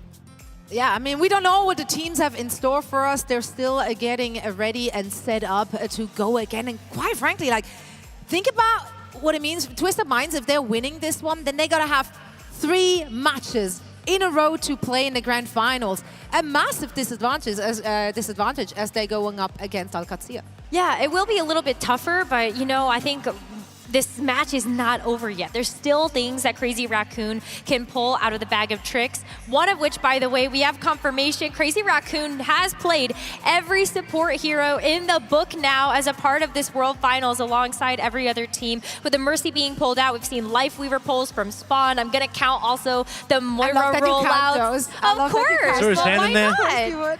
Yeah, so all the supports have been played, just like not even just from Crazy Raccoon, but I think also just from just all of our teams here. I love how diverse our meta has been. We've seen almost every single tank as well, except for Roadhog. I'm sorry. Yeah, well, some teams didn't make it through, you know, looking at a few specific ones we had throughout the regular stages. But yeah, honestly, I think this is what makes this so exciting. And I also think that makes it probably one of the most competitive grand finals or world finals that we've ever had, because so many different compositions are viable. That also means that you have to prepare against so many different things. You have to be so much more flexible than ever before in competitive Overwatch. I'm a little concerned moving forward for some of the bans for Crazy Raccoon as well, because they've already taken away some of the key bans in this matchup. Lucio's gone, Symmetra's gone, Diva we already talked about as well, but you know, the Sim ban I talked about the fact that going into this game, the Sim ban map is a very, very, very important map for Crazy Raccoon to win. Now, thankfully, they won their Diva ban map, but you really needed the Sim ban map as well. But now that you don't have that one, Sim is available for the entire rest of the series. Yubi's going to lock that one in. Moving forward, Push is still going to be a very good Sim game mode. Flashpoint, not as much, but still going to be within Twisted Mind's wheelhouse. Yeah, that's why I'm worried, because I think you would have liked to have the Sim ban for both of those modes, and the fact that you don't have it anymore for even one of them, I think is going to be really tough for Twisted, for Crazy Raccoon to deal with. So, got to look out for things like the Echo, just any more anti-symmetric tech. Yeah, I mean, we'll find out very soon what they got for us as we are ready for our next map. This is match point for Twisted Minds. Can they close it out and move on to the grand finals? Let's find out and send it back over to our casters. Yes, thank you very much, Zoe. Will it be an all EMEA finals, Johnny, or is Crazy Raccoon going to start the reverse sweep or continue the reverse sweep? They got 1 point on the board, but like Avril said, you know, the Pharah, really good once the Diva is banned. Probably not going to see that again. We're going to see a whole lot more Sim. Crazy Raccoon still need an answer to that comp specifically. Yeah, we talked about it, obviously, because Crazy Raccoon lost the Dorado. They now face a situation where everything is just stacked against them, and Crazy Raccoon here, they'll need to find an answer that perhaps is a little bit different from what they played on King's Row. Twisted Minds, they are going to take us towards Runa Sapi here. Obviously, I still think that he can flex around on this map, try to find some answers, a hero we haven't seen so far. Okay, all right. I mean, the level of disrespect. Okay. It just broke me on my tracks. That's just a legitimate Mercy ban. Protecting the supports, you could argue. I mean, that is... But well, you know, we're choosing the map, so we ban first. Ramatra ban for Crazy Raccoon. Normally the troll ban, I mean, you saw Falcons do it, but it's like, yeah, whatever. It's a throwaway. We want to protect support. Want to leave the pool pretty open, but after what we saw in King's Row, maybe it was real. What I wanted to say was that he hasn't really played the Venture so far, and it's been a hero that we've seen plenty of teams on have great success. I'm thinking back to Cest on T1. He had one of the best performances we've seen so far this tournament on that Venture. Just picking apart the Symmetra compositions. And when you are Crazy Raccoon in a situation like this, you need to rely on a few individuals stepping up, trying to find some answers here to what Twisted Minds are throwing their way. And we'll see here with us, Ramatra out of the mix. What kind of tanks do we cater to? As the blur is caused by a pause, someone's having a slight issue on the stage. Won't be a moment. Don't worry. Get all these out of the way as well, just to make sure Grand Finals is as smooth as possible. Psycho in the back now. And min-maxing the people in that chair, have you noticed? Everyone should get stage time. Yeah, definitely. You got a good view. Yeah, the perfect view, some would say. VIP seats, to be fair, are behind them. Yeah, the VIPs are almost there. They're almost on stage. Like a couple of meters away. First-hand experience of seeing the monitors from the players. Yeah. Nice little point of view. So you're expecting, with the Remarch ban here from Crazy Raccoon, I mean, Twisted Minds could just go, well, let's just play D.Va again. They could.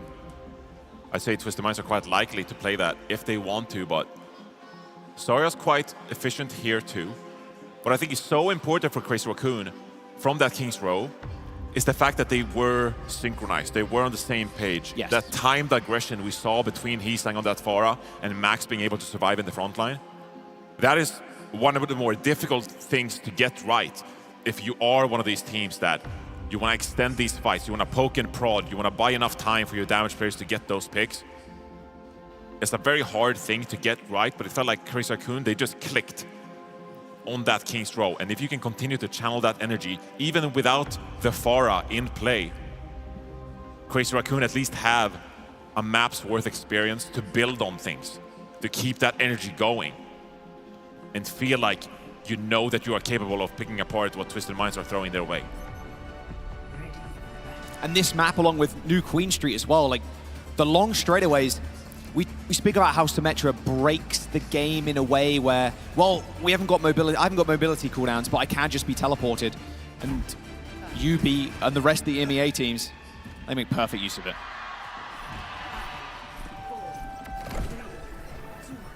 That was something we didn't hear on King's Row, Jack. It was a little quiet. It was a little quiet. The Korean fans now behind their team in Crazy Raccoon as they roll out. Yet again, facing a tournament elimination. Hisang's over on the Genji this time. Oh yeah, that's a pick. You want to see someone play Hisang on Genji. Definitely one of the scariest Genjis of all time. Very quickly trying to pressure in this front line here. Nice teleport away though. Look at that, synchronized, boom. TP down, instant flip of the map. The one thing I'm worried about here from Crazy Raccoon is Quartz. The sightlines, unbelievable here for him. They are good, but they're getting pressured again. Nice TP. Got to be careful though. Lib taking a large chunk out of it, and TVNT trying to escort the team away. But a snipe from Lib takes care of Yubi. Lip, one of the few Sojourners in the world that can battle with someone like Quartz. We saw yesterday the unbelievable impact that Quartz had on that hero, but here is Lip, the greatest of all time in Overwatch Esports. Facing elimination, this is when he's at his best. Oh, Hisang goes down though. Disruptor shot. And Lip's in trouble too. I mean, look at the amount of players descending on Lip's postcode right now. Ideally here for Max, gets out alive, should be able to. A lot of energy still conserved. So we see Lip there. He got the better in the first fight, but Quartz, he punches back in the second fight and finds another on Hisang. More space, more time. Don't give him another one, please. Ultimate's coming online here for Twisted Minds. This overclock is going to be lethal. Yeah, and you can chill down here too. Teleport back if you need. You've got so much space. Covering the gap here from Crazy Raccoon is going to be tough. Speed ring needed. Orbital Ray online in 2. Teleport. Oh, Lip's in trouble. Nice bubble though from Max, but can he actually survive? High ground control for Quartz, but he needs to land these directs. He only gets another one off. As that Graviton Surge, a swift end to TVNT's life. But the blade is going to get popped from Hisang as well, just to make sure they guarantee it. Crazy Raccoon, they fight back. They're committing the Orbital Ray and the Graviton Surge. But it's a fairly late Dragon Blade by Hisang there to secure the fight. TVNT's mech had already been dispensed with. And now Twisted Minds, with this Sound Barrier in hand, they can go aggressive if they want. Man, they are fast. Overclock. Sound Barrier, boom, hits the floor. That was lucky he didn't get bashed there. Trong, I think, got a 3 or 4 player bash, but it didn't matter. Shu ends up going down to Quartz. Quartz looking for the next juicy bit of prey. TVNT used that shield wall to get out of the mix. Hisang going down as well, as Quartz is so well protected. Now they're just going to chase down Max. I mean, Chorong had a beautiful timing there to maybe upset Astro and get the Ajax, but they're just going to chase all the way to the spawn. That's checkmate. Or checkpoint, rather. He's for Twisted Minds. He's Checkmate in the finals. He's chilling. He's chilling. But Quartz has just been on fire so far. Crazy Raccoon need to find an answer for the Sojourn player here of Twisted Minds. Yeah, they do.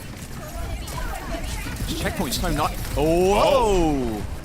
Okay. Oh, wow, the TP bomb! Shu ends up going down.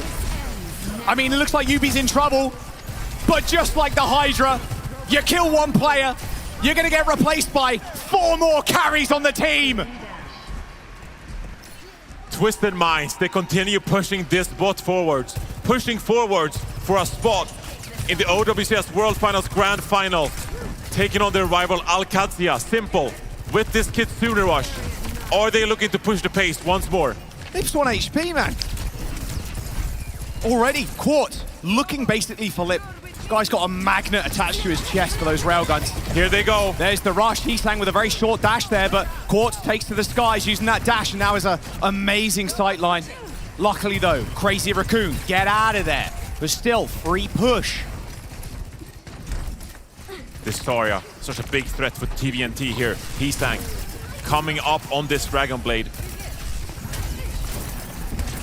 It just Nice TP's the high ground. Yeah. Hello. And we have control of the bot as well. Or at least it's not pushing in your direction. But they've got to just keep tapping it now. Here we go. Going to get in. Bubble, Blade, onto the high ground. She already dead. Neat and pick. Hisang lost. Bro needs a GPS. Chorong and Shu are already down, Johnny. Hisang's Blade looking blunt. The movement is just too good from Twisted Minds, the way they navigate that. And now over 100 meters on this Runasapid with less than 5 minutes to go for Crazy Raccoon. They have plenty of ultimates, but Crazy Raccoon need a lot more than just a single fight here. Hello. Not going to fall for that one again. Nice rally bash. Okay. Stabilizing now a Crazy Raccoon, but they cannot afford to lose more. Oh, what? With a bunny blaster? Come on.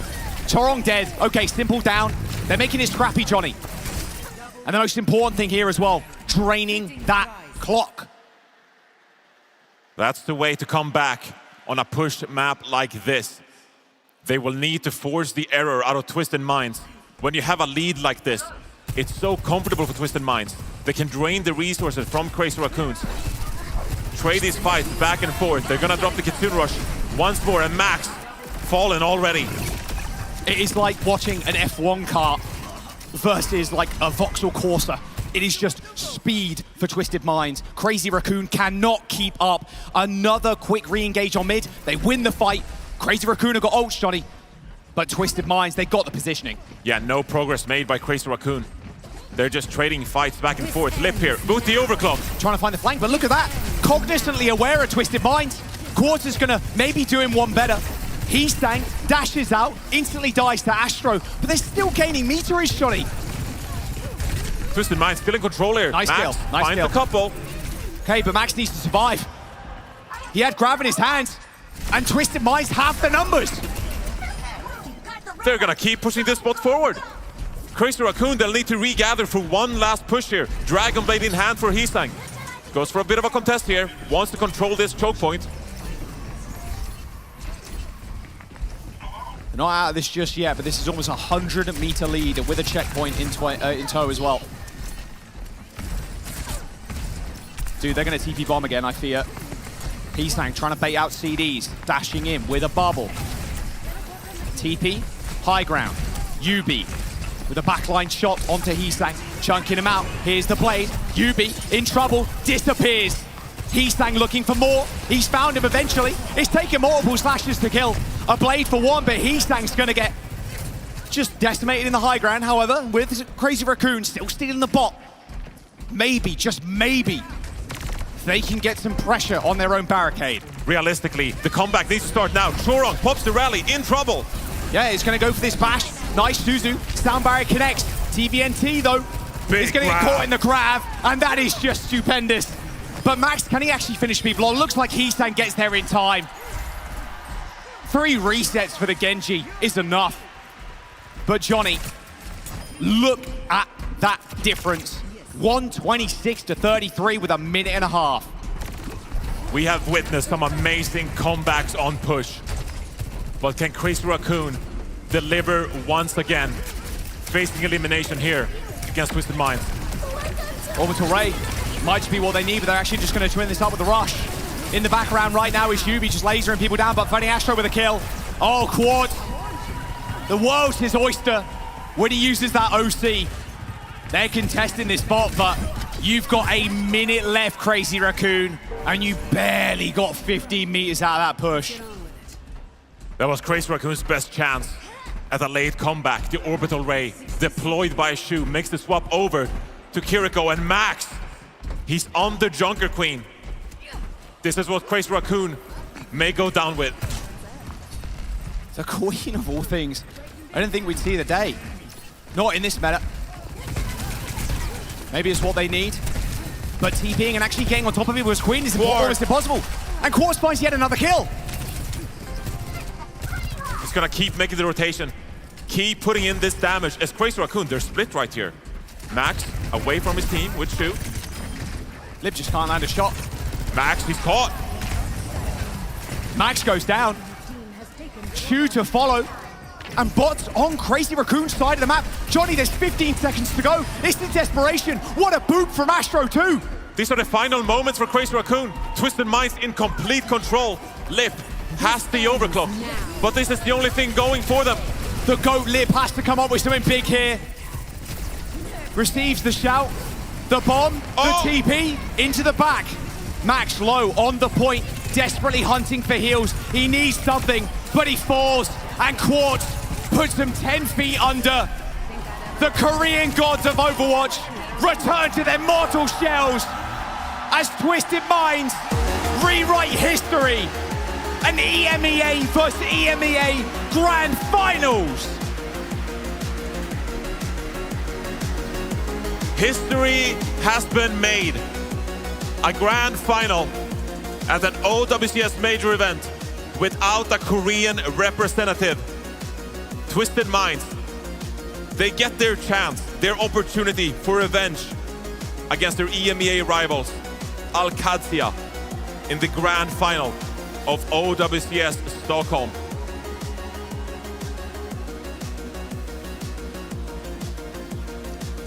Revenge is what they're after now. OWCS put them in this position.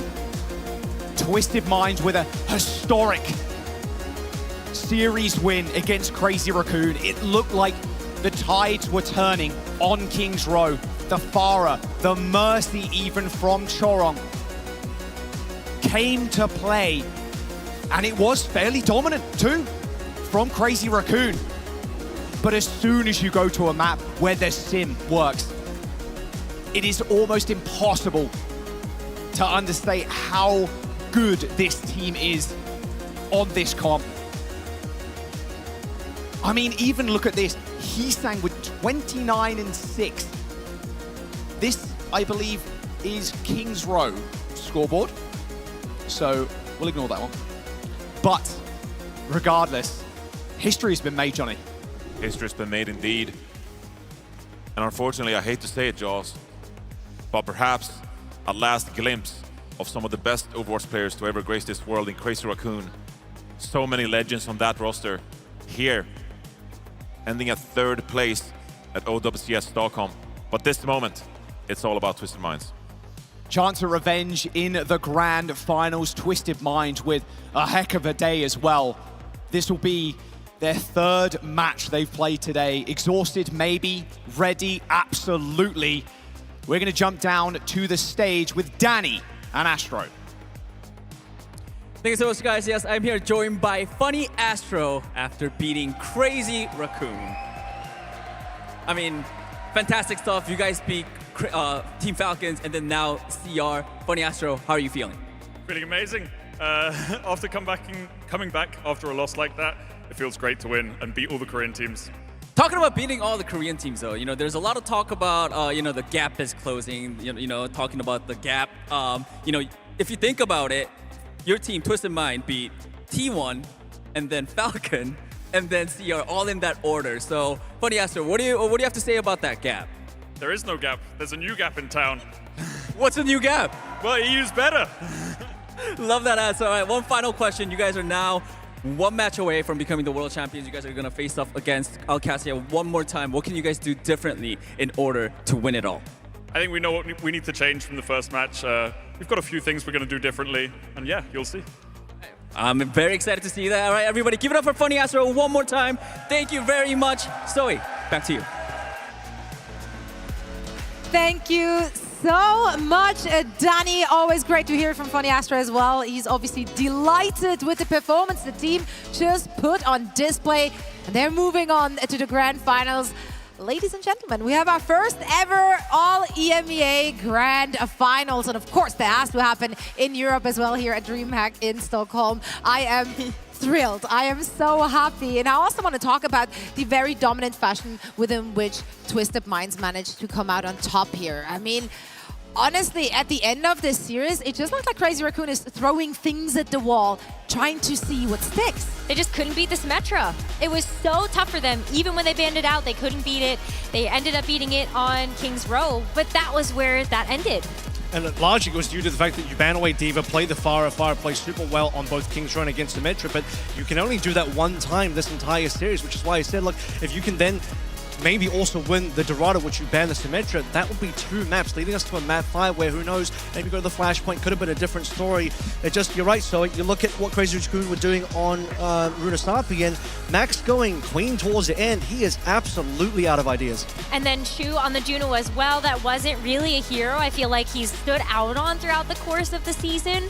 And so I just think there was a bit of discomfort there that you really showed through on that Runasapi map. But even before that, Avril, I feel like they were running into a couple of problems, even just on Dorado. I feel like the Echo didn't quite work out the way that they wanted it to, even when the Sim was banned out. And then just kind of going into that Runasapi map with a couple of just suspect choices. And the suspect choice that I have to highlight here is the Ramatra ban. CR banned their own Ram, and I just think that's a mistake. To me, Max should be relying on the Ramatra as the key vehicle to get them across the line. He trusted Zarya instead. He wanted to make sure that Twisted Minds were going to be forced on the TVNT D.Va, which I'll give it the credit. Zarya and D.Va, pretty damn good. However, I think we're in a Ramatra meta, and the best I've seen out of Max, the best I've seen out of Crazy Raccoon to attempt to do something against these types of teams is when he's on the ramp. Yeah, and then the Genji from Heesang as well just fell flat.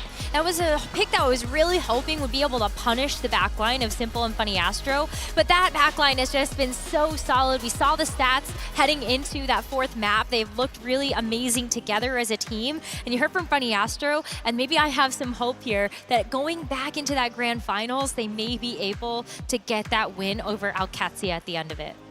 Yeah, but Twisted Minds got it done there in the end, making Crazy Raccoon look so uncomfortable. Even throwing in the Mercy bed at the end there that low-key sent me. But hey, listen, Pharmacy worked out the map before, you know, might as well get ahead of it. But here you see the final score.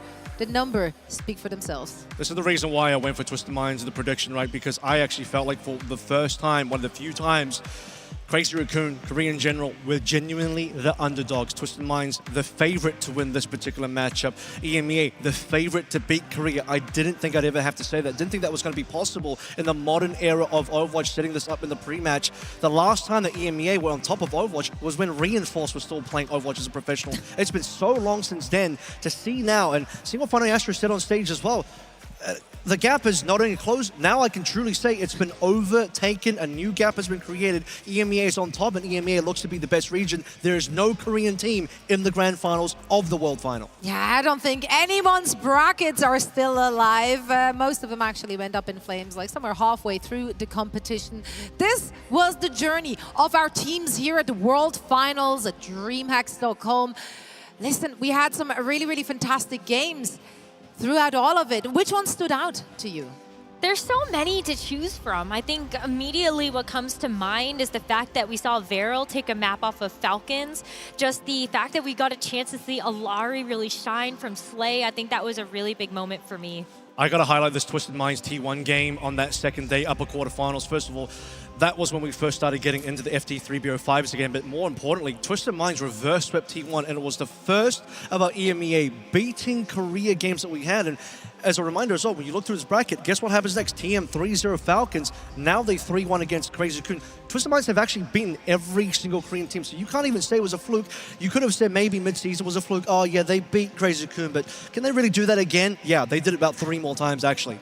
Proving it in this tournament as well is just absolutely wild, especially when one of those ends up being in the lower bracket where this is the final chance. You're either out of the tournament in 3rd place or you're moving on for a shot at that grand finals. I also love that it is a bigger sample size. Usually you have like one team from one region beat the other team from one region, and then you can't really make a statement of like, well, this region is clearly better, because it was just 2 teams.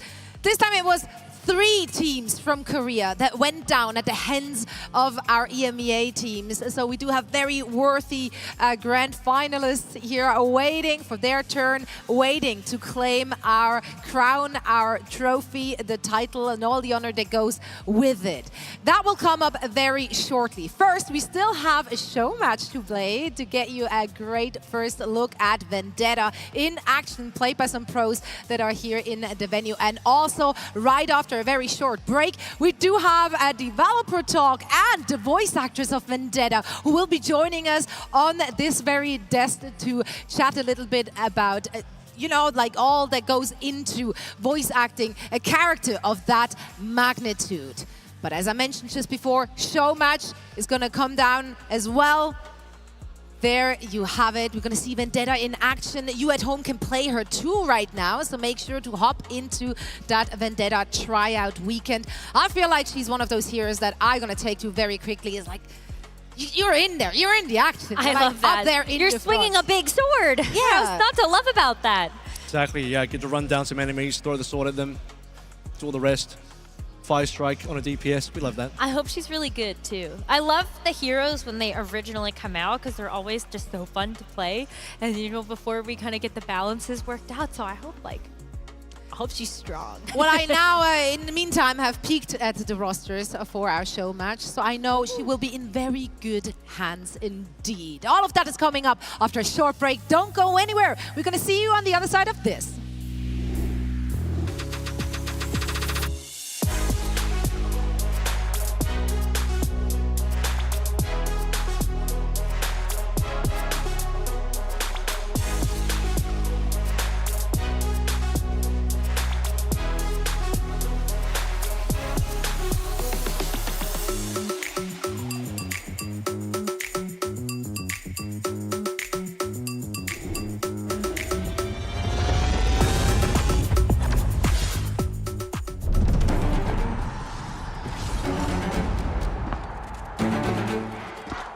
Ancora a bocca aperta, eh?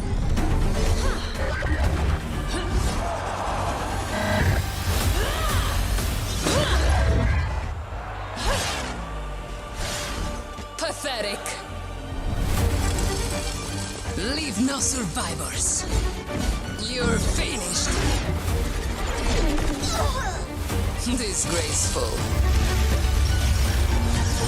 Not good enough.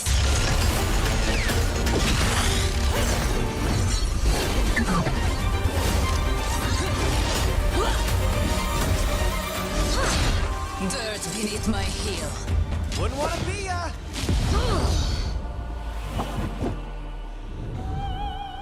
Enough games.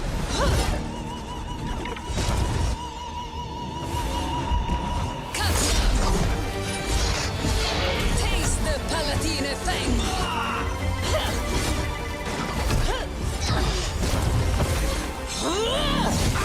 Know your place. Bow down. Che codardia. Oh, impressive.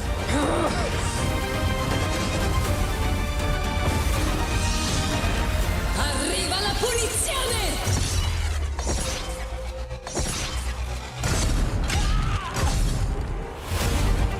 And so, my reign begins.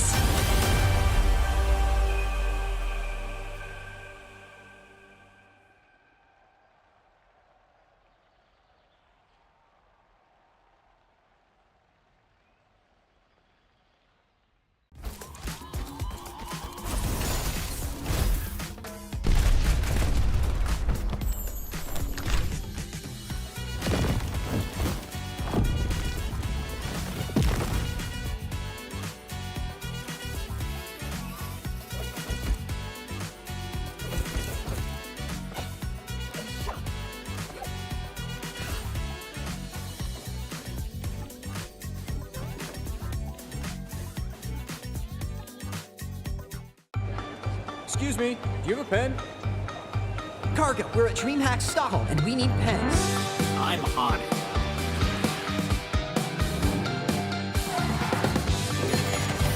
Bar, let's do this.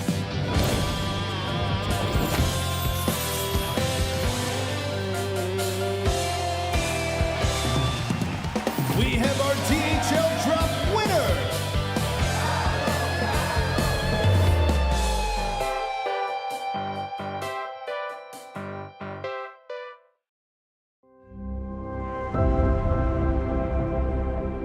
You can hear it in the wind. An echo, a whisper, a calling home. It welcomes us, not as wanderers, but as its kin. In search of a memory of what once was, where purpose ignites.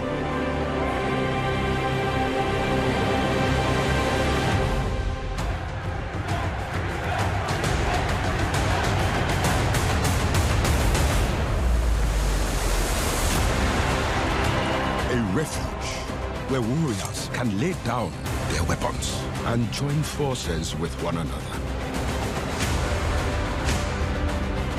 You can feel the power as countless worlds collide. A new future with endless possibilities. A place to unite. To imagine. To belong.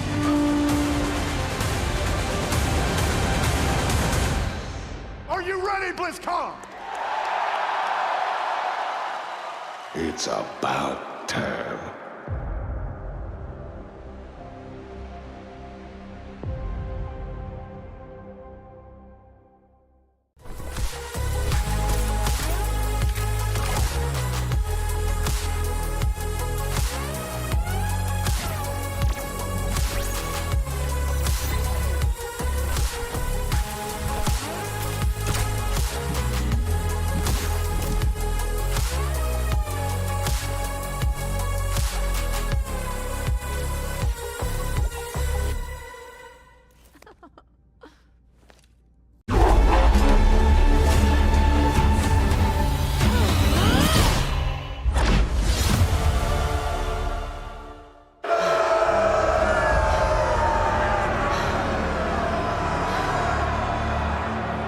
Look at them, Papa. Look at them. I wish you were here to see their faces. The crowd. The lights. The spectacle. I've become quite the celebrity in the Colosseo. They have chosen me. They call me La Lupa, the wolf. And I'm their villain. At first, I hated it. Their cheers and jeers reminded me of the sycophants you surrounded yourself with. Weak men who leeched off of your greatness, picking the bones of everything you built, leaving me with nothing, surrounded by my enemies, alone.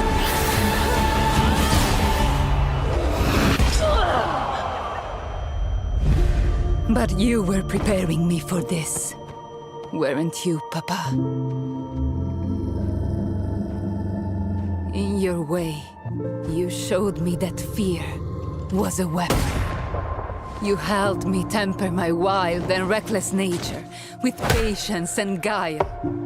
Taught me the value in knowing my enemy, in learning to turn their greatest strengths into their weaknesses.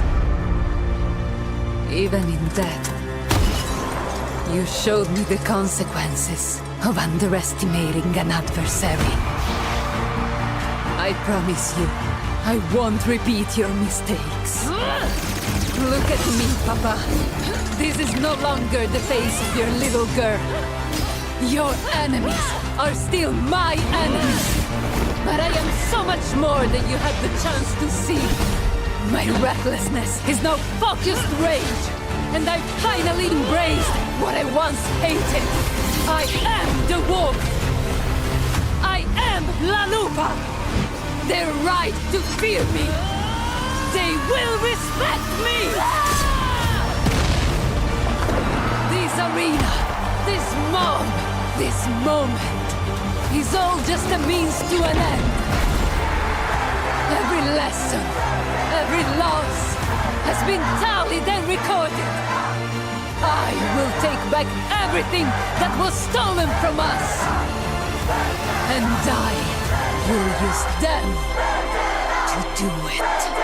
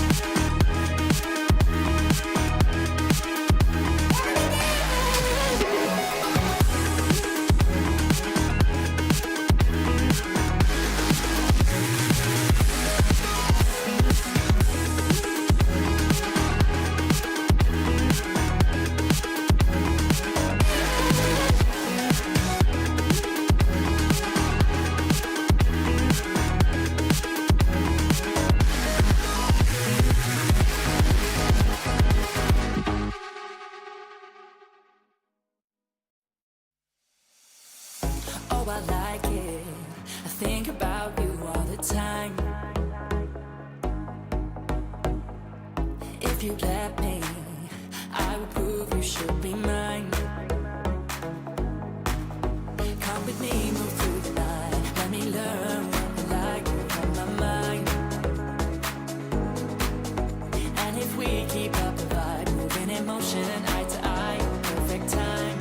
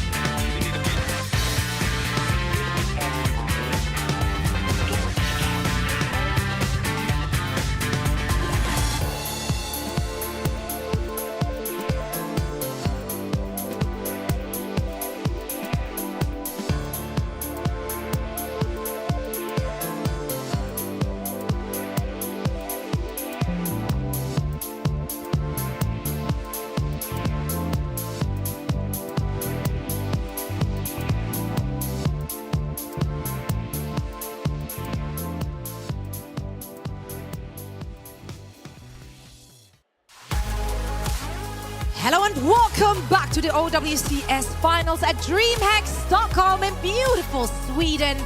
A trophy is up for grabs today. Two teams are waiting in the grand finals for their chance to win it all. Welcome back, everyone. Zoe here on the desk with a man who needs no introduction at all. It's Aaron Keller. Aaron, thank you so much for joining us once again. How has the time been here at DreamHack? Oh, it's been amazing here. And hello everyone. Hi everyone watching at home. This is really great.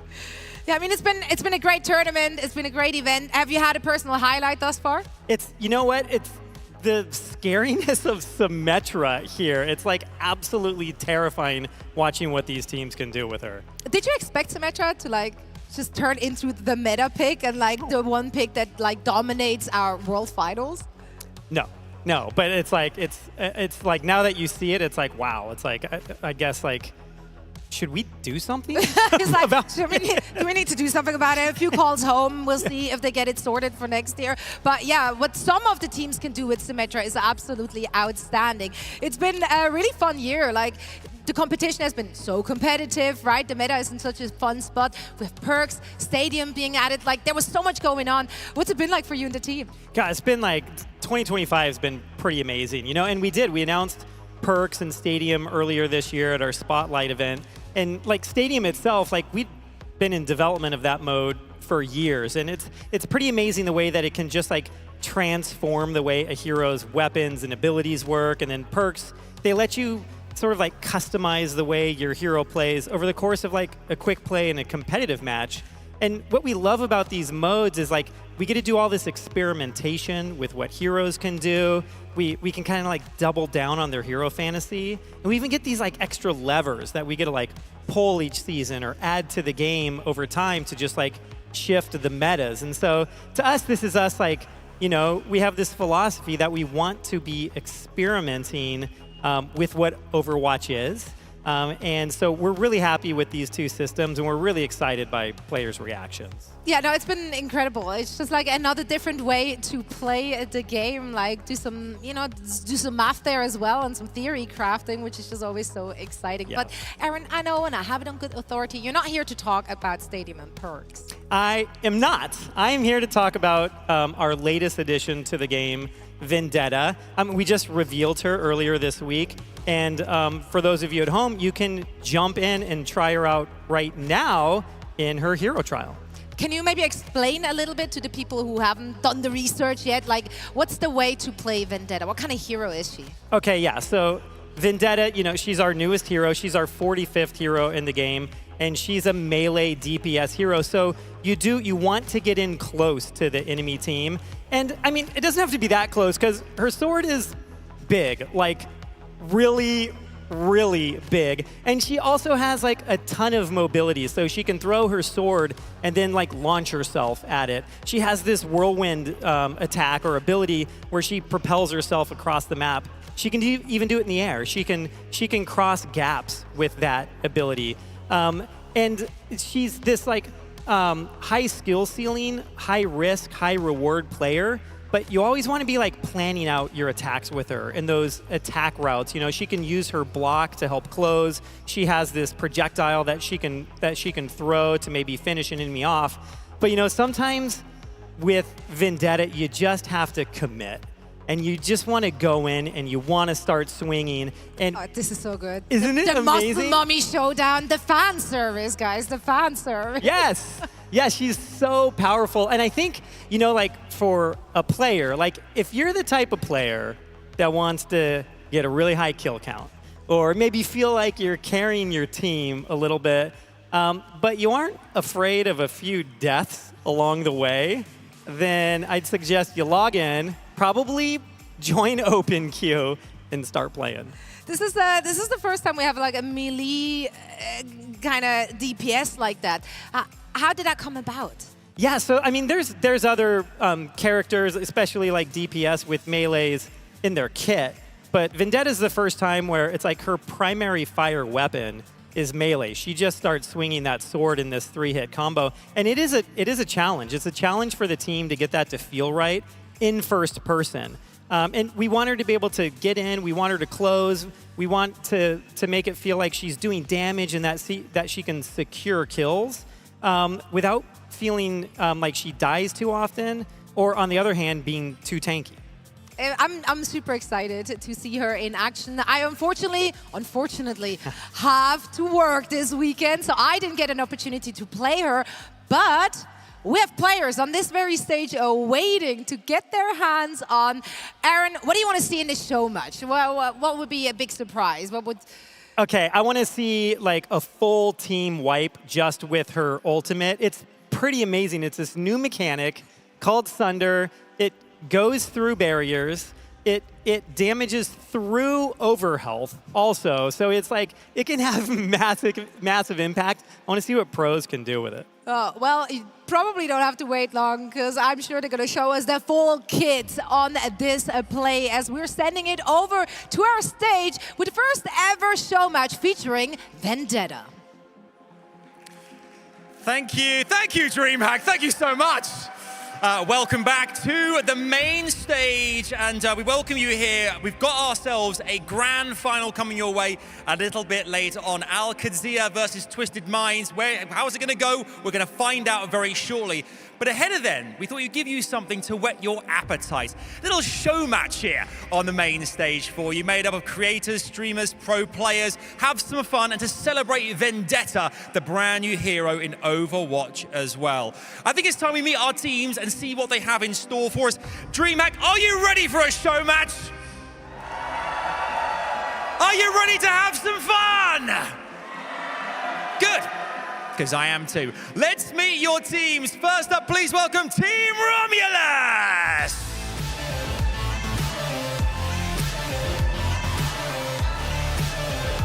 Made up of Zera, Soon, KSG, Gala, and Arns. We welcome them to the stage. Playing as Team Romulus, both our teams named after the ancient Rome mythological twins.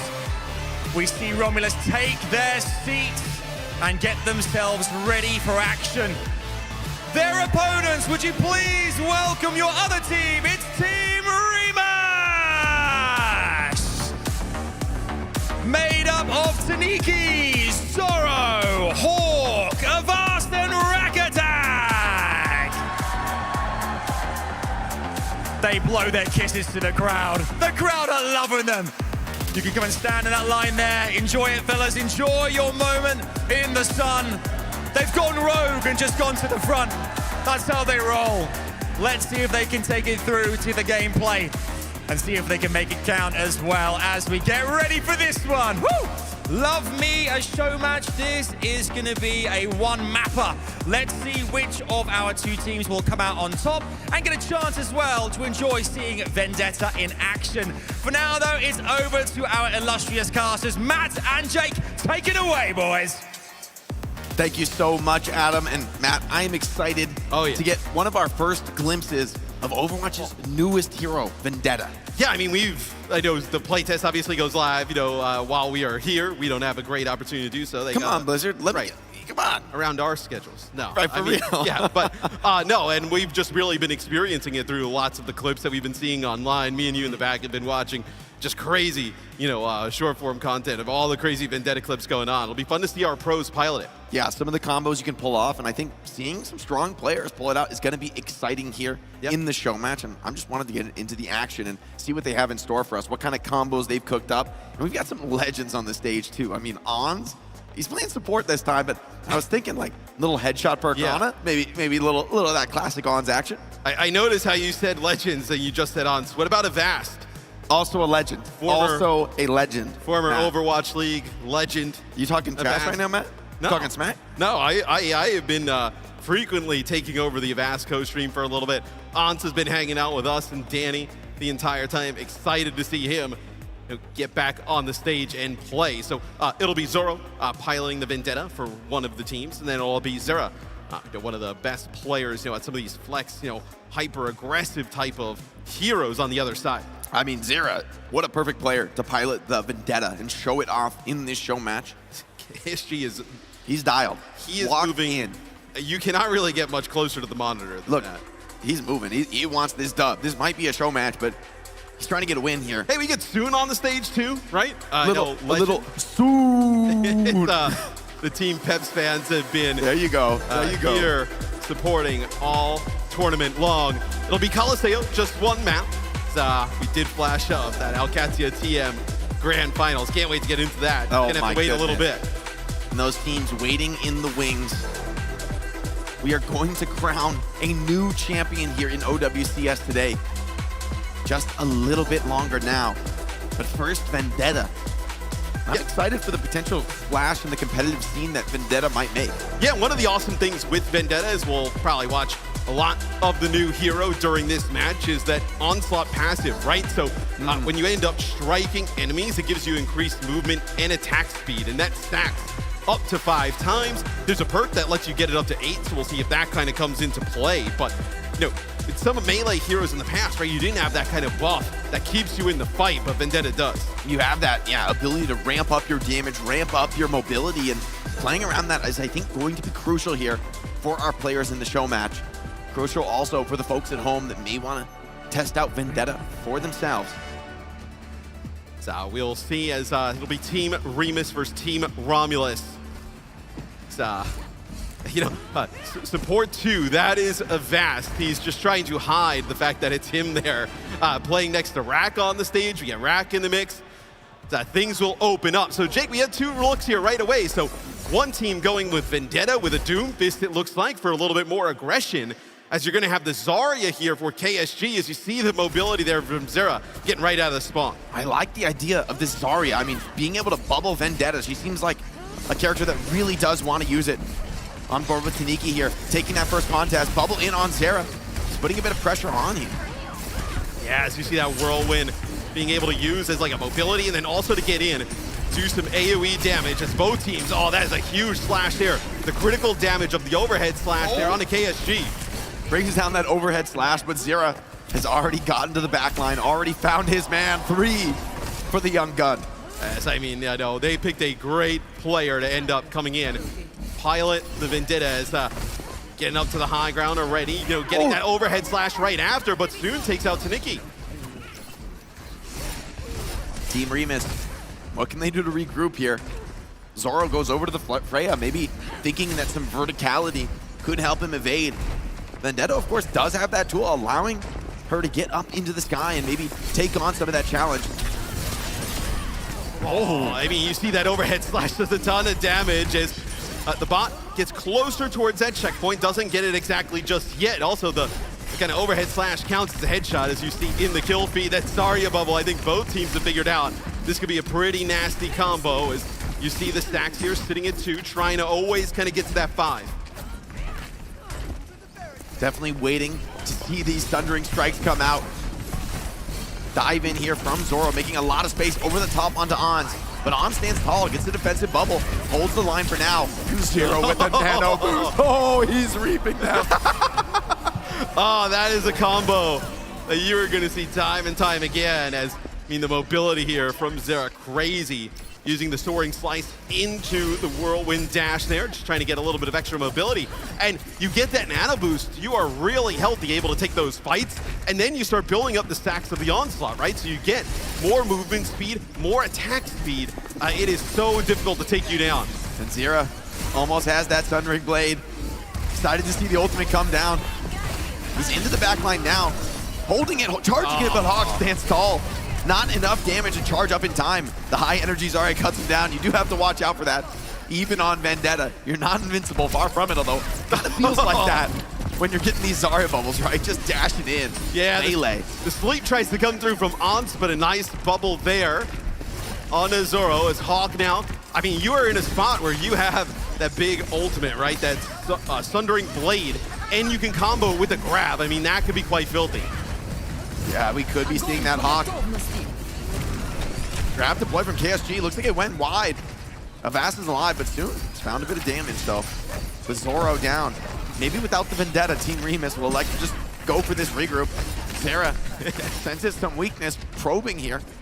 And you can see players still getting used to Zero, almost overshot it there. It'll be a grab from Hawk. sound barrier here from Avast. Only connects with 3. We won't go on too hard. You know, he's been in the pack. He's been co-streaming. He's out here with DHL all the time, and we love DHL. I mean, Avast, it feels like he's been everywhere this weekend. Staple member of the community. Solid beat. No Ajaxes here. I mean, Avast coming back to the stage and Ajaxing in a show match. That would go too crazy. Be a sad way to go. Don't just speak that evil on it, Matt. You gotta be careful. Your words have power here. The caster curse could be real. Oh, here's another sick combo. You're gonna have the Kitsune rush here. Oh, the attack speed gets so crazy in this combo. Dude. Oh my Goodbye. God. He saw that one coming. There's nothing he could do. Yeah, it's not able to kind of connect with any of those long-range projectiles. You can actually turn some of the Onslaught passive into those projectiles, shoot around the corner. So you see some of the players trying to go for that when players are on the exit. These leaping strikes are amazing, really, just giving so much mobility, and the armor really makes Vendetta pretty threatening. Diving in on these squishy backliners, they're not so eager to take some of these one-on-ones. Yeah, not many times they're forced into the warding stance, right? Having to kind of like go a little bit more defensive. You see it used here at times, almost like toggled a little bit on and off there. It's very difficult to see Zera getting some pressure there onto Hawk. Doesn't exactly want to stand and trade with the Vendetta as Vendetta gets stronger. Ghosty comes out, Taniki. Can he find more here? Nano again onto Zera. Zoro finds one, but the trades could come in. Nano boost, you don't want to tangle in that one-on-one.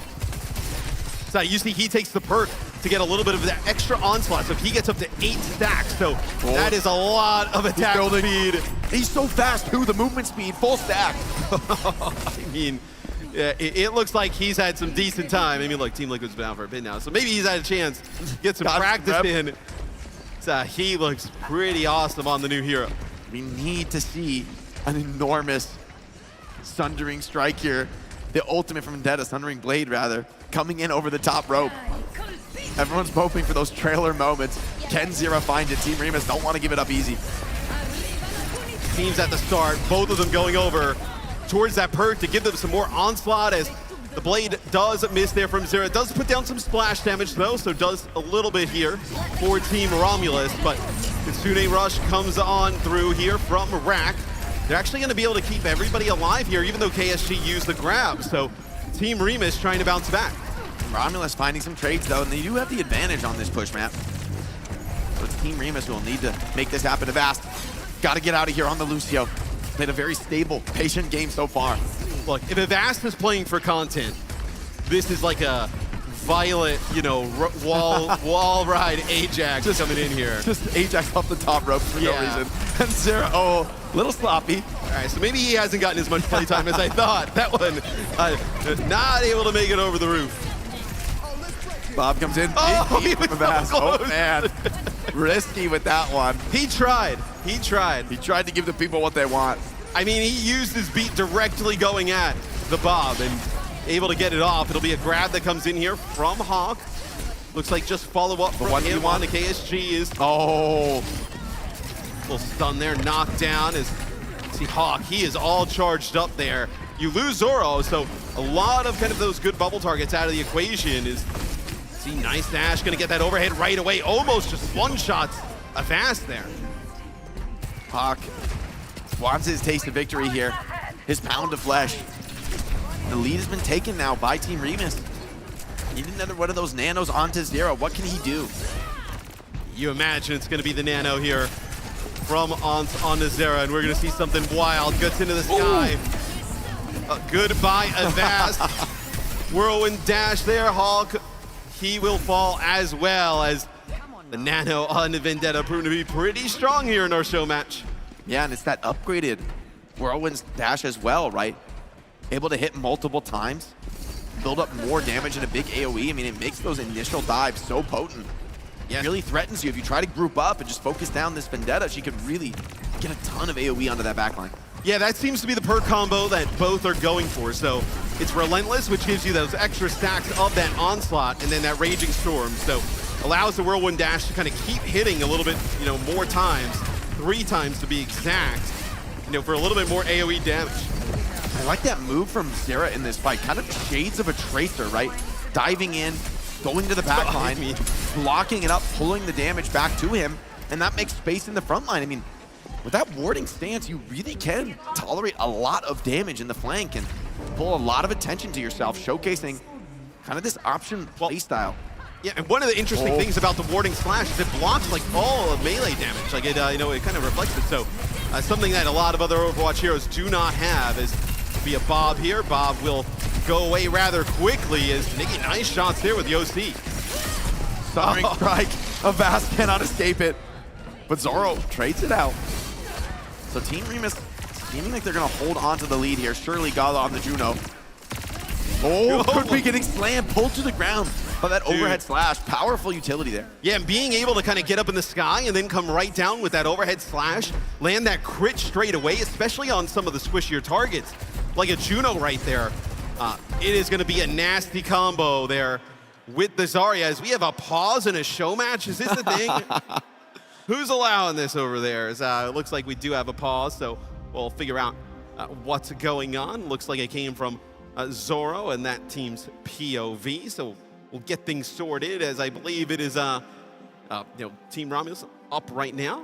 As Vendetta has proven to be pretty strong here, Jay. Yeah, absolutely, man. I'm really excited to play some Vendetta. This hero seems kind of right up my alley, Matt. So on a personal note, man, kind of stoked to get home and to start getting some games in.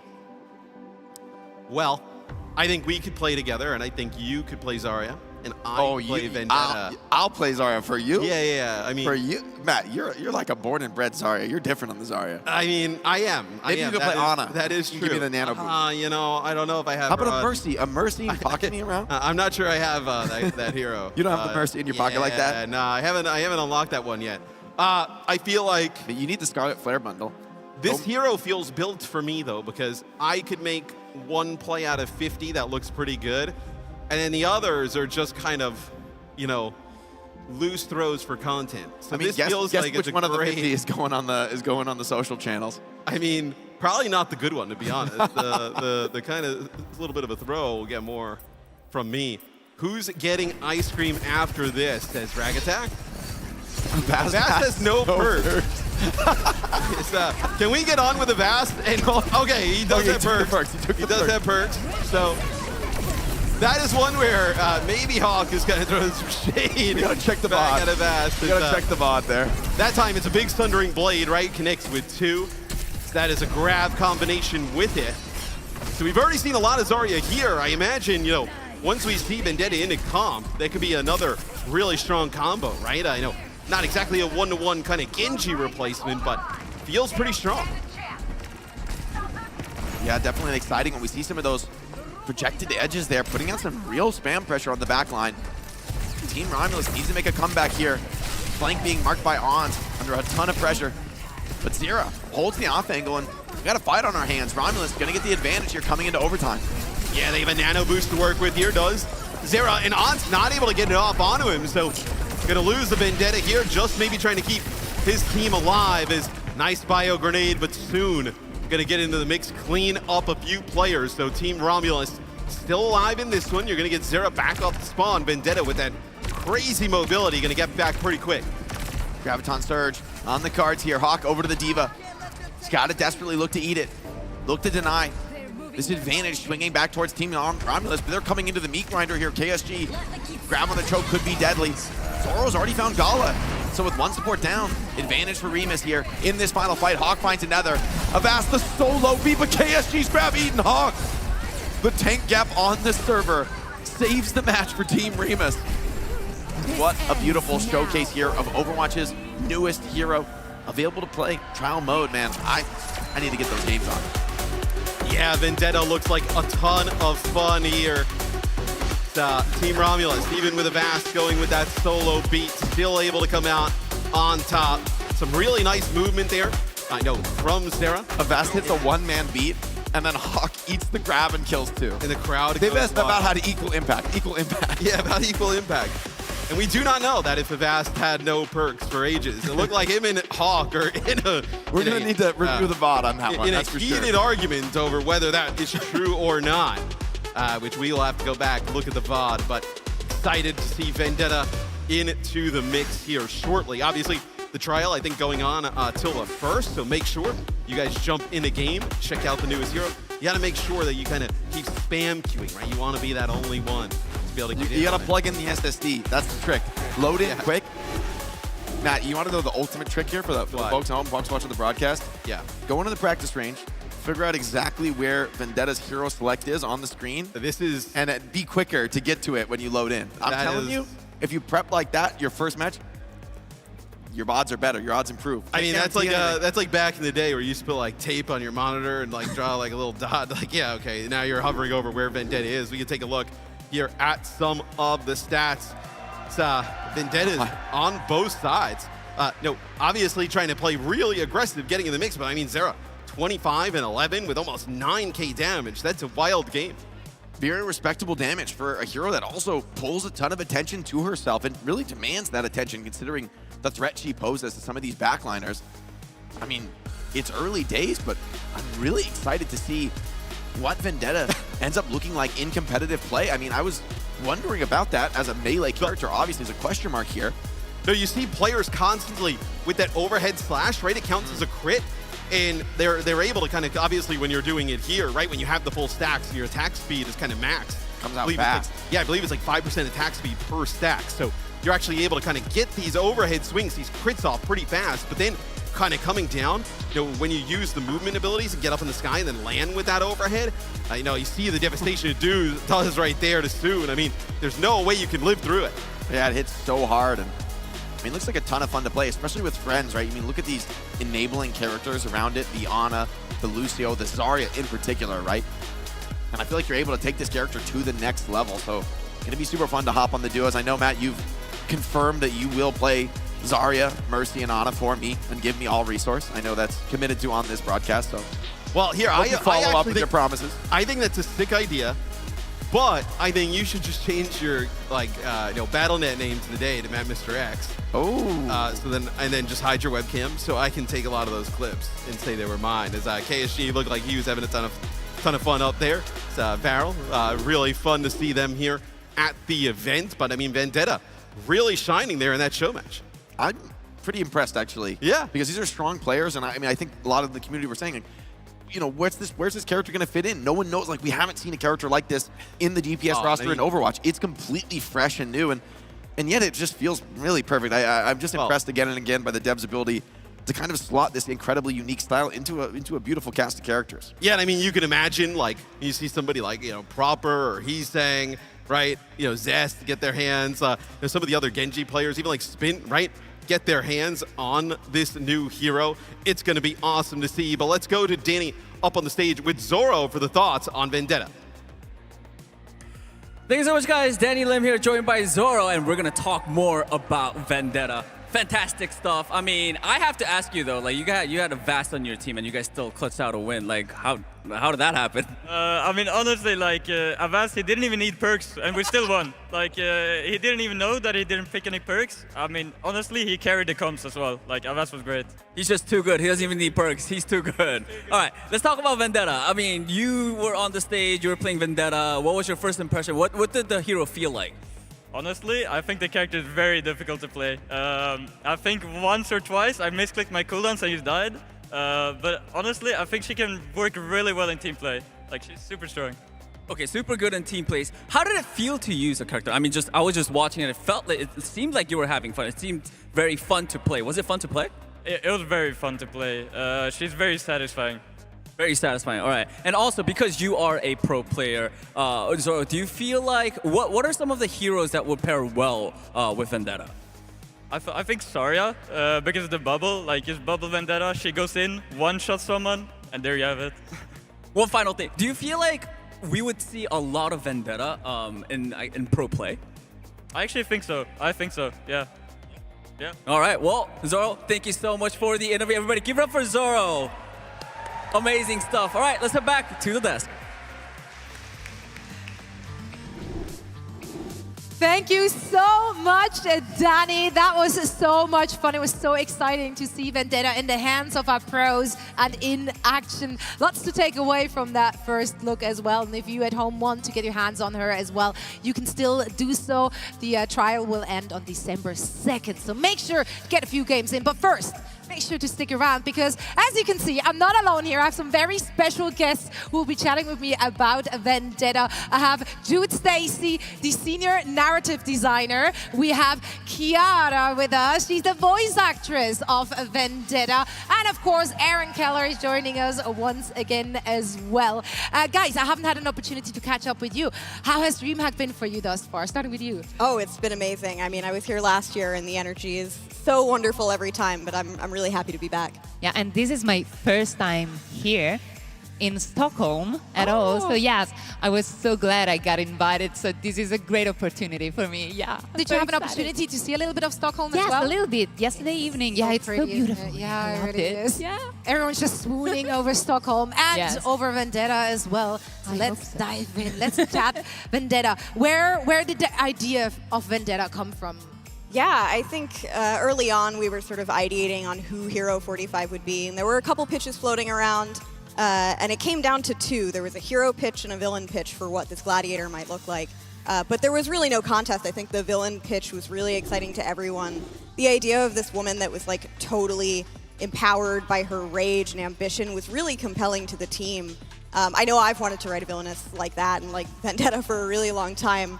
And I think that we'll see her anger manifest in a lot of really cool ways, in ways that pose a real threat to our world.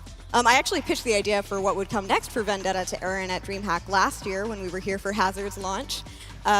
Do you remember that, Aaron? We were waiting for a table at a pizzeria. Yeah, I do. No, okay, no shot. You pitched Vendetta at a pizzeria. Not a Vendetta bit, herself. That's a bit on the nose. We already had the idea for Vendetta, but it was just sort of what she might do with her power that we were talking about more. What did you think of the pitch then? Yeah, it was, okay, fun conversation. And I don't want to give away too much here because there's a lot of spoilers in what we talked about with that. But yeah, like Vendetta, she is connected to our world. She's connected to the lore. And we want to keep revisiting that. We want to really see where she's going to go and how she's going to affect the state of things. But players are just going to have to wait a little bit to find out how that all plays out. Yeah, those connections to her lore, though, were really fun to draw on. I mean, there was the sort of immediate point of recognition when we harkened back to Retribution. And I mean, the team felt it, and I think the community is feeling it now, too.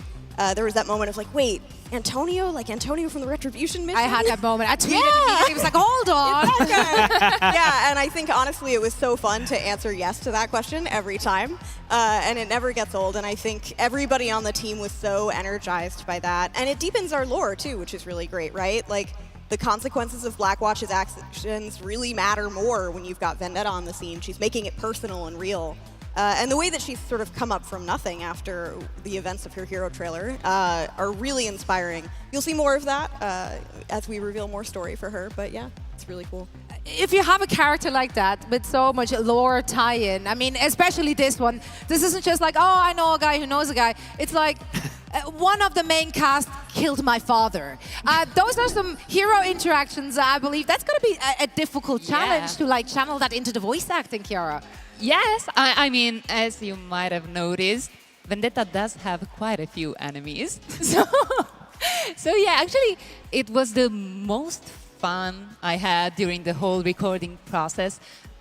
The part in which I was recording the interactions with all the other heroes and all the other characters, especially when I get to hear the voices of the other characters in my headphones.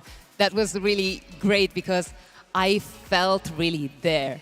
That was amazing. Also, with me being kind of a people pleaser, getting to act as someone who doesn't really care about what others think about her. I love that. She is so, yes, she never asks for permission. She never apologizes. So I think that was kind of therapeutic in a way. I love that for you. Are there some parts of that where you're like, I'm gonna do that in IRL now too? Like I can learn a little bit of what Vendetta does. Yeah, and I'm like, I should be a little more like her. Maybe not too much because. Yeah, that's a fine line. Yeah, the killing part, I'll avoid that. Fine. I'll try. Yeah. I'll try. I'll do my best.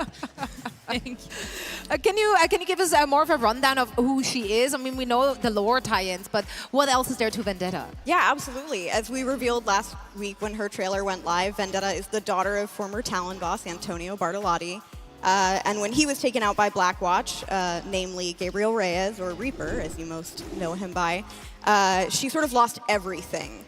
I don't want to spoil too much about how she gets there, but as you can see now, she's fought her way to the top of the Coliseo, and she's become their champion, La Campeonessa.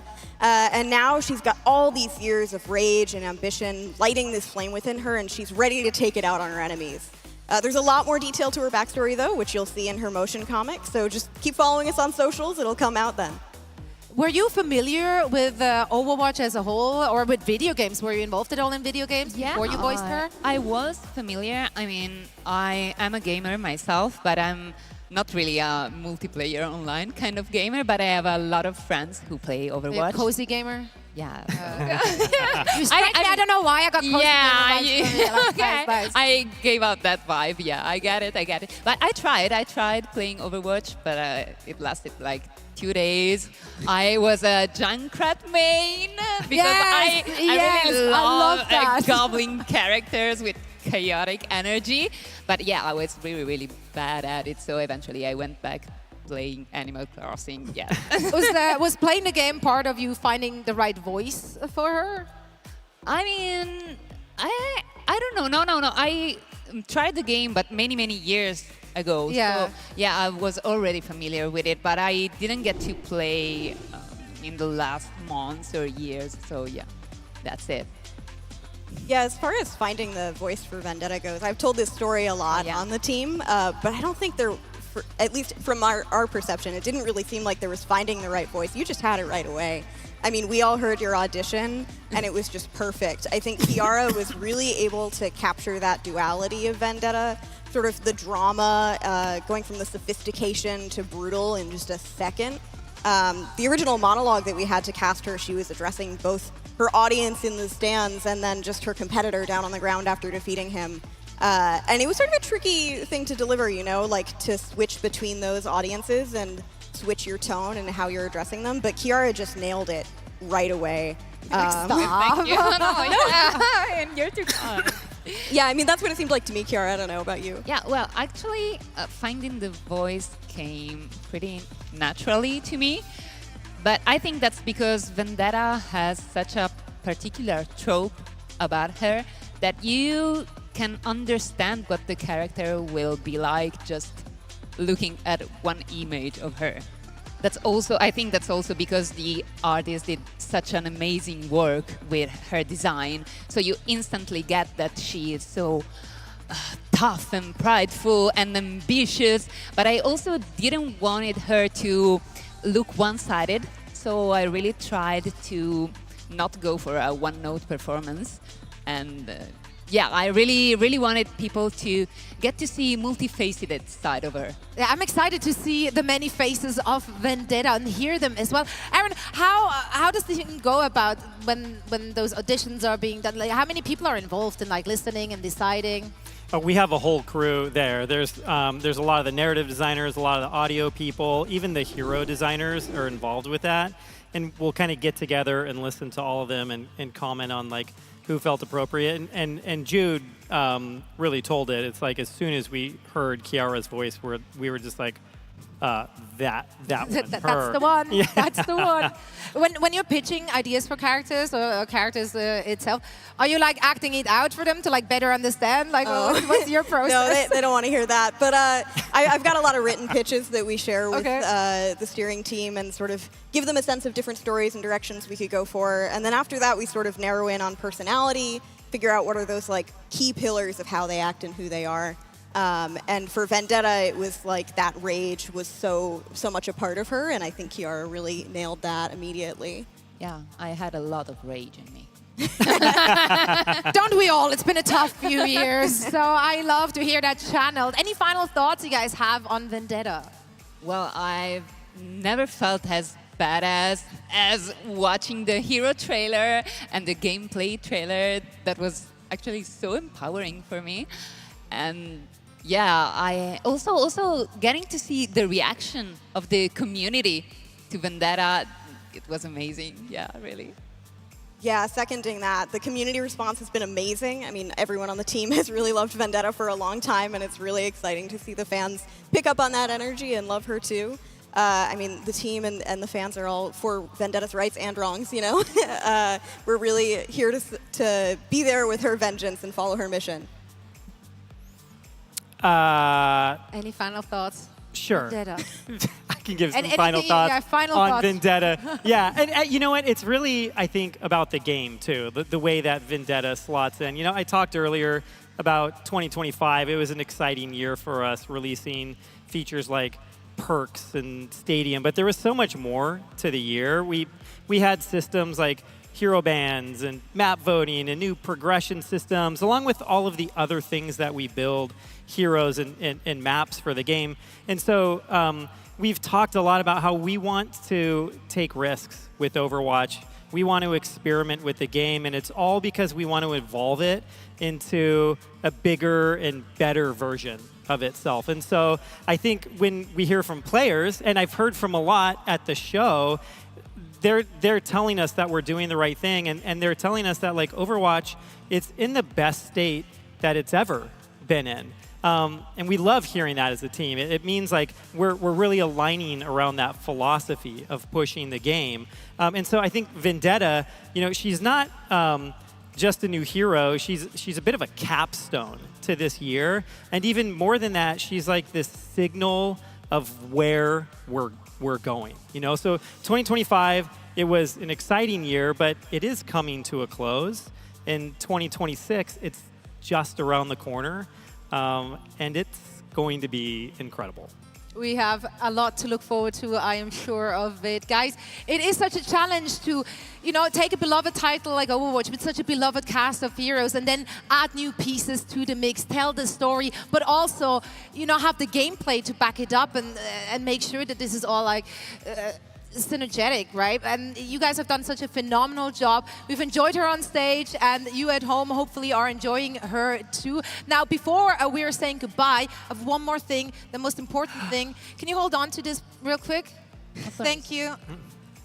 Happy birthday! It's Vendetta's birthday, everyone! So make sure to head on over to the socials. Wish her a happy birthday. Give it up here in the crowd. Thank you guys so much for joining. It's been an absolute pleasure to hear more about Vendetta. And we're not done for today. When we're coming back from this break, it's grand finals time, so stick around.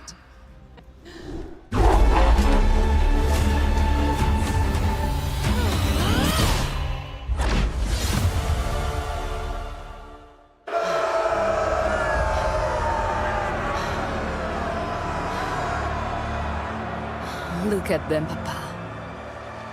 Look at them. I wish you were here to see their faces. The crowd. The lights. The spectacle. I've become quite the celebrity in the Colosseo. They have chosen me. They call me La Lupa, the wolf. And I'm their villain. At first, I hated it. Their cheers and jeers reminded me of the sycophants you surrounded yourself with. Weak men who leeched off of your greatness, picking the bones of everything you built, leaving me with nothing, surrounded by my enemies, alone.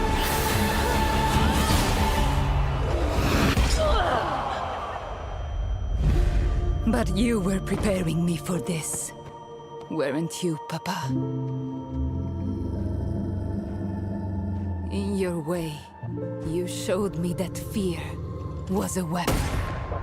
You helped me temper my wild and reckless nature with patience and guile.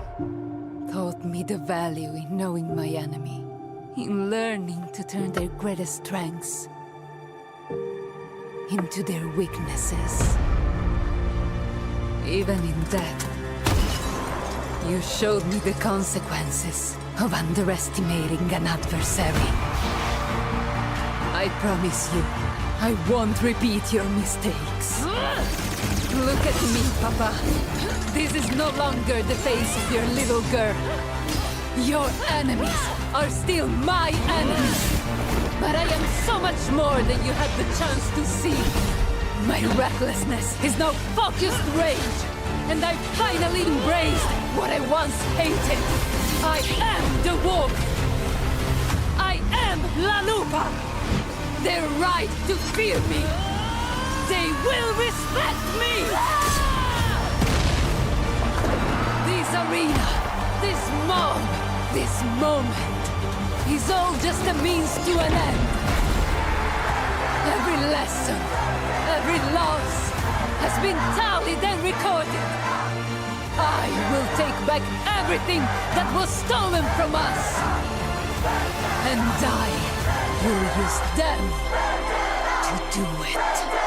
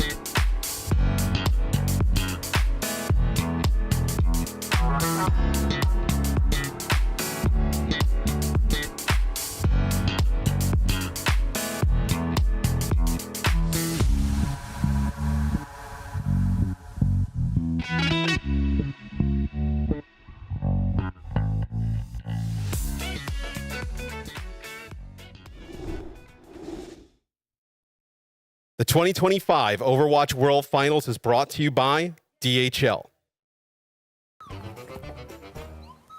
This camera, we're gonna win it this time for you. I start? No, he starts first or? Hello everyone, this is Psycho. I play DPS for Twisted Minds. Hello guys, it's Labda headscan for القادسية. And for all our Saudi fans out there, we're gonna win it for you guys this time.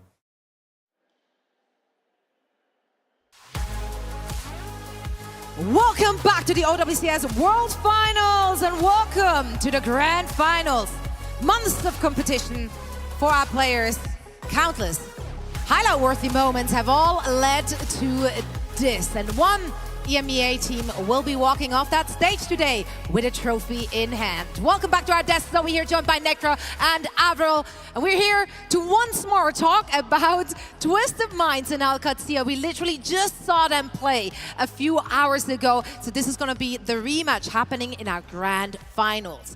Twisted Minds fell in that first bout. But what do they have in store? Do they have more in the tank? Something else up their sleeve? I mean, the comeback versus Crazy Raccoon was absolutely insane. So if there's anything that they can gain from that match, I hope it's confidence to be able to pull out something new for this Al-Qadsiya matchup. I mean, we'll say this much, Twisted Minds will definitely be warmed up 3 games in a row now, Grand Finals, FT4 BO7, by the way, so it could go even longer, which means very likely to start running out of very important bans because that's going to be part of the story for this particular Grand Finals. I think Alcatia, they're in the driver's seat for me at least as the premier Symmetra team. We saw Twisted Minds in the upper bracket final. They wanted to shy away from the Sim. They still may want to be the Sim counter team. And they did that off the back of this Psycho player coming into the roster, Echo, Tracer, Mei, kind of some of these picks that ended up actually being really great as anti-Symmetra tech, but also Quartz picking up something else outside of the Sojourn, going over to the Freya, and it's both of those DPS roles that I feel like we're trying to deal with the Symmetra, but fell short at the end of the day. Well, I do have a little bit of news to share. UB is in fact going to be starting for Twisted Minds, so that immediately changes things in my mind in terms of how this is going to flow. Upper bracket final, they tried to be the anti-Sim team with UB coming in for Twisted Minds. They will now be in a raw Symmetra mirror with UB also piloting that here. I think this is the change-up that may be expected in the sense that, okay, well, TM, they already lost a counter scenario. Now, can they maybe just be the Symmetra team in the mirror instead? Yeah, so then I'm wondering, do they actually end up pulling out a Symmetra ban at any point? Does Psycho actually come into the roster if they do want to try to execute on something like a ban? But I think, yeah, Symmetra versus Symmetra, you should definitely expect that. Expect more of TVNT and Ziad going up against each other. I mean, this is just a clash of 2 incredible EMEA titans. They have finally overtaken the Korea teams, and it's just going to be a major showdown today. Of course, Twisted Minds coming into this with a little bit left in the tank, right? They now have to play their 3rd match of the day, and this one is going to be a first to 4. It's going to be a longer series, and I think that's where Avril and I were especially really excited to see how they were both going to approach this. With more maps on the table, it means that you have to be even more strategic about your bans, and you also need to get off to a good start. I also think if you're the Twisted Mind side, you can still play in towards the potential Symmetra counter, right? I think Sim ban will still be on the cards for them, not expecting Alcatia to ban away Sim at all. So given that it could be a longer sort of series, you are going to have some limited opportunities to ban exactly what you want. If you are going to see the Sim ban in terms of countering the Sim again, that now needs to very much be a map point. Similar storyline in terms of what we talked about, Alcatia versus team in the upper bracket, but then also team versus Crazy Raccoon in the lower bracket. Your Sim ban map has to be the map that you win. Absolutely. Let's talk about Twisted Minds here as we're rewatching some of their hero shots as well. I, by the way, love our hero shots. They're so good. They're so good.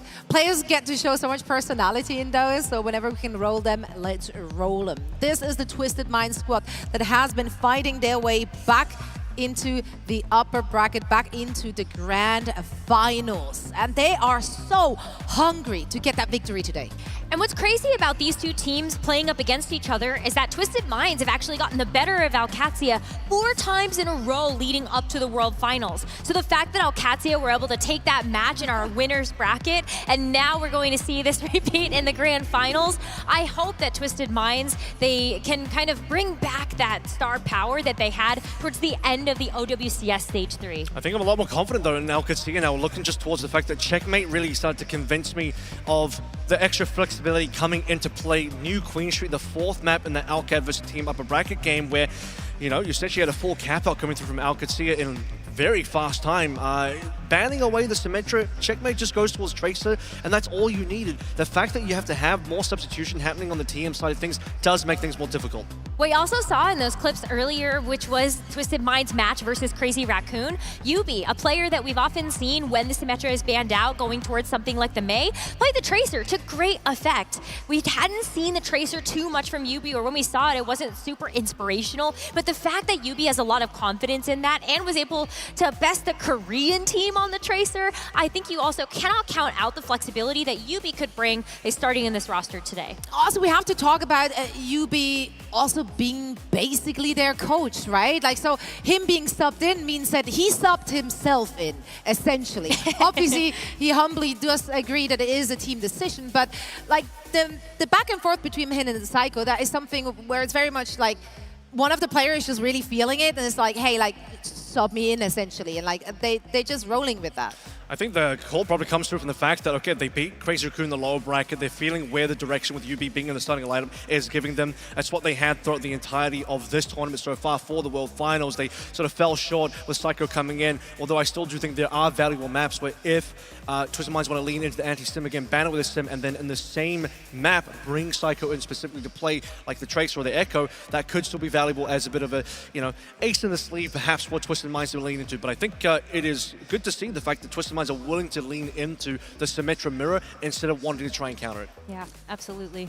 Yeah, this one is so difficult, right? Because I feel like in the first match, they already tried everything, right? They did play the Symmetra mirror, they tried other stuff, and it just didn't really work. And it was, in the end, the more one-sided affair than they would have probably liked. Maybe that fueled them, I don't know. There's not much time really to come up with something new. Yeah, but you heard from Funny Astro in that winter interview after Twisted Minds beat Crazy Raccoon. You heard him say, maybe we do have a couple other tricks up the sleeve. Maybe we can actually bring a strategy that will be able to beat our kind of Achilles heel in this particular tournament. But I do hope that they'll be able to bring out something special, and they have been able to play a variety of different comps. TVNT has a lot of different heroes available to him. It looks the best on the Diva, but it's still World's the oyster with TVNT in the starting role. Either way, it is a special moment because one of them will be our world champions. It'll be an EMEA champion in the OWCS era, but even the post-Overwatch League era, right? We haven't had an EMEA champion. I'm sure they both really want that, both with a bit of revenge on their minds as well. So everything's kind of themed around Vendetta, themed around revenge, and well, for Alcatia, right, they had the opportunity to maybe win the mid-season, fell short in the Grand Finals. They're back in the Grand Finals. They don't want to fall short again. And for Twisted Minds, having beaten Alcatia so many times recently, they want to make sure after losing to Alcatia, they get their revenge match as well. What's the head-to-head now? With the most recent one? It's very close. Before we saw them face off in the winners finals, we did see Twisted Minds have a bit of a lead. I believe it was 10-9 Alcatia was 10 wins and Twisted Minds was 9 wins. And so, Alcatia do extend the lead just a little bit with their win in the winners finals, but it's been 50-50. Right? Who's counting? It's been 50-50 this entire season. Yeah, oh man, this is a tough one. I actually hate that we have to make predictions for that. Alas, it's part of the show, so here they are. I always fall to recency bias, so naturally I should be picking Alcatia, but you know what? Not today. Today is not the day. I'm going to give this one to Twisted Minds. I think if they can ride the momentum from that victory in the lower bracket, and that was a big victory, a convincing victory, I think they can just ride the wave and take this trophy home. I love that. You had a lot of inspiring confidence. Thank and you. Also to give people, I think, some hope that Twisted Minds can take this. But for me, I think it's got to be Alcatia. They've looked amazing in this tournament. They have had basically a flawless run throughout this upper bracket, and it's not going to stop here. I gotta say, looking at the upper bracket final, Checkmate is what convinced me. This player is so flexible, is so good on this team, so smart. The Symmetra plays within the Trace and the Echo after that. They tried to ban away his Symmetra, and then they just completely rolled through New Queen Street on map 4 anyway. Yeah, I think when it really comes down to it, the swapping in and out situation with Twisted Minds may end up costing them a little bit, whereas for the Alcatia side, they know exactly where they're working with. I've got Alcatia as well. Checkmate leading the way. All right. Do we have the chat? Ooh, okay. It's 50-50 basically. Now it's much closer though. Like the first time around, was that the case as well? I can't remember. I think it was a little bit brain. more one-sided, but this Yeah, one let's just is go with very, it was very one-sided close. because no one's going to fact check us anyway, so all is good. Well, all is good. It's going to like be a close 60-40. series. Like Yeah. if history is an indicator, these teams are playing it close. Yeah, and don't forget as well, because we could have the potential to go to 7 once we finish 5 maps. Map 6 will be a reset on the map pool, so you can go back to any other map that you haven't picked yet. You get to pick from any of the game modes. You just can't repeat the same map, but the entire map set opens up again, so that's really exciting. And whichever team sort of has the possibility of actually being able to pick map number 6 could find themselves in a really winning spot. Map 6 advantage is huge in this type of scenario. It's going to be a good game, that's for sure. And speaking of good things, Stockholm, the time has come. The first ever live performance of OWCS theme song, Hold Your Ground, performed by Rachel Gillespie.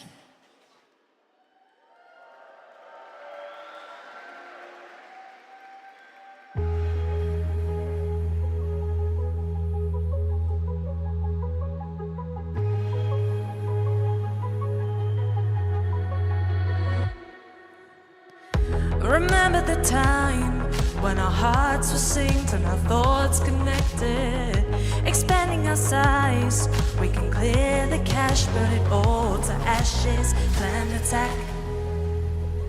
Our energy back and charging forward, losing track of what has failed us. We can be heroes, let all your fear go, no time to play. You're not alone, no stops in the road, the fallen pave our way. We can clear the mess with 1,000 marching steps. Nothing stays broken, nothing ever stays broken. While the world is burning broken, keep your unity loaded. While the world is burning, keep your head held proud. When the cities crumble, scream their name out loud. When the world quakes, hold your ground.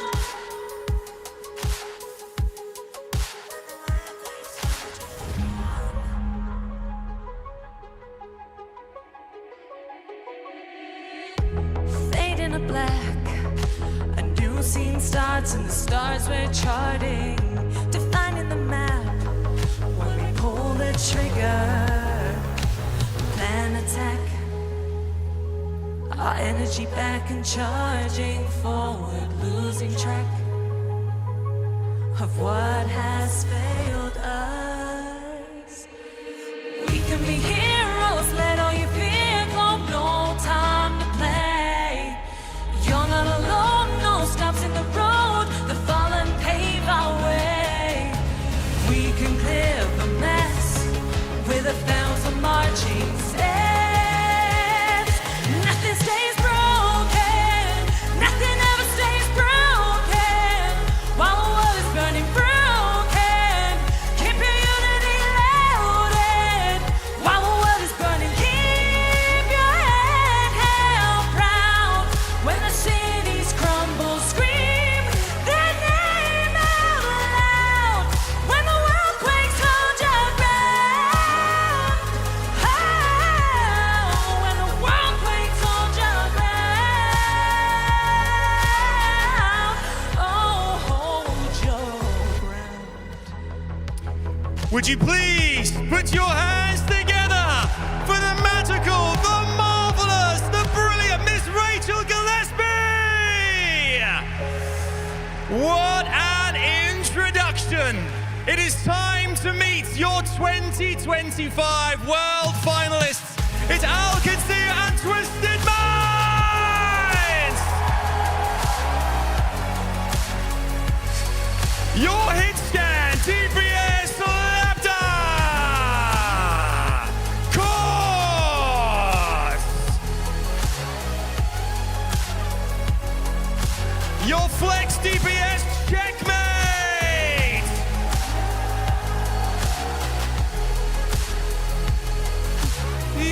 Yubi!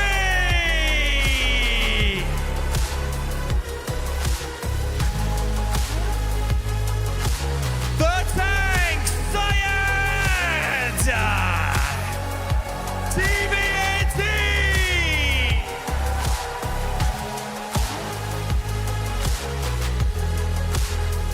Your flex support, Landon! Simple! Your main support, Kellex!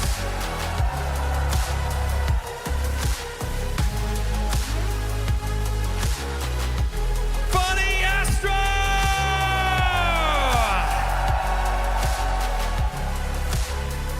The gauntlet is set. The gladiators are ready. Your world final is here. One more time, please, DreamHack, give a huge round of applause to your world finalists, Alcatea and Twisted Minds! Who will make their way into the history bigs? Who will become legend? DreamHack for the last time. Please let the world hear you roar!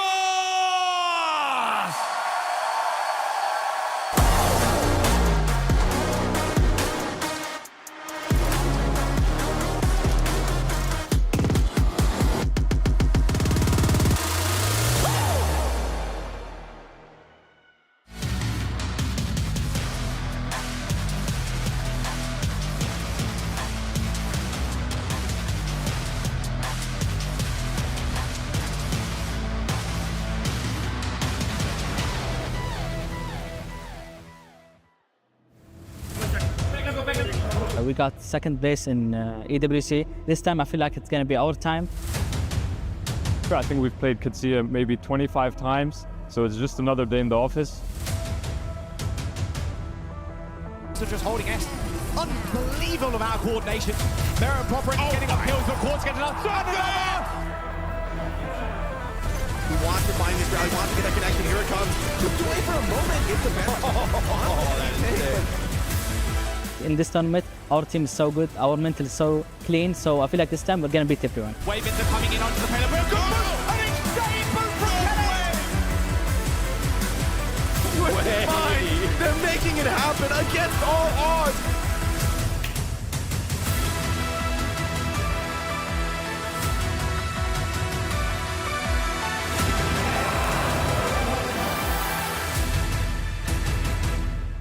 Twisted Minds right now is looking unbeatable. We are so ready.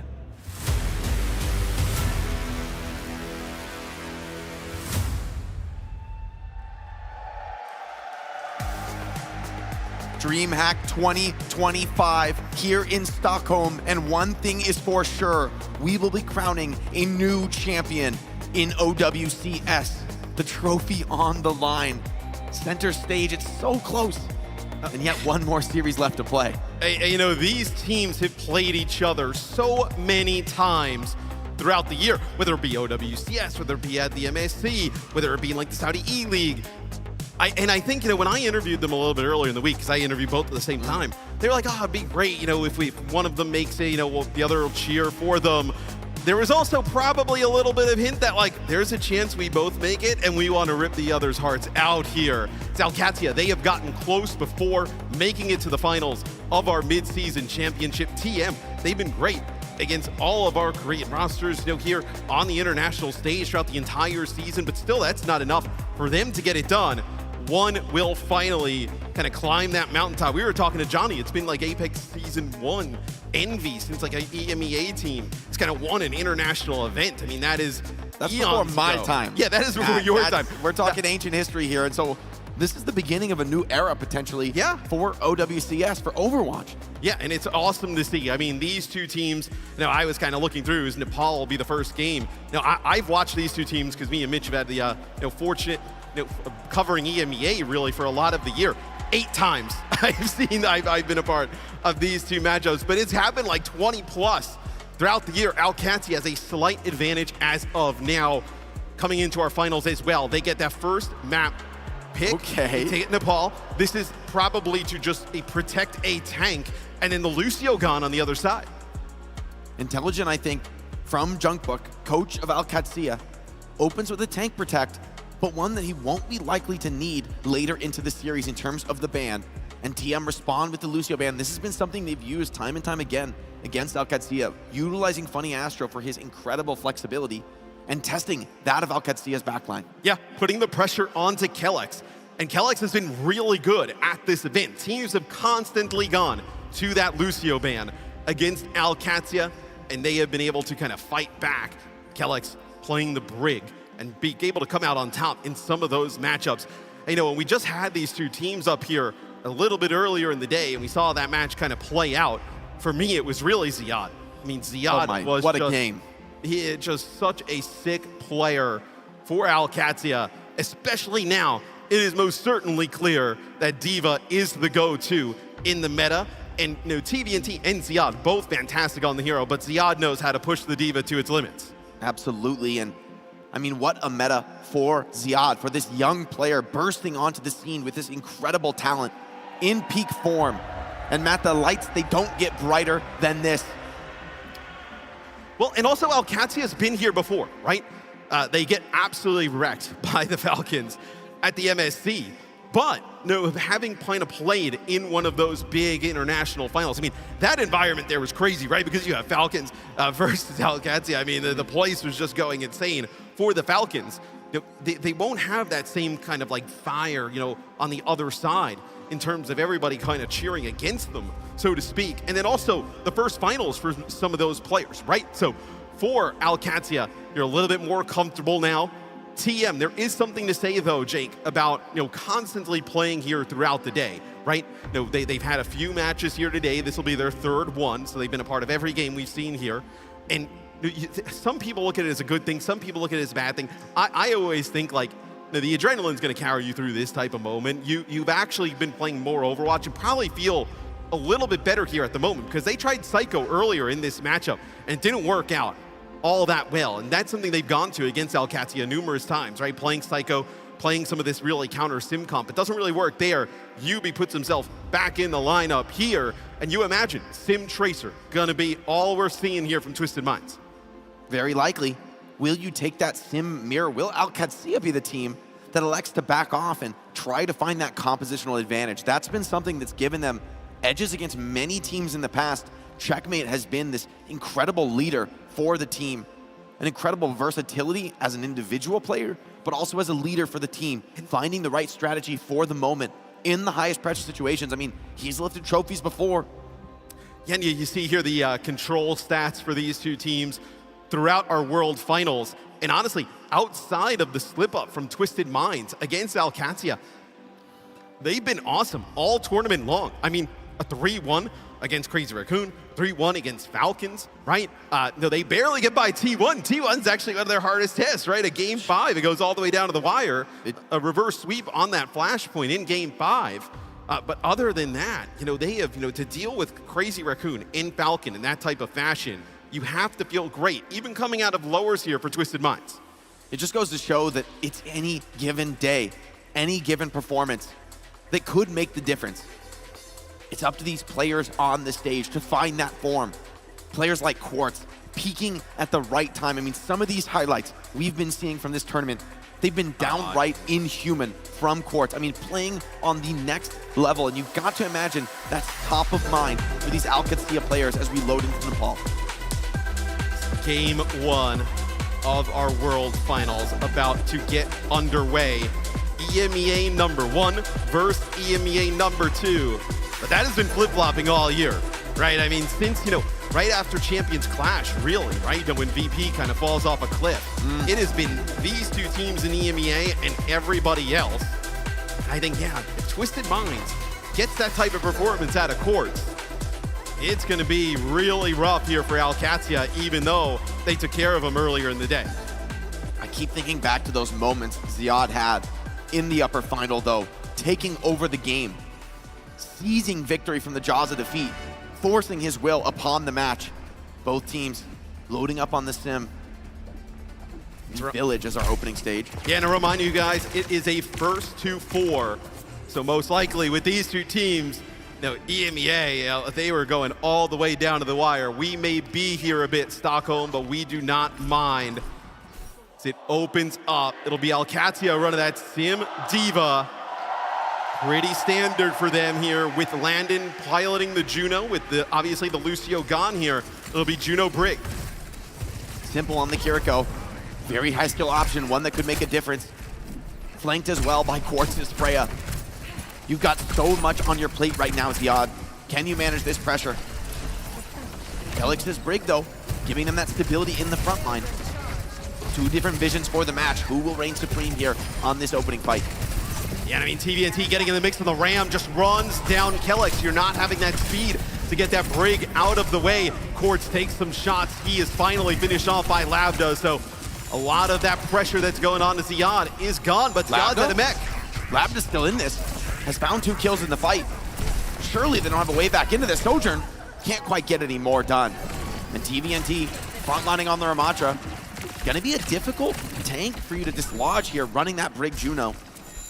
Landon and Kellex have to live to fight another day, but, well, this comp looks amazing for Twisted Minds. I mean, they've got such a durable frontliner, so much poke damage. Well, especially for TM here, Jake, you're actually able to use the Juno's speed ring with the Ramatra and just run the Brig down, right? Brig does not really want to kind of stand there toe-to-toe versus the Ram, so we'll see how Alcatia decides to play this. Next fight kicking off, it'll be Labda getting control of some of this high ground.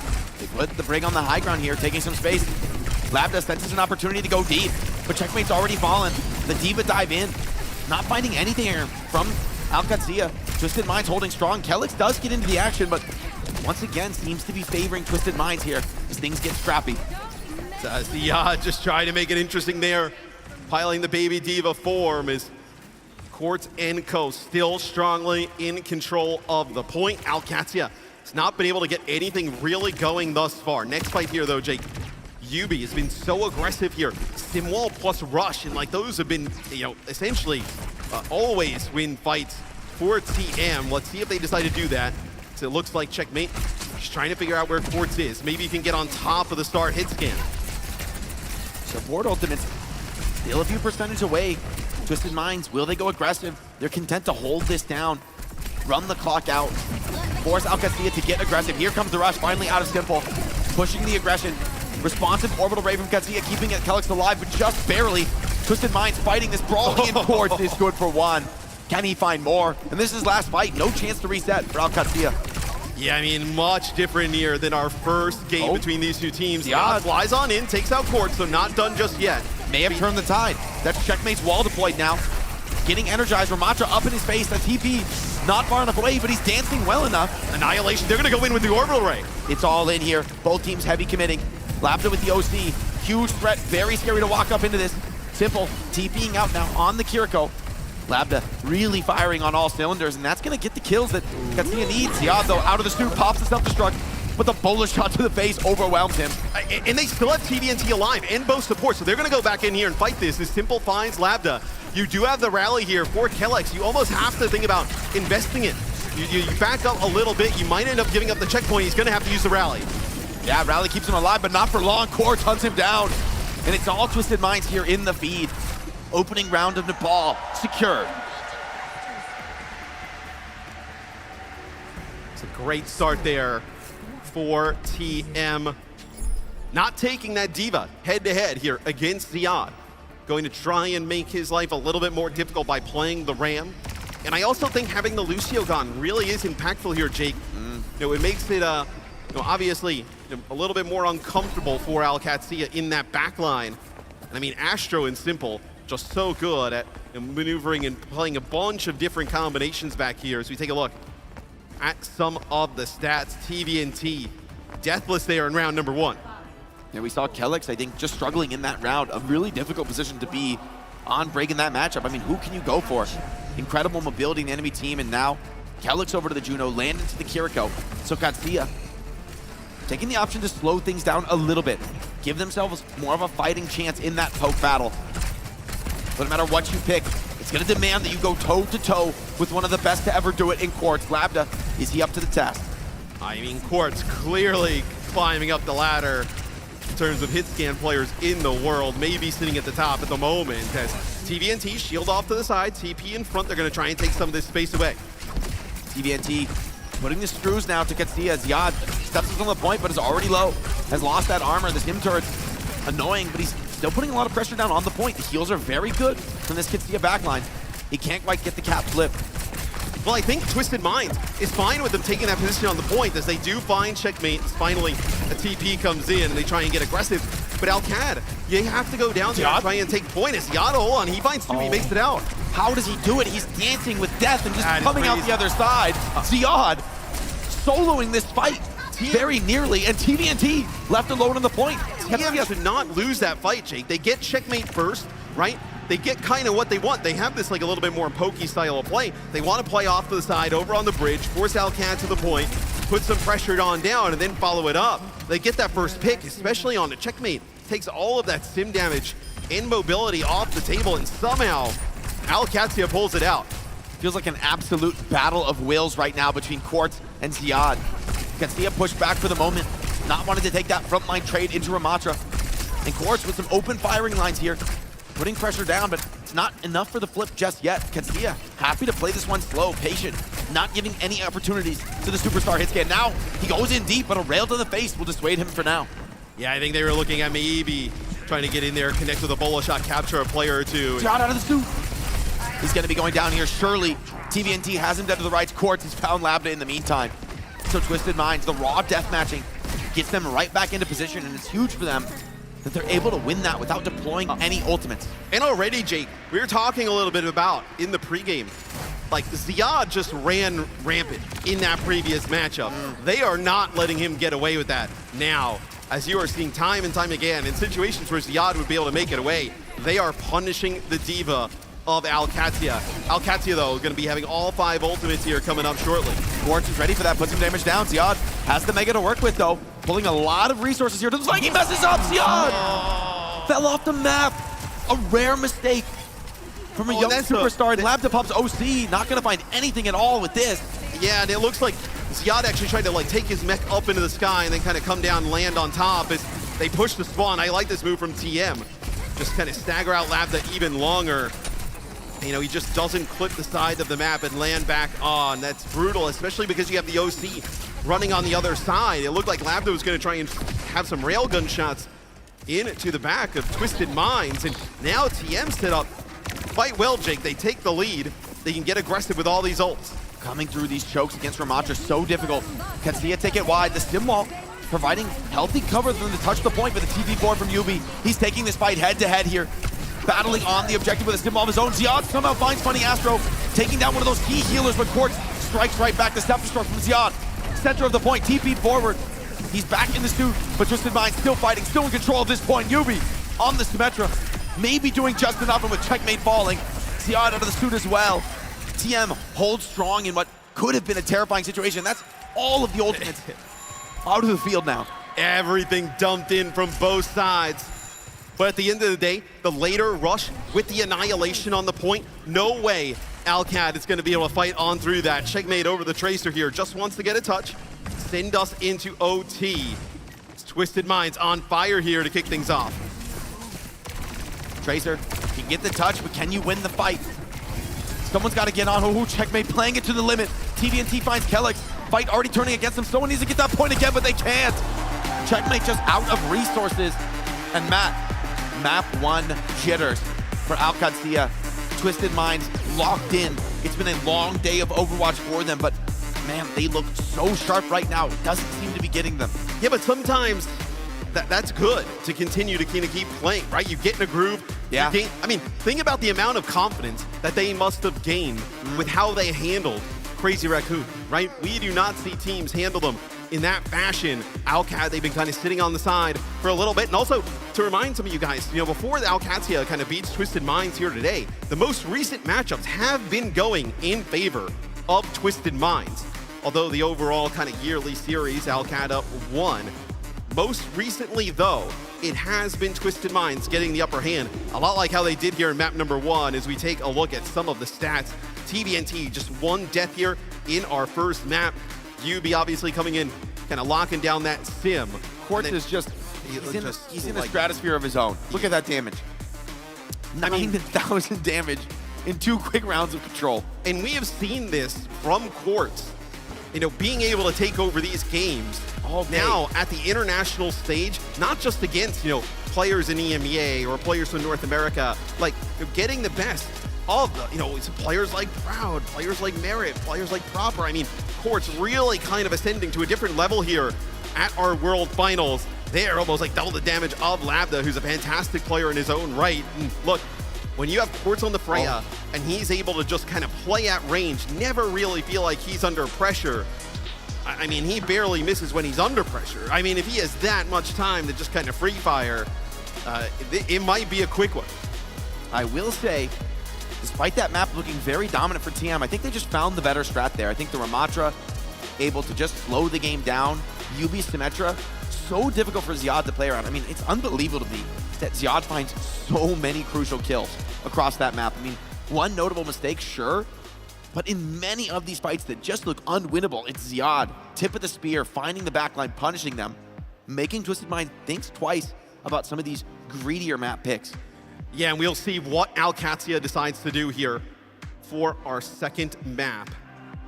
Obviously, map selection in first ban will go over to Alcad. You know, if there was one team that would ban the sim in this series, it would be Alcatia. Checkmate obviously a little bit more flexible here than Yubi. Yubi really Tracer sim May, you would say. Probably the heroes in his pool that you feel comfortable with him going to here in a World Final.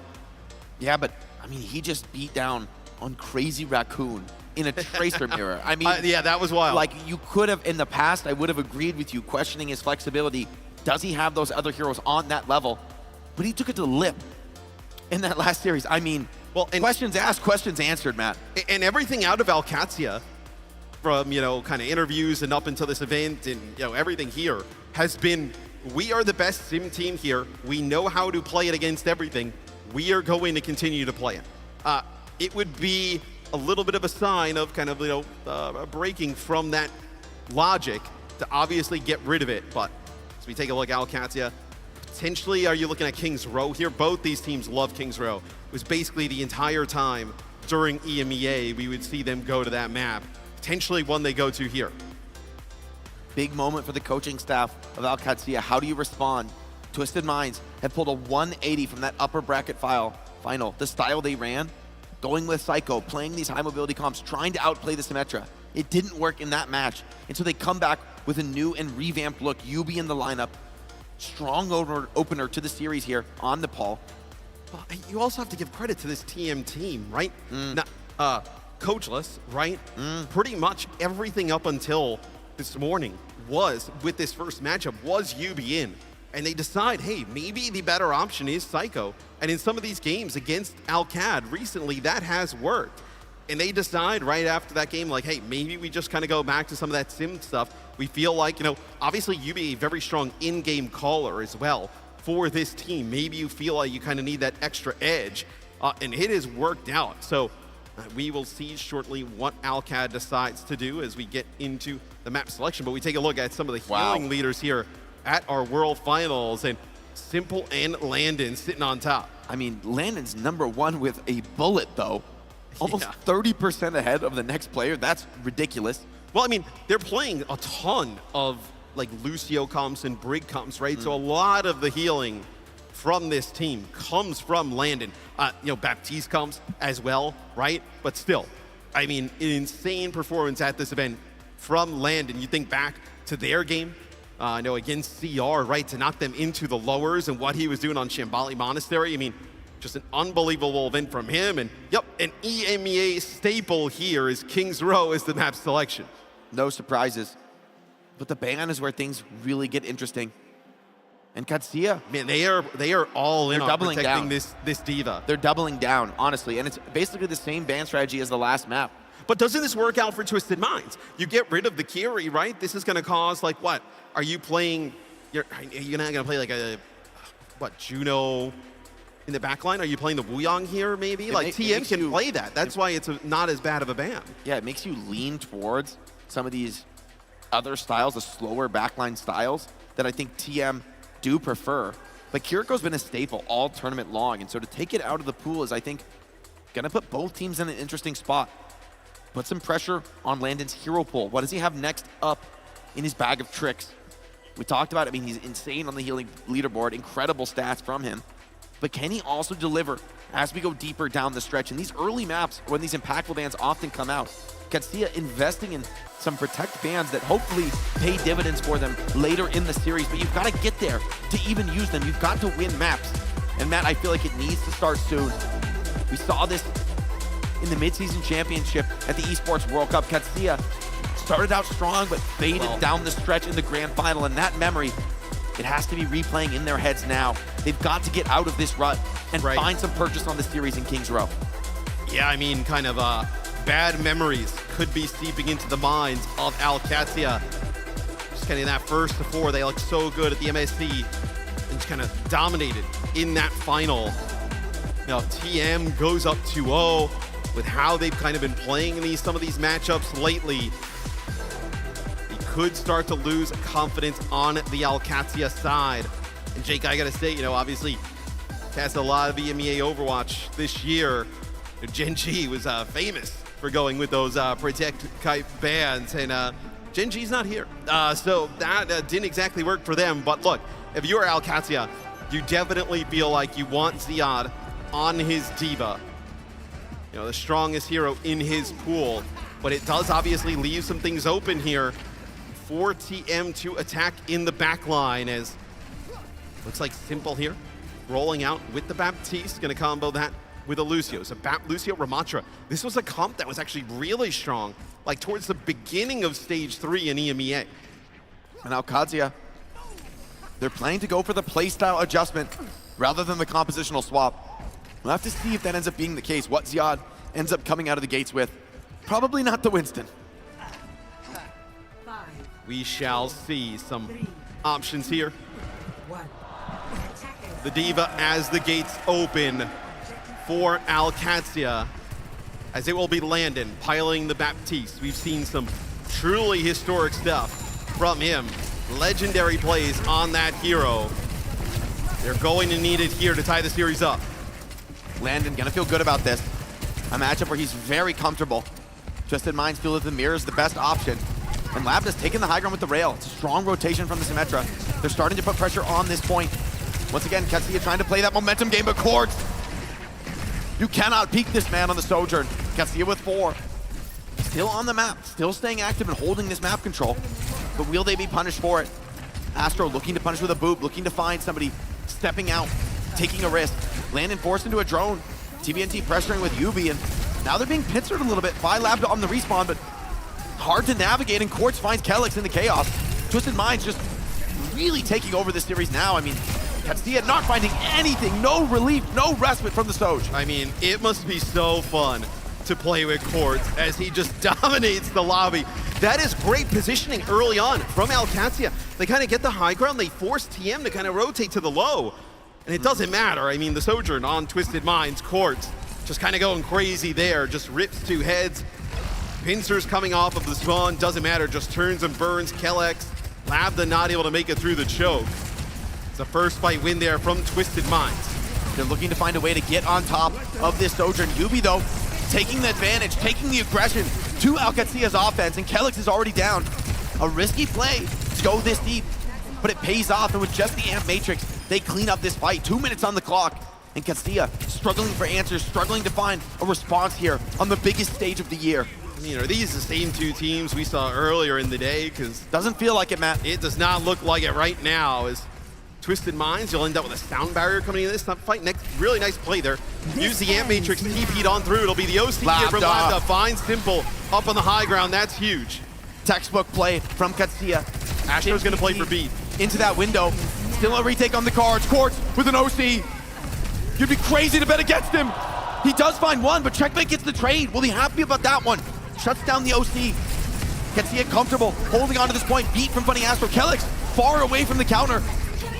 But somehow Katsuya living through it, surviving deep into this fight.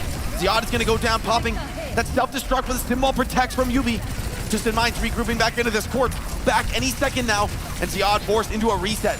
Oh, huge. I mean, they get the D-Mech there on Ziad. He uses self-destruct, able to make it out. Yubi plays really nice here, gets to the health pack.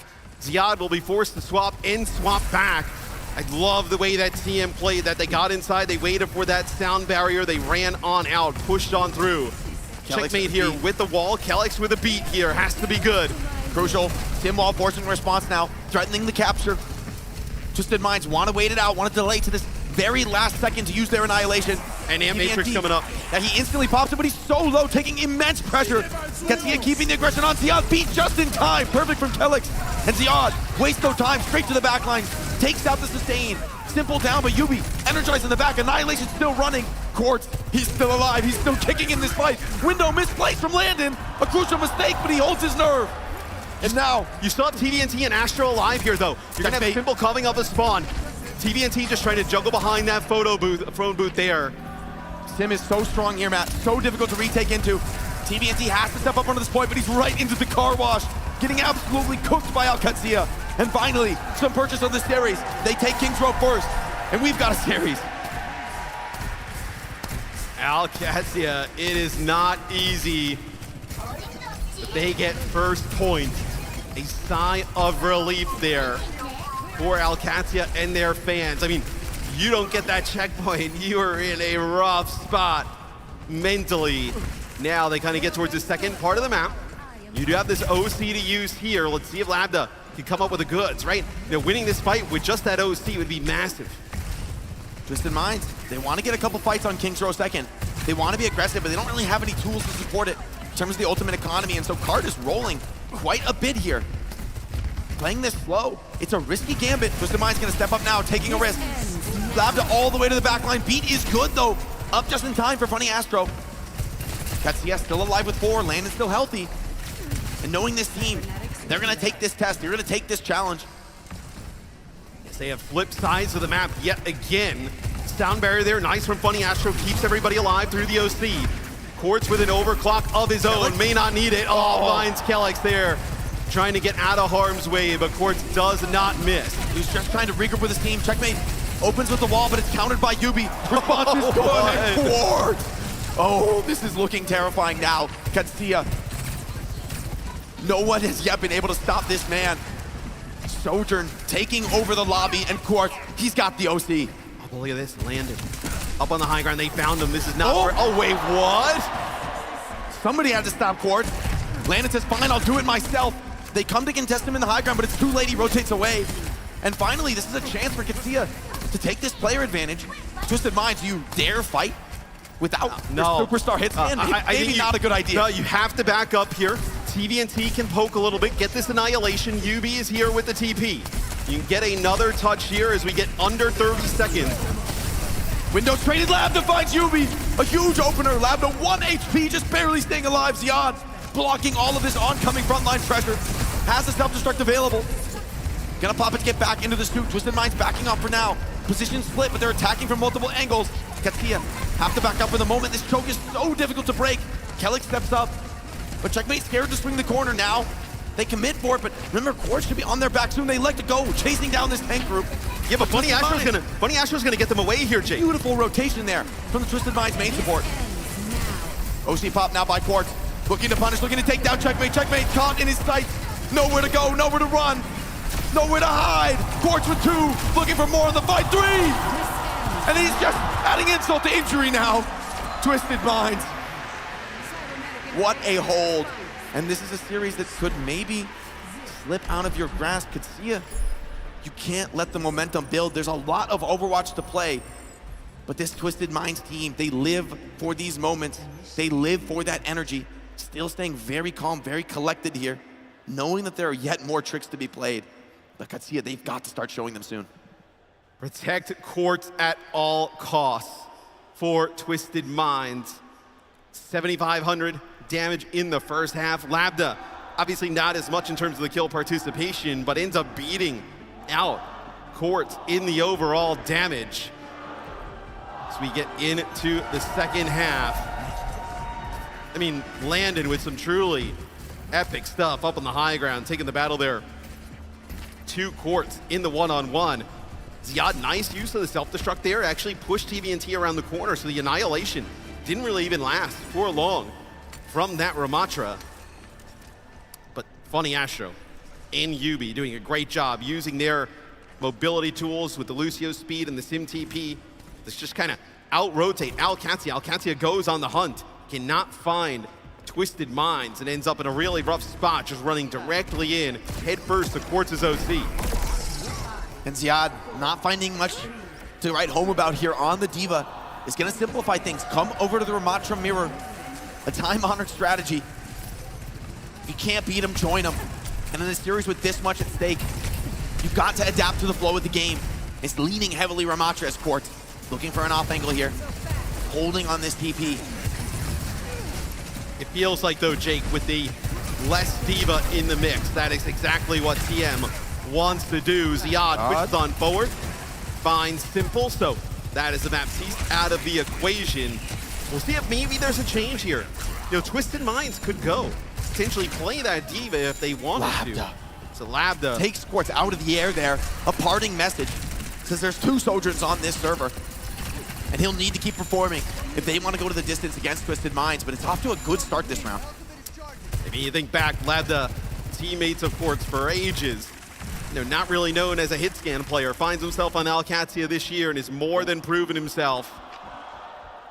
Oh, looks like we got a server crash. Oh no, players are still in, we're good. Katsuya. Oh, An interesting spot there from Labda. That's crazy, he took the flying Ramatra perk. The EMEA special, so it looks like that's probably just an observer. That we are still in game. That would be a very intense pause if that was a pause, so most likely the game's still going on. As we jump back into it, I would dare to say this is probably not the game as well. Well, it looks like they're capping, actually. Yeah, Twisted Minds definitely looks like they're capping here. Funny, Astro dodges something. You still have the Ram on the point, so they haven't decided to make any changes here. It is actually a sim wall that comes through here. Alcatia here, this is them up on the high ground with that Ant Matrix. We'll see if it's enough to open up this gap. I hope you'll bear with us as we look to get these resolved. We still have a fight over the point here. Alcatia, Twisted Minds. This is the sim wall here from the defensive side of things. Looks like it is Twisted Minds here. Okay, so for my money, it looks like getting very close to taking this first checkpoint, which they just do. Okay, we're back into it. And I mean, TM off to a hot start. Katsia committed heavily, trying to hold on to that first point, and it's hard to blame them. They know what's at stake. Kings Row second. Their last hold on this map. I mean, you have to play near perfect to win in the Streetsways. I don't think we've seen a single other team do it here so far in this tournament. And obviously we missed a little bit there, apologies. But you can see that Alcatia ends up investing a lot of ultimates on the defensive side of things there. They have to go all in, try and get that hold. The take, not exactly easy there for TM. It's gonna be Annihilation Sound Barrier combination here as TBNT just laying down the damage. Nobody able to get out of his sight. He's getting a lot done in this front line. Can see like for the fast fight. Getting that fast reset now. And I mean, it's going to be a desperate run to the cart. Maybe just one last contest and still minutes on the clock. I mean, Twisted Minds playing with the house cash here, and Katsia desperate to find anything in this series. I mean, to go down like this 2-0, a mental blow, which would be so hard to recover from. Yeah, and going down 2-0, kind of playing your own game here. Alcatia needs Labda to do something heroic here. Labda and Landon getting close to an Ant Matrix. Frontline pressure now, immense. Twisted Minds looking for any opening. Landon forced into that drone.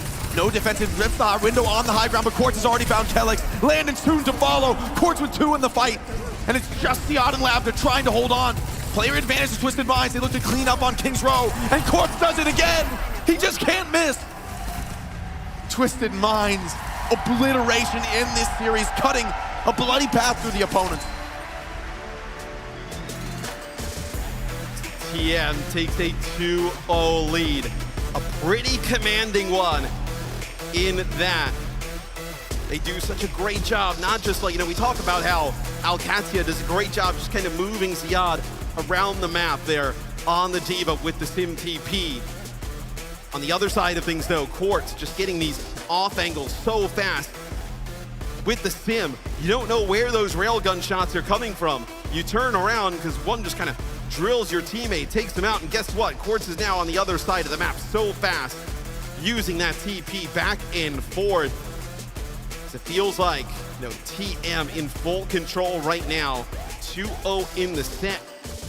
And you see these constant bans come out here from Alcatia, trying to protect this Ziad Diva.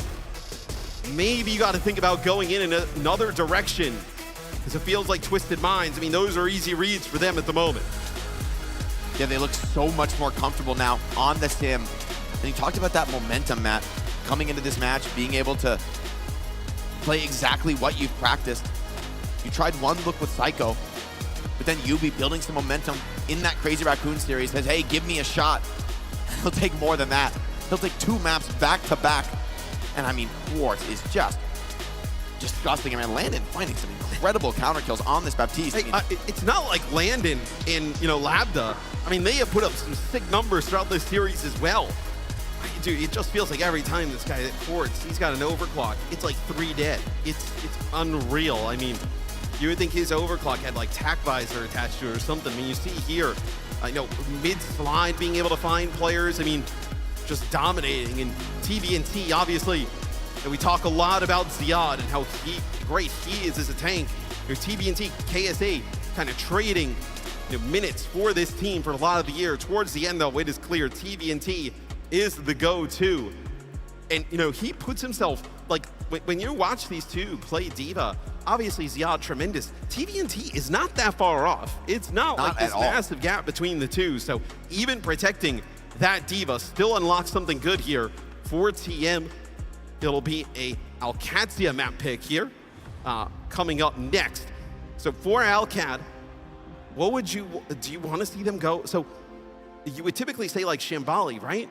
Maybe, but Shambali actually plays pretty well for TM because they have probably a better option of playing some of those double flex backlines. And if you don't ban one for Alcad, then they could just get rid of the D.Va and you're in like a Ramatra mirror there. Talking about those backlines, I mean, we got to talk about Funny Astro. He has been so sharp, so clean this series. I mean, honestly, I don't know that we've seen a mistake from him. Incredibly clean play on the Lucio, consistently having the faster beats and turning those into fight wins. Not just building it faster, not just having the superior deathmatch, but actually finding those decisive moments to beat aggressively. I mean, so risky sometimes in this comp with the Sim, the Lucio. They can be so evasive and escape away from those pushes, and yet Funny Astro keeps finding the opportunity, and yet without ever seeming to go down first. I mean, you see, Funny Astro obviously on one side, Kellex on the other there with Landon. These teams and these players really just kind of EMEA as a region has not seen success like this basically since Overwatch launched. And these players have been playing since that time, grinding their way up through different iterations of Overwatch Esports, different programs. And it just kind of hit me that, like, obviously this is the World Finals on the line, but like somebody like Kellex, who's been around forever, who's been trying to get to this moment, both these teams take care of the Korean juggernauts that we have in Overwatch Esports, and that is still not going to be enough for one of them to host a trophy at the end. That is brutal stuff, thinking about that. But for TM, you have to be feeling amazing right now. 2-0 up in the set. Alcatia with another map selection here. Jake, New Junk City. So we'll see what they decide to do in terms of the bans. As Alcatia take us to New Junk City once again, it's going to be a tank protect ban here. The Sojourn, interestingly banned out here by Twisted Minds. Kind of a wild ban. I mean, maybe you just, like, why? I can't imagine, actually. Why would you ever take this away from Corpse, considering what he just did the last two maps? Right, I mean, this is a Alcatia map selection, and they do get the first ban. So they do, yet again, go to protect another tank. They won't back down. So I don't hate the idea of banning the Soj, if I'm honest with you, from TM. Really? We have seen Quartz pull up some amazing games on the Freya, on the Cassidy. True, it's a great map for Cassidy, right? The range much shorter. But Labda on the other side just had a fantastic game on the Soj, and Labda doesn't really play the Freya, so you know it's going to be a Cassidy on the other side, most likely. Throughout all of EMEA, Labda really, even when Freya was good, he was playing Soj and Cassidy. They did not like to go to it whatsoever. True. So this is a really targeted ban here from TM. A lot of faith in Quartz that regardless of whether the Soldier is in or out, Cassidy or Freya, he's going to come through. In fairness, right, it's that aim, right? It's the ability to be so calm, so dialed in under pressure. And that's the thing about Quartz, man. The greater the pressure gets, the better he seems to play, just hardening. Resistant, resilient against any attack. It's going to have to be a mighty effort for Katsuya to shift the momentum in this series. But remember that, Matt. Remember that series against Crazy Raccoon, right? Yeah. They lost map 1. Map 2, full held on Shambali Monastery. And just through sheer grit and determination, they make the fuller hold. They begin to build momentum, and they're able to come back and win that series. And in the first to 4 format, you have time to find your footing in the series, but it's slipping through your fingers like so many grains of sand right now, Matt. You have time in a first to 4, you are correct. But I feel like that time is past as TM is up 2-0 in our World Finals here against Alcatia. And it feels like, though, Jake, I mean, the must-win of must-win maps here for Alcatia. You go down here, shades of the mid-season championship, where you make it all the way for Alcatia and come up with nothing. yet again, you would kind of falter at that final moment on the international stage. This time, it's your inter-region rival, Matt number 3 here, ready to kick off in just a sec as the doors open. They're tripling down. The Diva once again, Ziad. He's found so many kills, but they haven't been able to piece together these team fights. Yubi has just been cooking on the sim. And now, Court on the casualty, unleashed on one of the iconic hit scan of Overwatch. Twisted Minds, twisting the screws, pushing in. Katsuya falling back for the moment. Point about to unlock. So TP comes down and they actually don't decide to take it. Court's actually tries to take an off angle there. Maybe you can catch players on Alcatia running away. Yubi gonna have this TP available to use. See how they decide to do it. High ground here for Alcatia. He's running out of cooldowns on Ram. Form to expire soon. Funny Astro goes down. Katsuya wait them out, grinding out the cooldowns. Lambda strikes first blood on the map. A second to follow. And Katsuya's turn for a decisive team fight. And I sense a momentum shift here. Man, I mean, that was a very patient team fight from an Alcatia that could be rattled in this moment, that could be maybe a weaker team, would be mentally starting to lose their grip on the series, but they really played that to perfection. Yeah, they TP up, they take some high ground control there from Twisted Minds, and Twisted Minds has no way to really get that back, obviously not playing Diva. So we'll see with Alcatia in control of the point here. Can they get a flashpoint on the board here early as they push in? They're gonna move through the car wash here. The Sim TPs deployed by Checkmate. Gonna get above 50% here on our first flashpoint. The Landon with the Kitsune Rush already, most likely for Twisted Minds. You're working towards your farming that up going into the next fight. Yeah, they need this rush to begin the fight. Katsuya playing this slow and careful, kiting away around the high ground.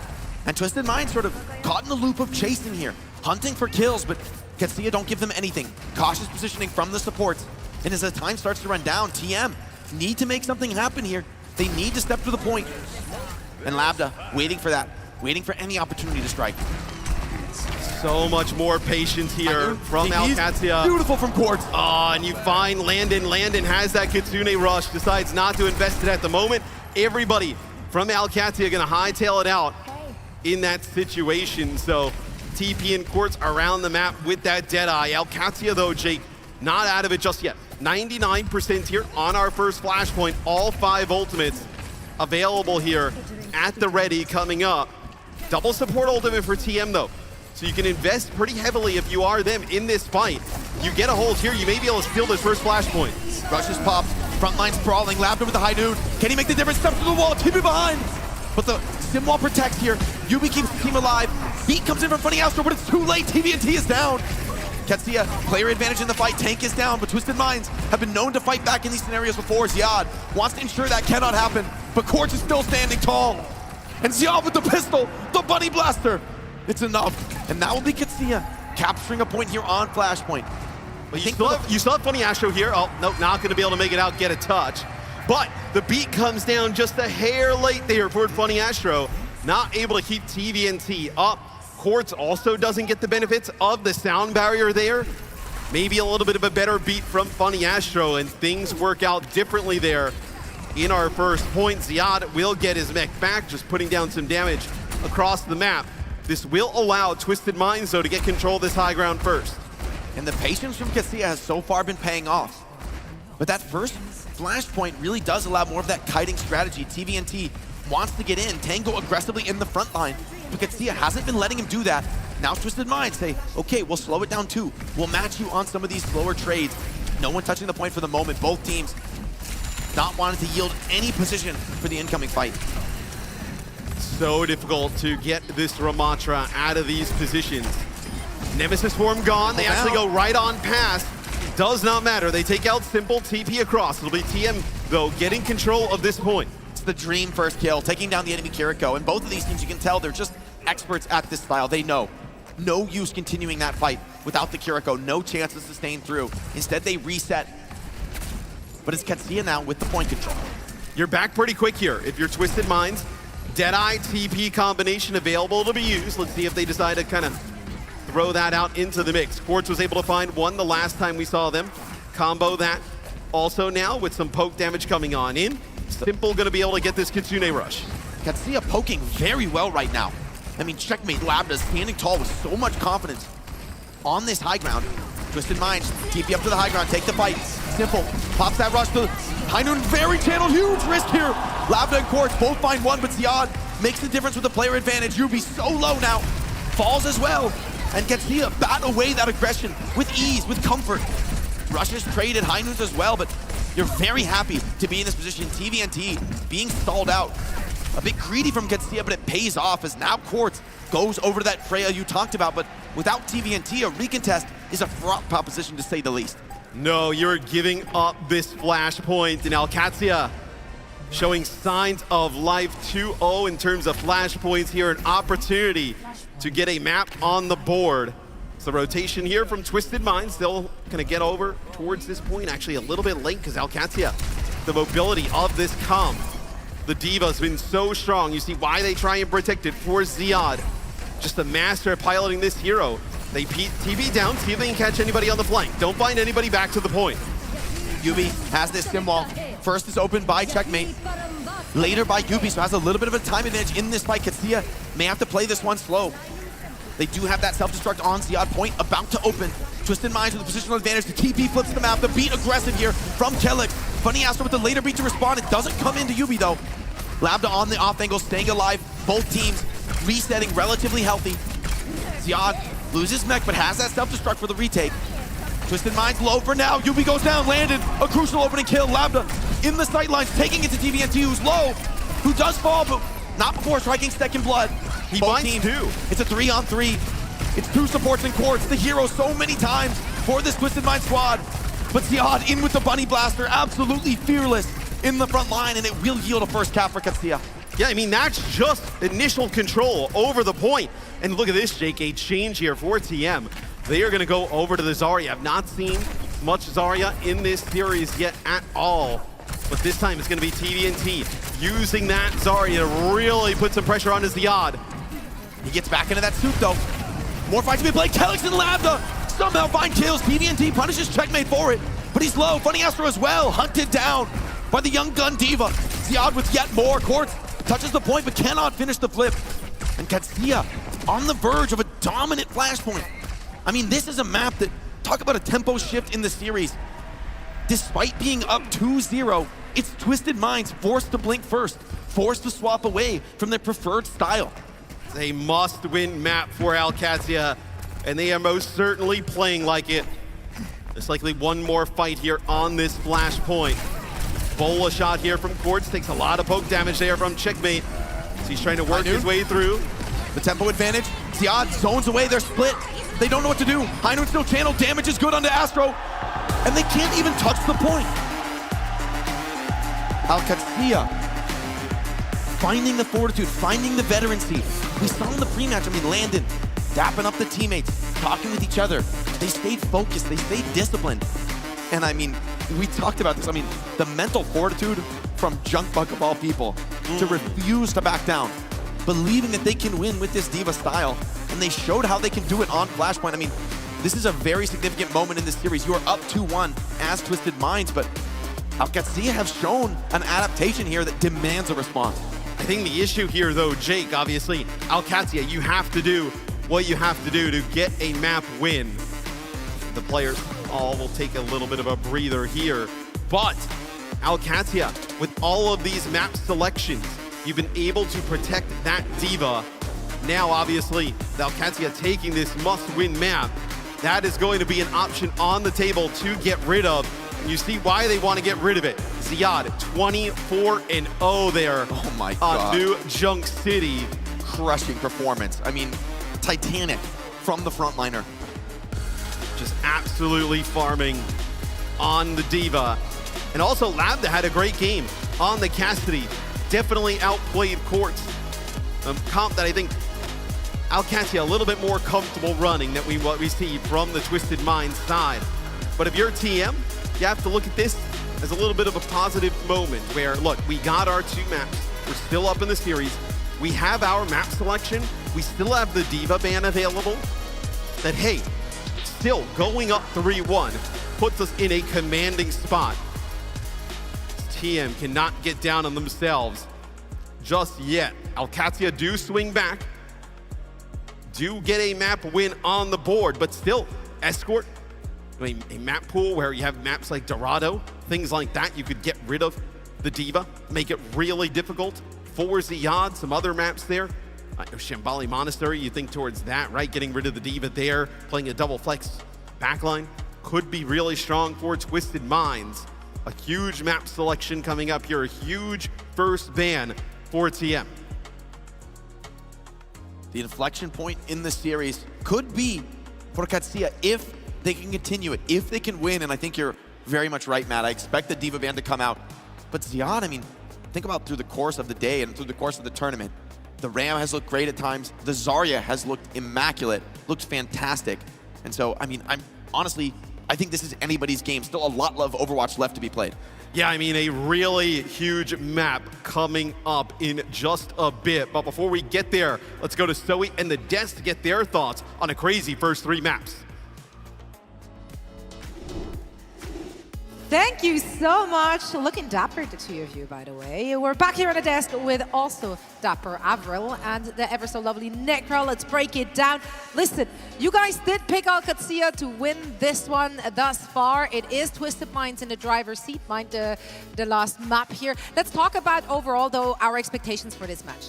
You know, the first time they met in the upper bracket final, we did not get to see you be in the mix. We did get to see Psycho being swapped in to play that tracesuit. That did not work against the very competent OWCS Symmetra strat.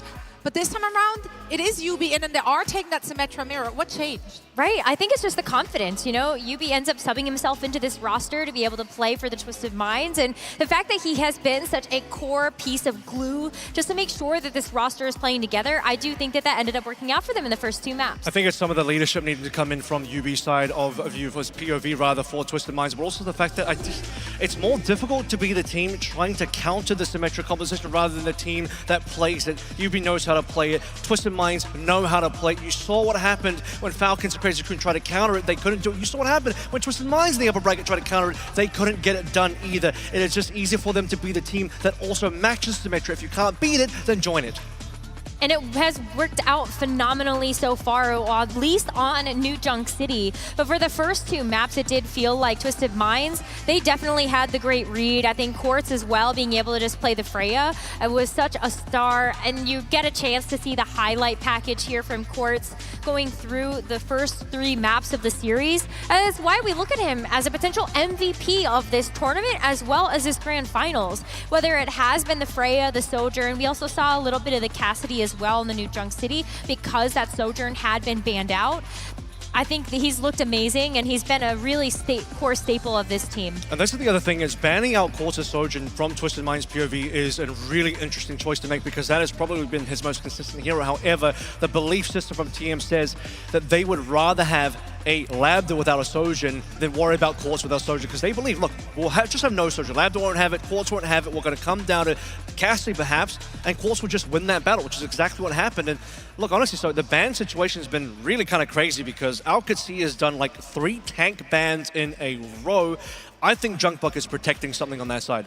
He must, yeah. And I mean, it was a big question mark. What are you banning for 2 teams that do have similar hero pools and similar styles that they'd like to play? Some of them have to be a bit throwaway, right? You have such a long series. The Hawk, you should expect. You should definitely expect to see some of them, though, at least be, hey, we can save the really strategic bans, or the ones that are really going to kind of hit where it hurts the most, for later on in the series. Because if it goes to 7 maps, then you're going to need to have some of that gas left in the tank. So Reinhardt, you can make a case for the Roadhog, though. They definitely do look like protection bans as much as just like throwaway for later. You definitely can't make a case for the ball, unfortunately, because there's no ball players among the tanks available in these 2 teams. So what I'm really seeing here for OWCS is they want to just, in my mind, protect the D.Va, right? Ziyad's been mainly playing a lot of D.Va. They're shying away from wanting to go into the Ram mirror. I think for Twisted Minds, far more willing to put TVNT on towards the Ramatra. And for OWCS, you know, this is, so far, it could be that Junkbuck is just saving better bans for later on in the series, because, you know, we could go to 7 here, but you've also just now lost 2 maps. So this is the other side of that tail side of the coin flip, where are you saving strats? Possibly, but are you 2 maps down for that stake? Yes. But now that OWCS have won, you have to look at this next map and say, well, is a D.Va ban going to be on the horizon? Because if OWCS have been protecting that for so long, now they kind of can't do that. So with OWCS winning, Twisted Minds now get a chance to have their map pick, and with that ban coming through as well, it could be the D.Va. And I also want to point out some of the support bans that Twisted Minds are going for. Map 1, Lucio, Map 2, Kiriko. They're really trying to also prevent the Zarya from showing up on the OWCS side as well, because, you know, they're removing some of the speed boost, some of the sound barrier that would be really helping out the Zarya. They're removing the Kiriko as well. Some of the key pieces of the Zarya comp is going to be the Lucio and the Kiriko, so pushing things more towards the Lucio map. So you're seeing, starting to see just more of that Zigguard D.Va. Obviously, D.Va playing well with that Symmetra, but part of that is now going to come through where we're setting up the fact that map 4, with Twisted Minds now being in the driver's position to actually have a ban. I think D.Va has to be top of the list. We've already seen some really important support bans, though, and I actually kind of wonder what's left, because you mentioned the Lucio, the Kiriko. That has been sort of a staple for both Landon Calyx as well as this backline of Simple and Funny Astro. But do you ever consider banning out like a BAP? I don't think it's as valuable. I think Lucio Kiriko is far more prevalent in this series so far. Just take a look at TVNT stats. Obviously playing a little bit more Ramatrix, even do the Nemesis blocking pose. Has to be like more in front of his face, though, right? Yeah. Yeah, but then TVNT forever. Face card isn't hitting if you block that one. So true. No, you gotta keep that one alive and kicking. Yeah, man. I mean, this could be, of course, the start of a comeback for OWCS. What do you feel Twisted Mind has to do to stop them in the track? It definitely comes, I think, in the form of a D.Va ban. And the fact that they've already won 2 maps in the series, they are open to that. But I think there's also another piece of the equation. What if we end up seeing a swap come in from Twisted Minds to bring Psycho in? Yeah, I don't know if that's going to end up happening, but it could still come through. I still suspect a Symmetra ban at some point. And actually, the more I think about it, the more likely I believe it may actually come to the OWCS side. And the reason why is because if Yubi is in, obviously we see the substitutions up first, and if Yubi isn't subbed out and that ban is available from the OWCS side, they ban away the Sim, they take away Yubi Sim. I think the rest of Yubi's hero pool will be hurt a lot more than Checkmate's hero pool in terms of, okay, they can both play the Tracer and the Mei, but Checkmate has been mechanically the better player on those heroes. So actually, I think OWCS at some stage may opt for a Sim ban as well. Especially because we still have Push in the pool. That is definitely a map that you could use that on. I was just about to ask, where do you think Twisted Minds is going to be most comfortable heading towards in our next map? Ban away the D.Va. Play Kings Row, New Junk City. I think they're both pretty good. I think both Push and also Flashpoint. I think Flashpoint may be a good one to get rid of that D.Va coming through. But we just played New Junk. Yeah. So you could do like that on Dorado or something like that. Yeah, if actually you go to Dorado, Escort. no D.Va. Push it more towards a Ram, I guess. I see the coaching gears turning. I'm loving it. I mean, we can only guess here on the desk, of course, that the teams are still discussing. They're trying to figure out where they're headed next. Again, quick reminder, of course, that Twisted Minds, they are self-coached, you know, self-taught little crew there. Yubi taking a big portion of that coaching, but he did say in the interview that it is a team effort, and they just like, they kind of just talk amongst each other. So there's no like preset game plan. I think when you're team-led like that, then a lot of it just comes down to like the feeling, the vibes, like whatever just happened in the last map. And on the opposite end, you got Junkbuck in the dugout somewhere. He's really trying to figure out, you know, how far he can push, just kind of protecting the tank spot for now, but also, as you sort of mentioned, Rose, maybe doing a couple of throwaway bans. Definitely the Wrecking Ball and Roadhog would seem to fall into line with that. And the concern here is, well, they have lost a couple of maps, so at some point, if Twisted Minds, they're 2-1 here, they hit that 3 and they reach match point, and we then hit that map 6 scenario that I talked about, guess what? TM will be in the driver's seat. They get to pick the map 6, reset the map pool, and go anywhere they want. That's where you were getting ahead of yourself, I think, with the Flashpoint with the Symmetra ban, right? I mean, because we could go back to a Flashpoint. Yeah, exactly. Exactly. Well, for now, it's OWCS who has to catch up. Twisted Minds currently in the driver's seat. 2-1 the score. It's a 1st-to-4 series here in the grand finals between the two teams. So let's send it back over to our casters. Thank you so much, Zoe. And the stage is set for a beautiful series here. I mean, I was a little worried on those opening 2, Matt, that we were in for a bit of a beatdown. But Casilla pull it together in a very big way. And the fact that Twisted Minds feel the need to swap near the end of that map, I mean, there's a little bit of confidence slippage there. And honestly, I felt that there was a massive stylistic shift from Casilla in that 3rd map. They really slowed the pace of the game down.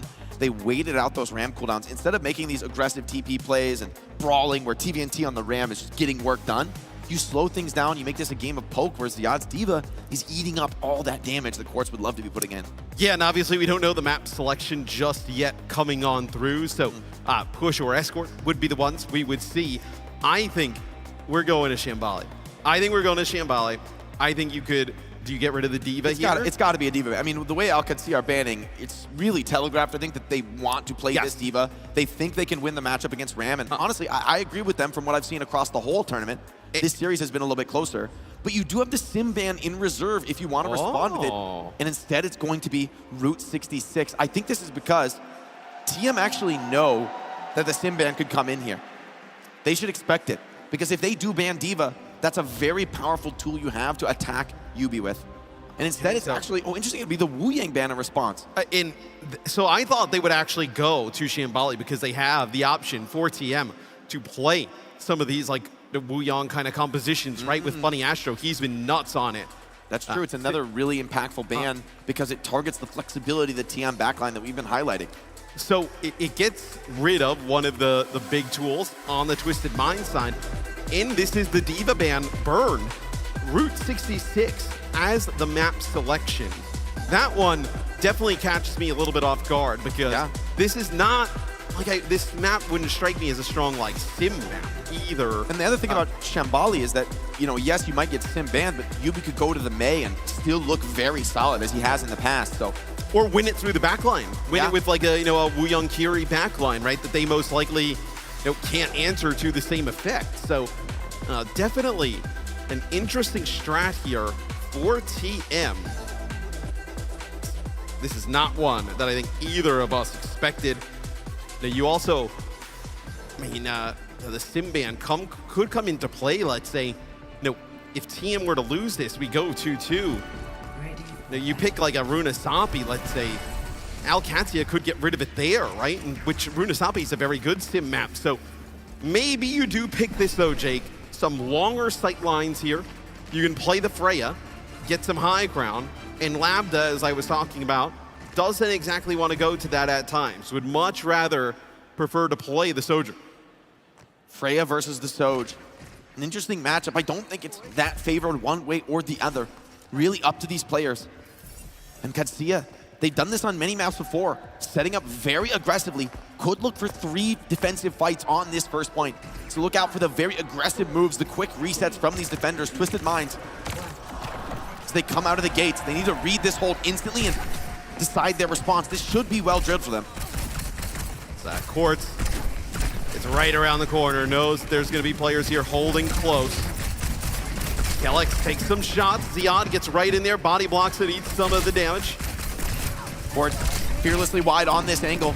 Takes a bit of pressure, but continues to put it down. Ziad getting low, needs a lot of support to stay alive. Starting to tick down, Twisted Minds inching the cart forward. Katsuya can't allow it if they want to multi-fight this map, but Ziad just runs out of gas. Lambda finds one, but this close to the TM spawn, any trade is a good one. And Lambda sacking on the cart, taking the reset. Kellex as well. And Twisted Minds, they definitely look more comfortable than Alcatia playing some of these Ramatra-based comps. It's not like Ziad can't play the Ram. But this is TM's map to win. This is what TM wants to do. So, Fort's already basically near a bola shot. You see Ziad almost dead before he can even get in. Vortex thrown in. Gonna slow down the advance here from Alcat. It's a very early push from TM. If Katsuya could just weather the storm, they've got a lot of card time to give up. And as the cooldowns run low, hold on, Kellex caught in the flank. Quartz shut down. Funny Astro reading that play beautifully, and Quartz looking for more, dives in on top of the sim. TV from Checkmate slows the play down, and it's gonna turn into a final retake, but now very telegraphed. Quartz knows exactly where they're coming from. Ziad into the car wash on the ramp, being cooked from all angles. Landon doesn't find the chance to pop the Kitsune Rush just yet, and Twisted Minds snowball through first point. And they are just punishing Ziad as he tries to move into some of these chokes. The Vortex in the mix after all that damage that comes down from Quartz. And then Quartz just watching another angle. Kellex is going to go out there, try and contest, stop that payload from moving. Does not even make it. Hit with a bola shot.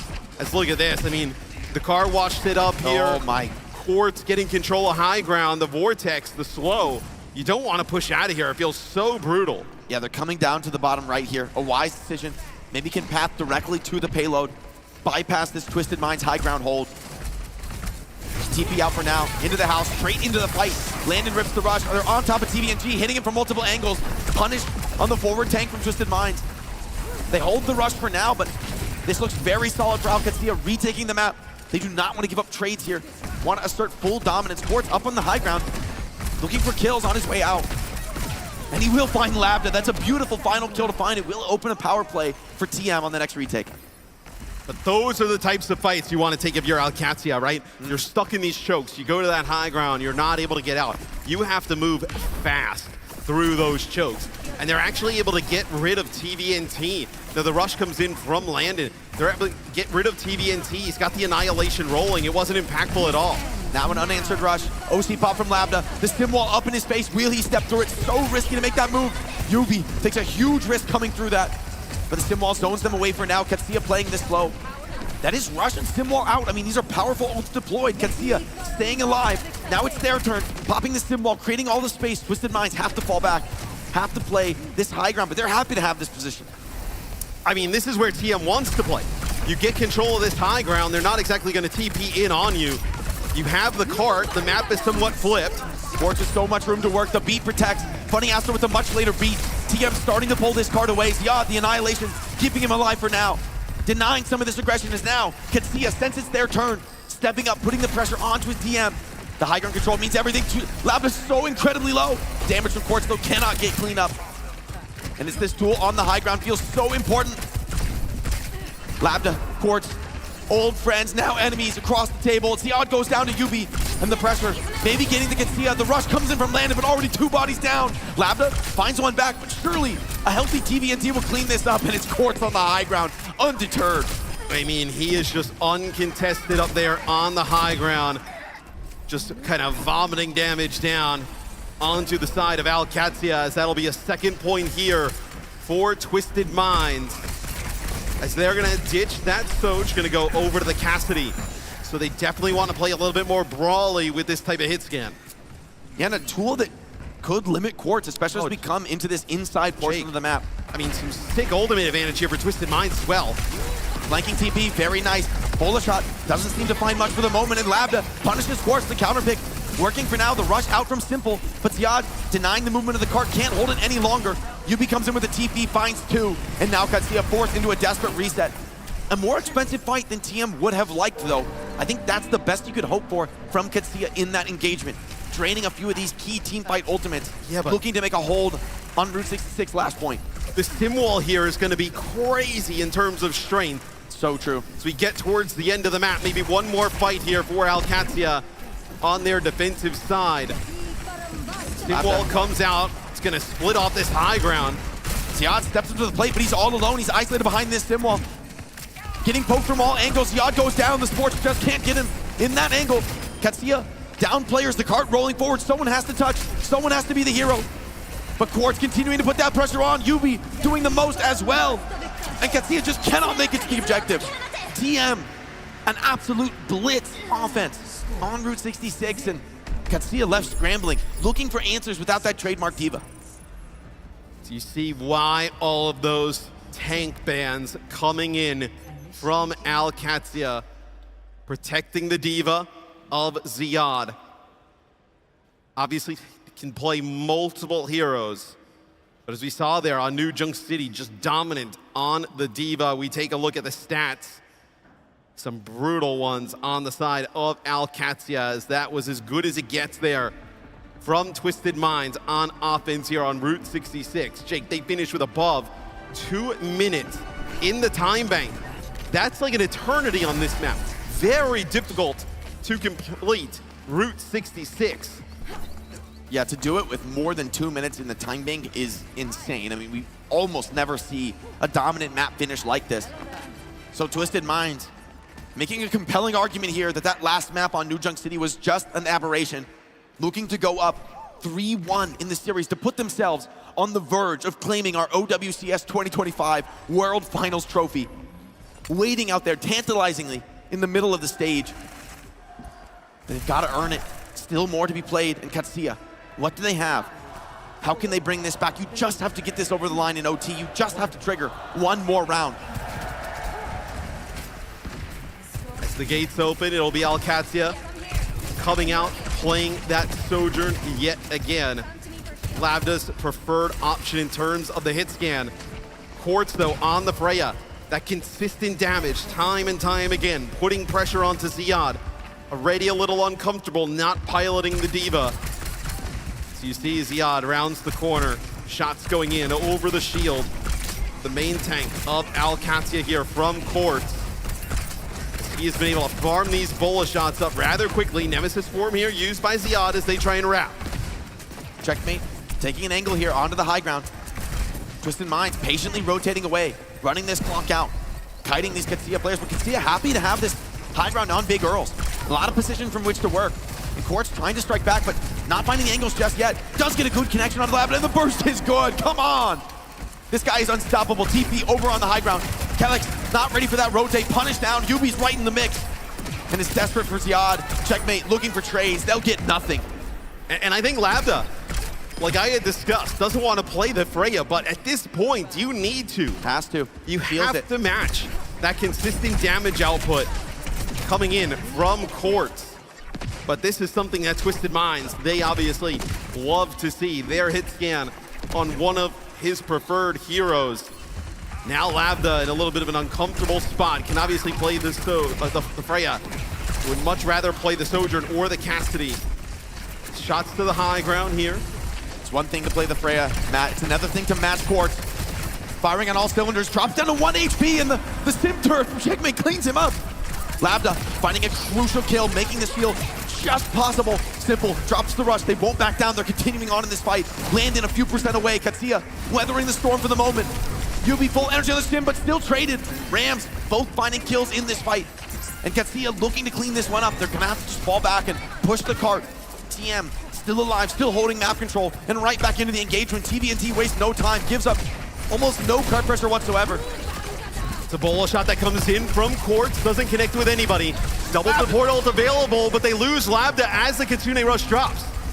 A furious barrage of fists here, the annihilation as well, but the rush still deployed. Katsia strong as a unit here, fighting together, staying alive, using these reduced cooldowns, but they'll have to back off. Without Labda, it's just too hard. You can't find that damage to overwhelm TVNT's front line. Yeah, and he's got the annihilation going at that moment, even though the rush is there for Alcatia and Landon. TP to the high ground here for Alcatia. He's flanking, he's in behind. Onto the Lucio, the explosive bolt connects. Kelix is down.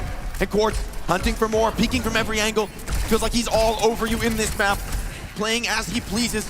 Full resource from Funny Astro's Lucio. Some big bullets from Labda are going to slow him down for the moment, though. Check that aggression.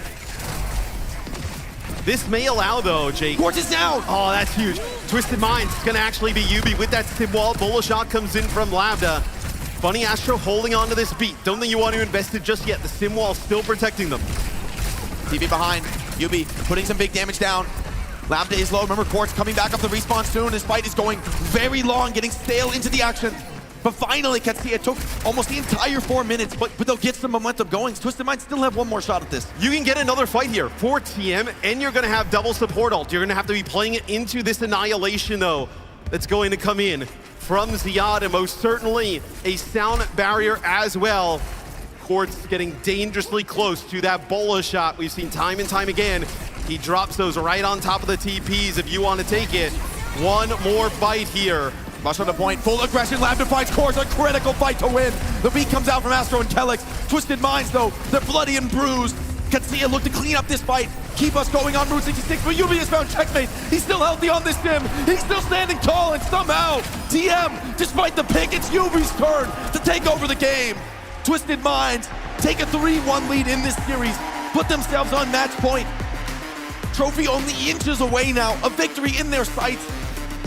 They want to be our newest champions, and they just have to find one more map. 3 chances at it. Katsia must be perfect from here on out. One more map for TM. Labda gets the first pick there on the court. Support ult used there for TM. You think it might be good enough for Alcatia? Yubi just a tank.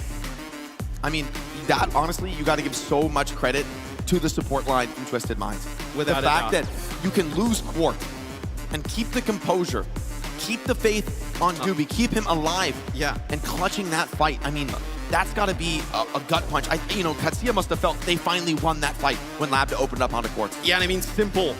17-1, above 13k healing, above 6k damage. As we take a look at some of the highlights here, the D.Va ban most certainly pays off here for Twisted Minds. So, you also see Quartz here on the Freya. Just a great map for the Freya. We thought potentially this is going to be a double, like maybe they go to Shambali, maybe they play that double flex support backline we've seen a lot of teams do. Simple and Funny Astro can most certainly do that. The Wuyong gone here, so not an option for Astro. But with that D.Va gone and playing that Freya up in the sky, extreme long ranges, constantly pestering Ziad with damage, forcing out cooldowns, and then Yubi and Co. so smart, knows exactly when to go in with that Sim TP and the mobility. And Alcatia, I mean, they put up a great fight here at the end, but no damage down onto Yubi. He is just dancing on through there, getting charged up on the Sim. And TM, they know they are in full control now of this series. You can start to see it on their faces, the excitement creeping in. They just have to stay disciplined enough to find one more map, and surely with 3 chances, surely that trophy will be theirs, Matt.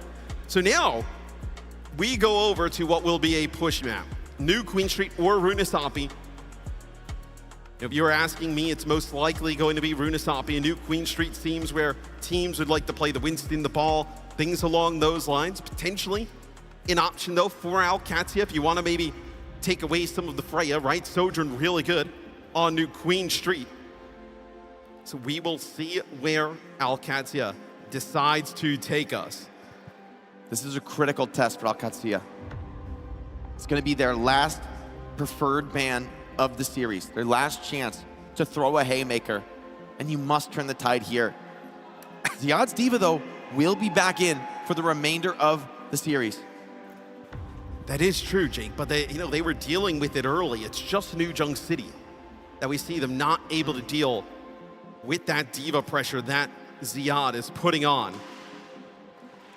It's the pressure all on Alcatia to clutch up. They have been so good throughout EMEA all year long. They make it to the finals of our mid-season championship. Not good enough to get it done there. They run through teams here in Stockholm to make it to our world finals, going up against their rival who lately has had their number. And in this series, that looks like what is happening here. What is the response from Alcatia? Tournament life on the line here coming in to this next map. Their map selection, their first ban. Obviously a must-win map for Alcatia. You have to just be focused on this map. Just get one. Just keep the series going. You can't start to think about what lies ahead. The gauntlet, a map pool reset. If we go to maps 6 and 7 in this series, Twisted Minds is going to get a map pool reset. They can pick any map except for those that have been explicitly already picked in this series. So you could take us to Ilios. You could take us back to Escort. Reopening all of those options. So you have 2 incredibly powerful map picks coming down the barrel for Twisted Minds. But for Katsuya, it's just a matter of survival now. Just getting to that point feels like a Herculean task. To me, it doesn't even feel like Twisted Minds is thinking about that. They are thinking that they smell blood in the water. They want to do it in one. They can get this done here and now on our next map.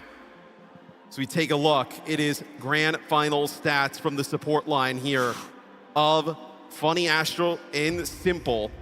Twisted Minds backline. And we haven't even really seen them flex to some of the stuff that we've seen throughout this tournament, where Funny Astro on the Wuyong putting out insane amounts of damage has not come into play just yet.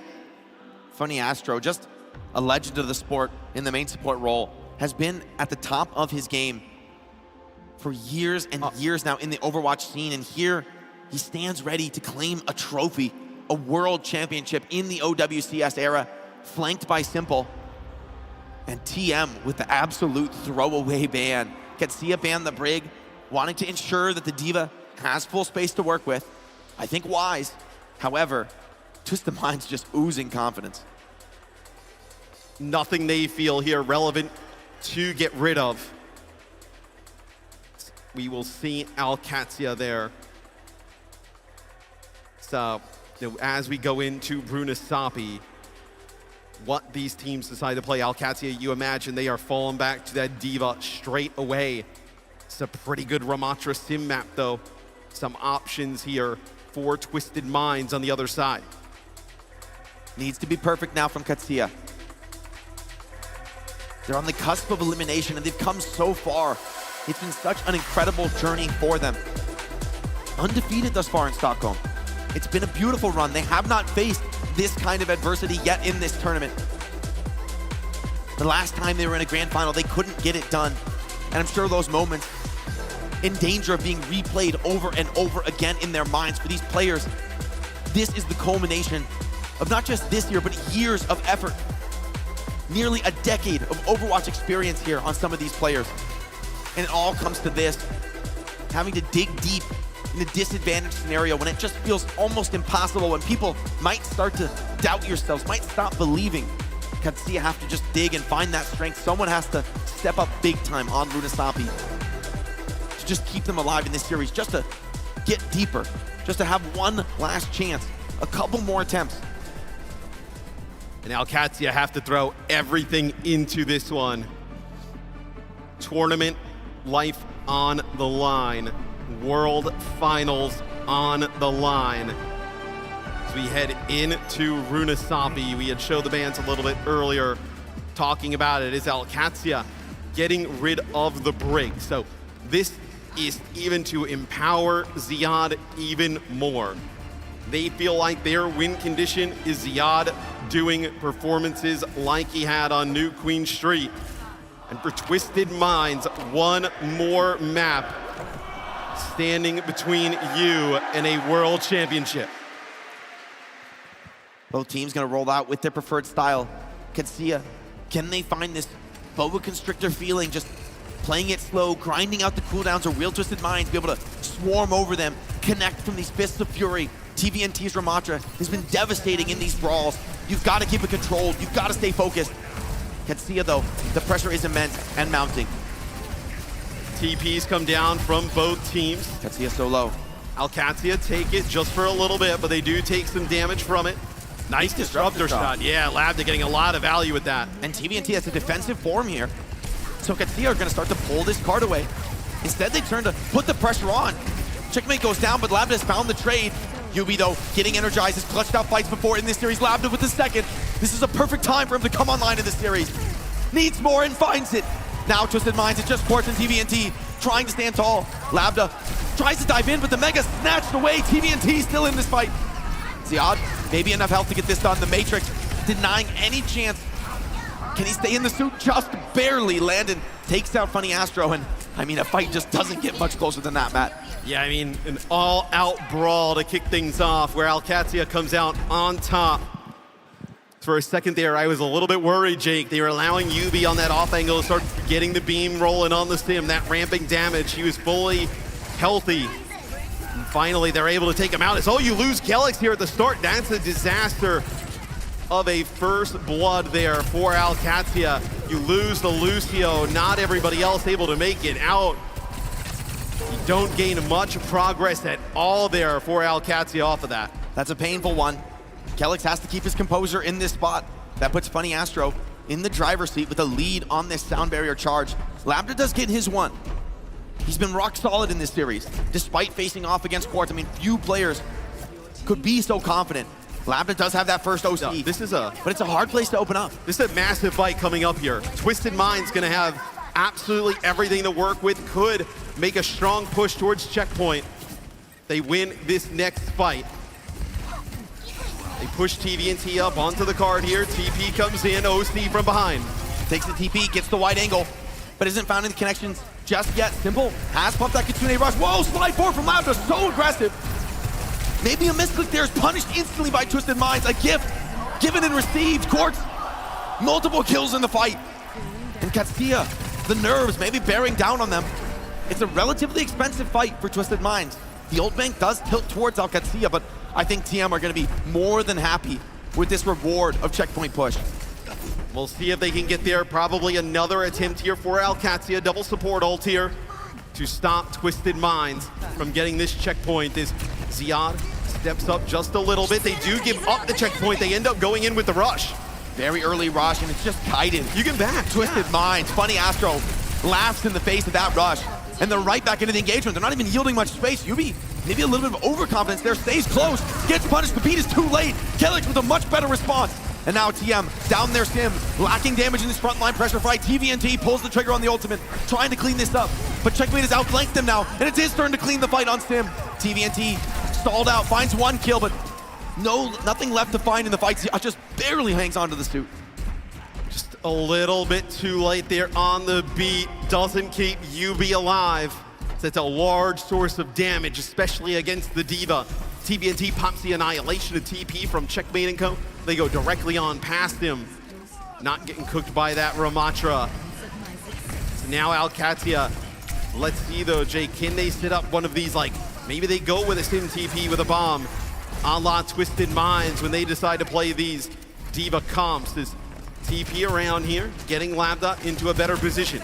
Labda gets a bit of space, but doesn't want to swing wide just yet. Sim well deployed now from Checkmate. Something to work with. Twisted Minds, no ultimates, just have to outplay with the Sim TP. They've almost done it, but Landon somehow takes the head off of Yubi, and that leaves TVNT hung out to dry. Twisted Minds forced into a desperate stack onto Cart, and Castilla will retake the lead. They get checkpoint as well. They don't have to use anything there outside of the Sim wall. Yubi and TVNT try and like flank around past the wall, maybe try and set up like a little bit of a pinch. And Yubi gets caught early on. Simple has the rush, but no way you're investing it in that type of scenario. Down your Sim yet again. 2 fights in a row. They lose Yubi early. OC comes out. TVNT just can't get the resource. Everyone hiding. This Sojourn has been on fire this map. This has been Labda's turn to take over a game, delivering a heroic performance when it was needed most. And TM now falling behind. They may have more better maps in this series, but right now Castilla showing real signs of life, real fight in this series. Yubi just farming up some damage down here. But he's so low.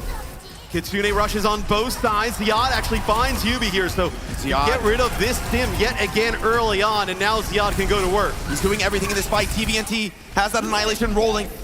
The self-destruct will zone him away for now.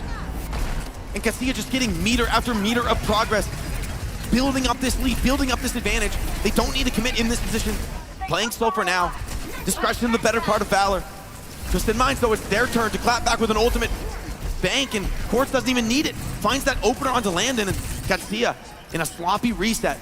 But they've got a lot of lead to work with, Matt. They do have a lot of lead, but the ultimate economy here trending a little bit more in favor of Twisted Minds. So you have obviously the Sim walls on both sides, sound barriers on both sides, but you know, maybe Quartz just shuts all that down. Open things up with an OC, find a pick. This ends now. OC popped, just the odd exposed, trying to fly out, saving that mech for now. Quartz is gonna get a shot, though here's a chance and he takes it. Checkmate down. Castilla, difficult choices now. They choose to just hold off. The Symmetra is such an integral member of this composition. You do not want to take that fight without her. Quartz maybe looking to force the issue, but this corner, such a difficult place to turn. Oh, I mean, it's the defense matrix there from Ziad as Quartz looking with the 100 energy there to line up yet another railgun kill. They have to turn, they have to get rid of the TP. Respect the fact that Yubi may go through it. Ziad dangerously low. Sim walls traded, Ziad getting low, the Sims building up that energy. Castilla have to yield the cart for now. Both Lucios looking to have the better beat. Castilla go first, Funny Astro with the better response. Quartz just barely gets the beat in time. But still they're chasing him, still they're hunting for more. Yubi finds Checkmate. The cart being pulled away, Ziad has taken down one. And yet the other 4 from Twisted Minds still healthy. Still pushing this cart. And if they retake this lead now, Matt, it's dire straits for Alcatsia. And Ziad cannot get demeched. They know there's one more player here though, Kelix. trying to get out of harm's way. That's going to be the Kitsune rush here over by the point. Ziad can't get that self-destruct online. Landon fighting with the rush. It's not enough. Overwhelmed. Glad the desperation OC refuses to give up this lead, but he may have no choice.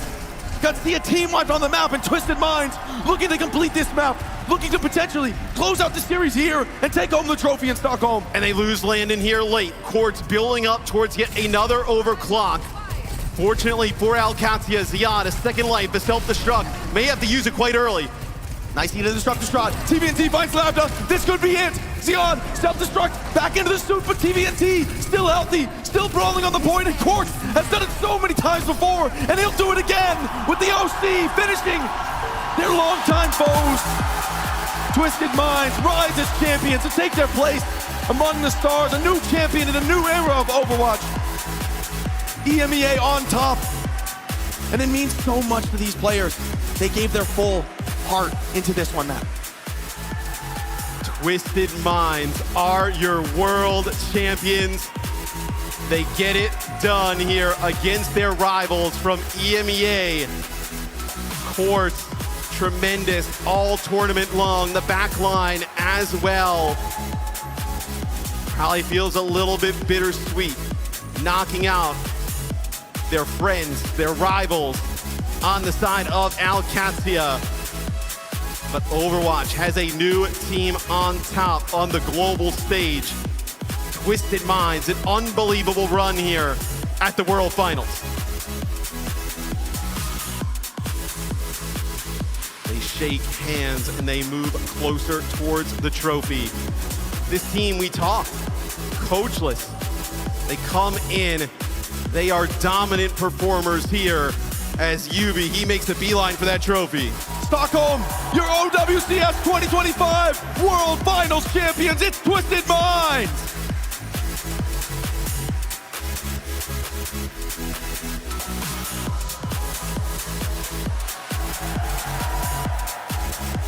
Some of these players have had great moments from World Cups in the past. And now, the OWCS World Champions here in 2025. Quartz, phenomenal all tournament long on the hit scan. TVNT, really it was him on the Ramatra, right? You know, playing Diva for a lot of the tournament, going to the Ramatra here in the finals, made a huge impact. You can see Alcatia, they were a little bit worried about some of those bans, needed to protect that Diva at all costs. Psycho, sometimes the coach, sometimes in the lineup. That is it for me and Jake. Thank you very much for joining us here for our World Finals. But let's go to Adam and Danny on the stage with our world champions, Twisted Minds. DreamHack, would you please, one more time, make some noise? Your 2025 OWCS World Champions, Twisted Minds! What a moment! What a moment, what a moment. We'll give them a second to enjoy their time in the spotlight. Your world champions, everyone. All right, let's get some more, let's get some order. Congratulations, congratulations, Twisted Minds. Let's get you guys just lined up here for a second before you, just come forward here, fellas, come forward here. Come forward here, Japs, come this way, come this way. Congratulations, you are world champions. Of course, how does it feel to be a world champion right now in this moment? It feels so nice. The team worked so hard for this moment, and I'm very thankful that we became world champion today. Simple. Fantastic stuff today. You guys finally made it. You guys are the world champions. How are you feeling? 지금 일단 우승까지 끝까지 달려서 열심히 하셨습니다. 지금 소감 한 말씀 부탁드릴게요. 지금 솔직히 꿈인 것 같아요. Honestly, it just feels like a dream. It's been an incredible 5 days here as well. Yubi, talk us through how you're feeling right now, the crowd here. How has it been to experience this here at DreamHack? Tell us about the team, how well they've played the last 5 days here at this tournament. Okay, first of all, I want to thank all the players here from Psycho and the Reset, and I want to thank the Honor team to trust in our roster, and we bring him the trophy. And also I want to thank Willy V and Brain and Emo. That's it. And that's it. Thank you. All right. Thank you. All right, Funny Astro. I'll go on that side. I'll go on that side. In our previous interview, you said that you had something up your sleeves, and you guys definitely did have something. Can you just, now that you guys are the world champions, give us the sauce? What was it? Oh, we didn't really have anything. We were just kind of making it up as we go along. That's incredible. TVNT, I want to ask you as well.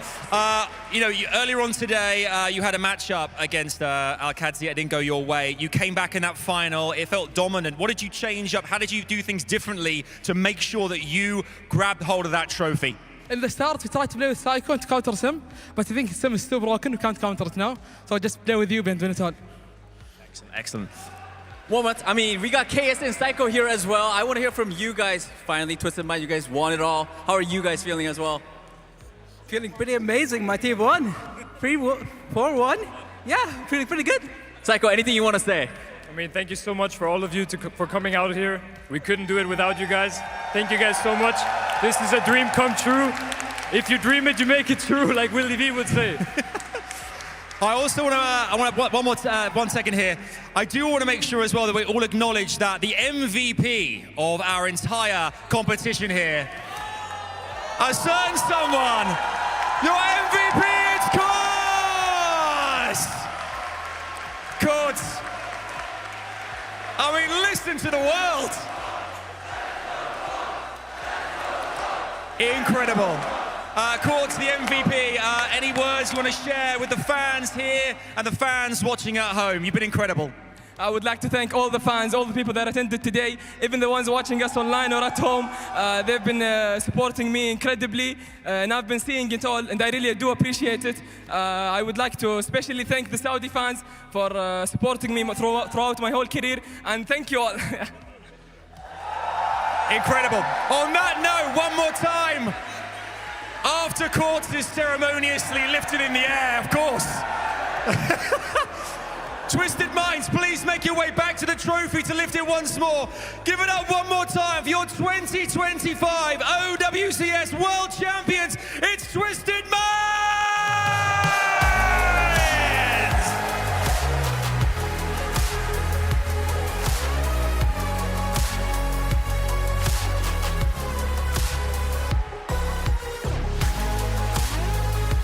The salty lower bracket run completed. History has been made today. Two teams finding themselves at the very end in a grand final here for the World Finals. And it is Twisted Minds coming out on top of this one. You saw how much it meant to these players on that very stage. It is just so inspiring to hear the story of Twisted Minds, coachless throughout the season. Yubi just being so humble in terms of how much he has really impacted the team and getting them this success. And to see this all hard work culminate at the end of the year in a grand finals championship win, they must be feeling so proud of themselves. And they did it the most difficult way as well, the most unique team. They're saying, we don't need a coach. We have Yubi. He's the captain, he's the player, he's the coach, he's everything the team needs, and even more so. A team that had to go through the lower bracket, had to beat all three Korean teams. There's no fluke here. There's no mistake here either. And then to have your tournament MVP, Kurtz, as well. I can officially say it now. I think everyone agrees as well. He's the best hit scan in the world. He went through Merit. He went through Proud. He went through Lip. There are no further questions. An unreal performance every single day of the World Finals as well. Like, even when things seemed to slow down for the team, Kurtz picked it back up. He was hitting those shots. Absolutely phenomenal. And we have to talk about the fashion with which Twisted Minds has gotten this done. They did not take that sim mirror in the upper bracket against Al-Qadsia. Al-Qadsia, they don't seem to win those sim mirrors against them, even though they win it against every other team in the world. But against OWCS, they do not bust it out. And to make that switch here in the grand final and commit to it, incredible. So funny that Funny Astro was just like, yeah, we were kind of making it up along the way, but I think that you have to give so much credit to the leadership that UB does bring to this roster. The entire team working together to make sure that they can actually have the correct strategies to be able to deal with this OWCS squad. We've talked about their win-loss record throughout the 2025 calendar year, whether it's been a part of the Overwatch Champions Series or a part of the Saudi E-League. It was OWCS leading the charge. They had 10 match wins versus 9 match wins for Twisted Minds. But at the end of the day, Twisted Minds, they do get the win and they're able to equalize that. I'll tell you what, there's nothing made up about this grand finals victory here and this entire warpath for Twisted Minds. And it goes back even further than Stockholm, goes back even further than OWCS 2 years ago at BlizzCon, at the Overwatch World Cup. 3 of these players, KSA on the bench, on this Twisted Minds roster, but on the Saudi World Cup roster, alongside UB, alongside Quartz, they won the Overwatch World Cup in 2023. We asked the question back then, is this the rise of these Saudi players shooting up the ranks in terms of their own personal skill? 2 years later, through the OWCS, they proved themselves up against the very best of the best. Again, no further questions to be asked here. They came across and defeated all challengers to say that now, not only are they the best, but Europe, EMEA, maybe in general, are the best. I mean, Labda was on the part of the second place roster, OWCS. So I think you're right on the money. The Kingdom of Saudi Arabia, this has been their time to shine. All of these players really coming out. And I think a lot of that is in part to the Saudi E-League. You have such a major proving ground for a lot of these competitors, and they're able to prove themselves not just there, but also on the international Overwatch World Champions stage. And just, I hope they're able to enjoy this moment. Look at how happy that confetti made Funny Astro. I absolutely love it. Yeah, they get their opportunity in the light here, posing with the trophy that they get to take home after this incredible year. Because it wasn't just today.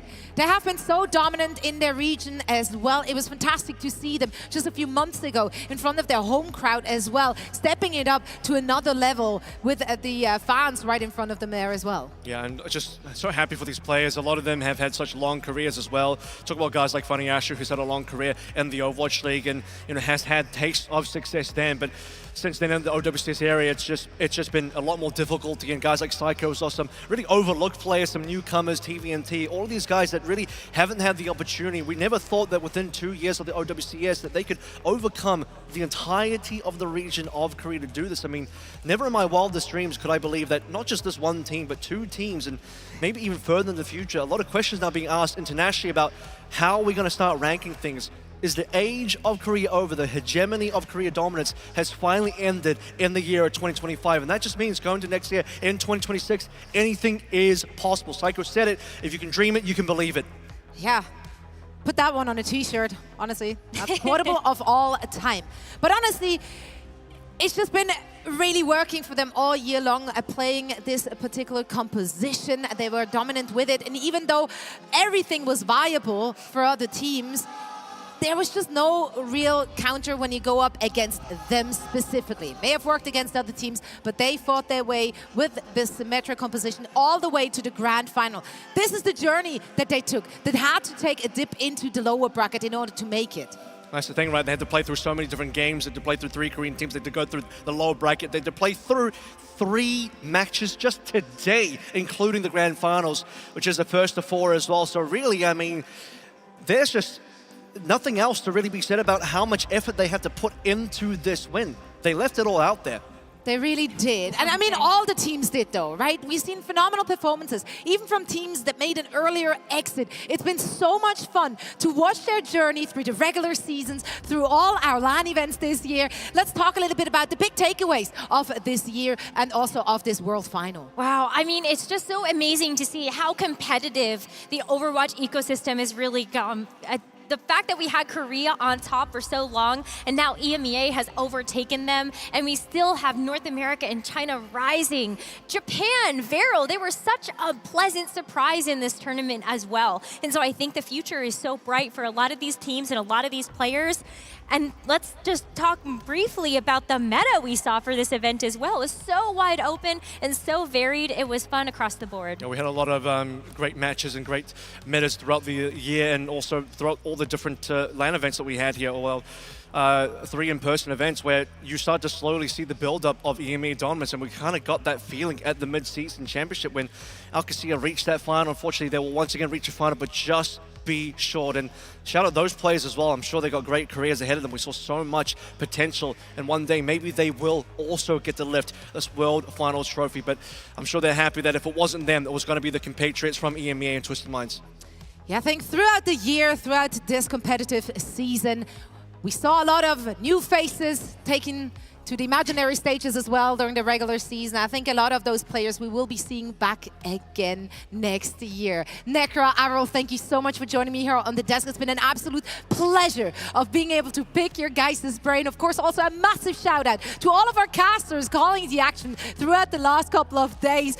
Man, your voices are gone. You guys gave it your all. It's been phenomenal, so exciting, and so hype to listen to all the action. Also, of course, a big thank you to our partners and to all of our production for making this possible, and a big thank you to you at home watching and supporting this program all year long.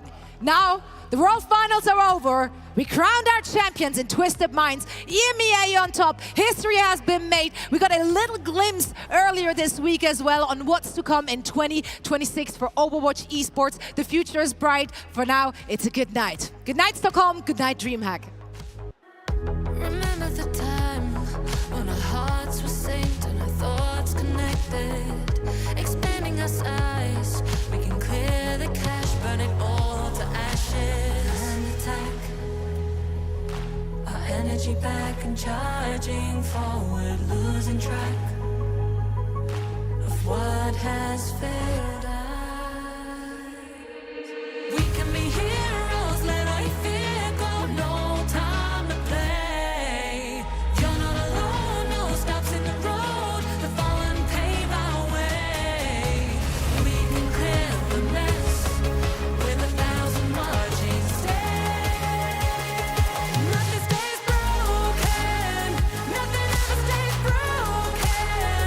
While the world is burning broken, keep your unity loaded. While the world is burning, keep your head held proud.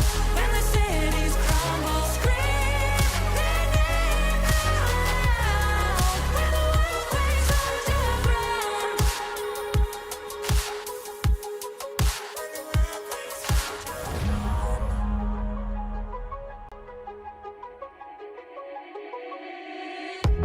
Fade into black.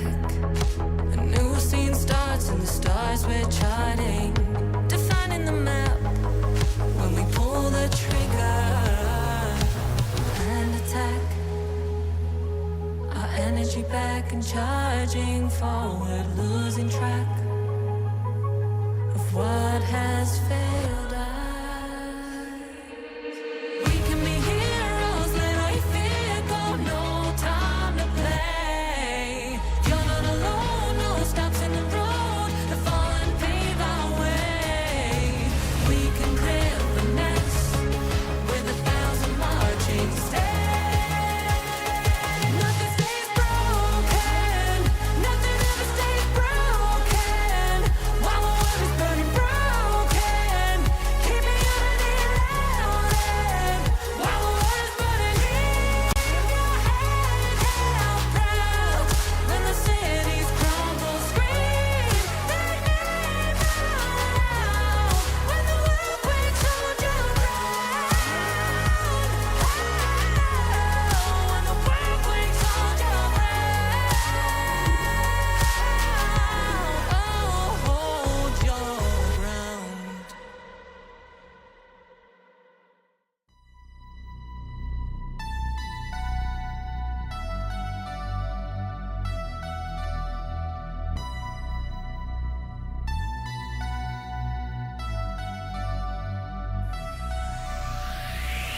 Broken pieces on the floor, like you've been walking on shattered hopes.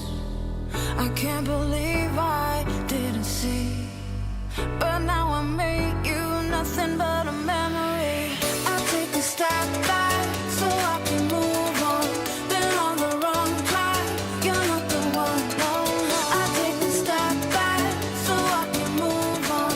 Been on the wrong track, you're not the one, not the one.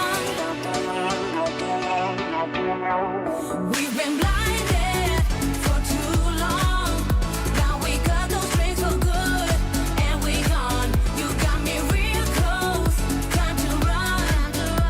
My broken heart and I, we're moving on, moving on.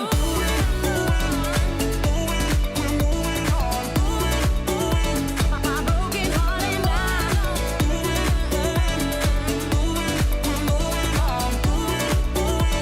my broken heart and I'm sick and tired of you. All this time I've been nothing but a fool. There's no more trying, we're through. How this story ends ain't up to you. I'll take a step back so I can move on. Been on the wrong track, you're not the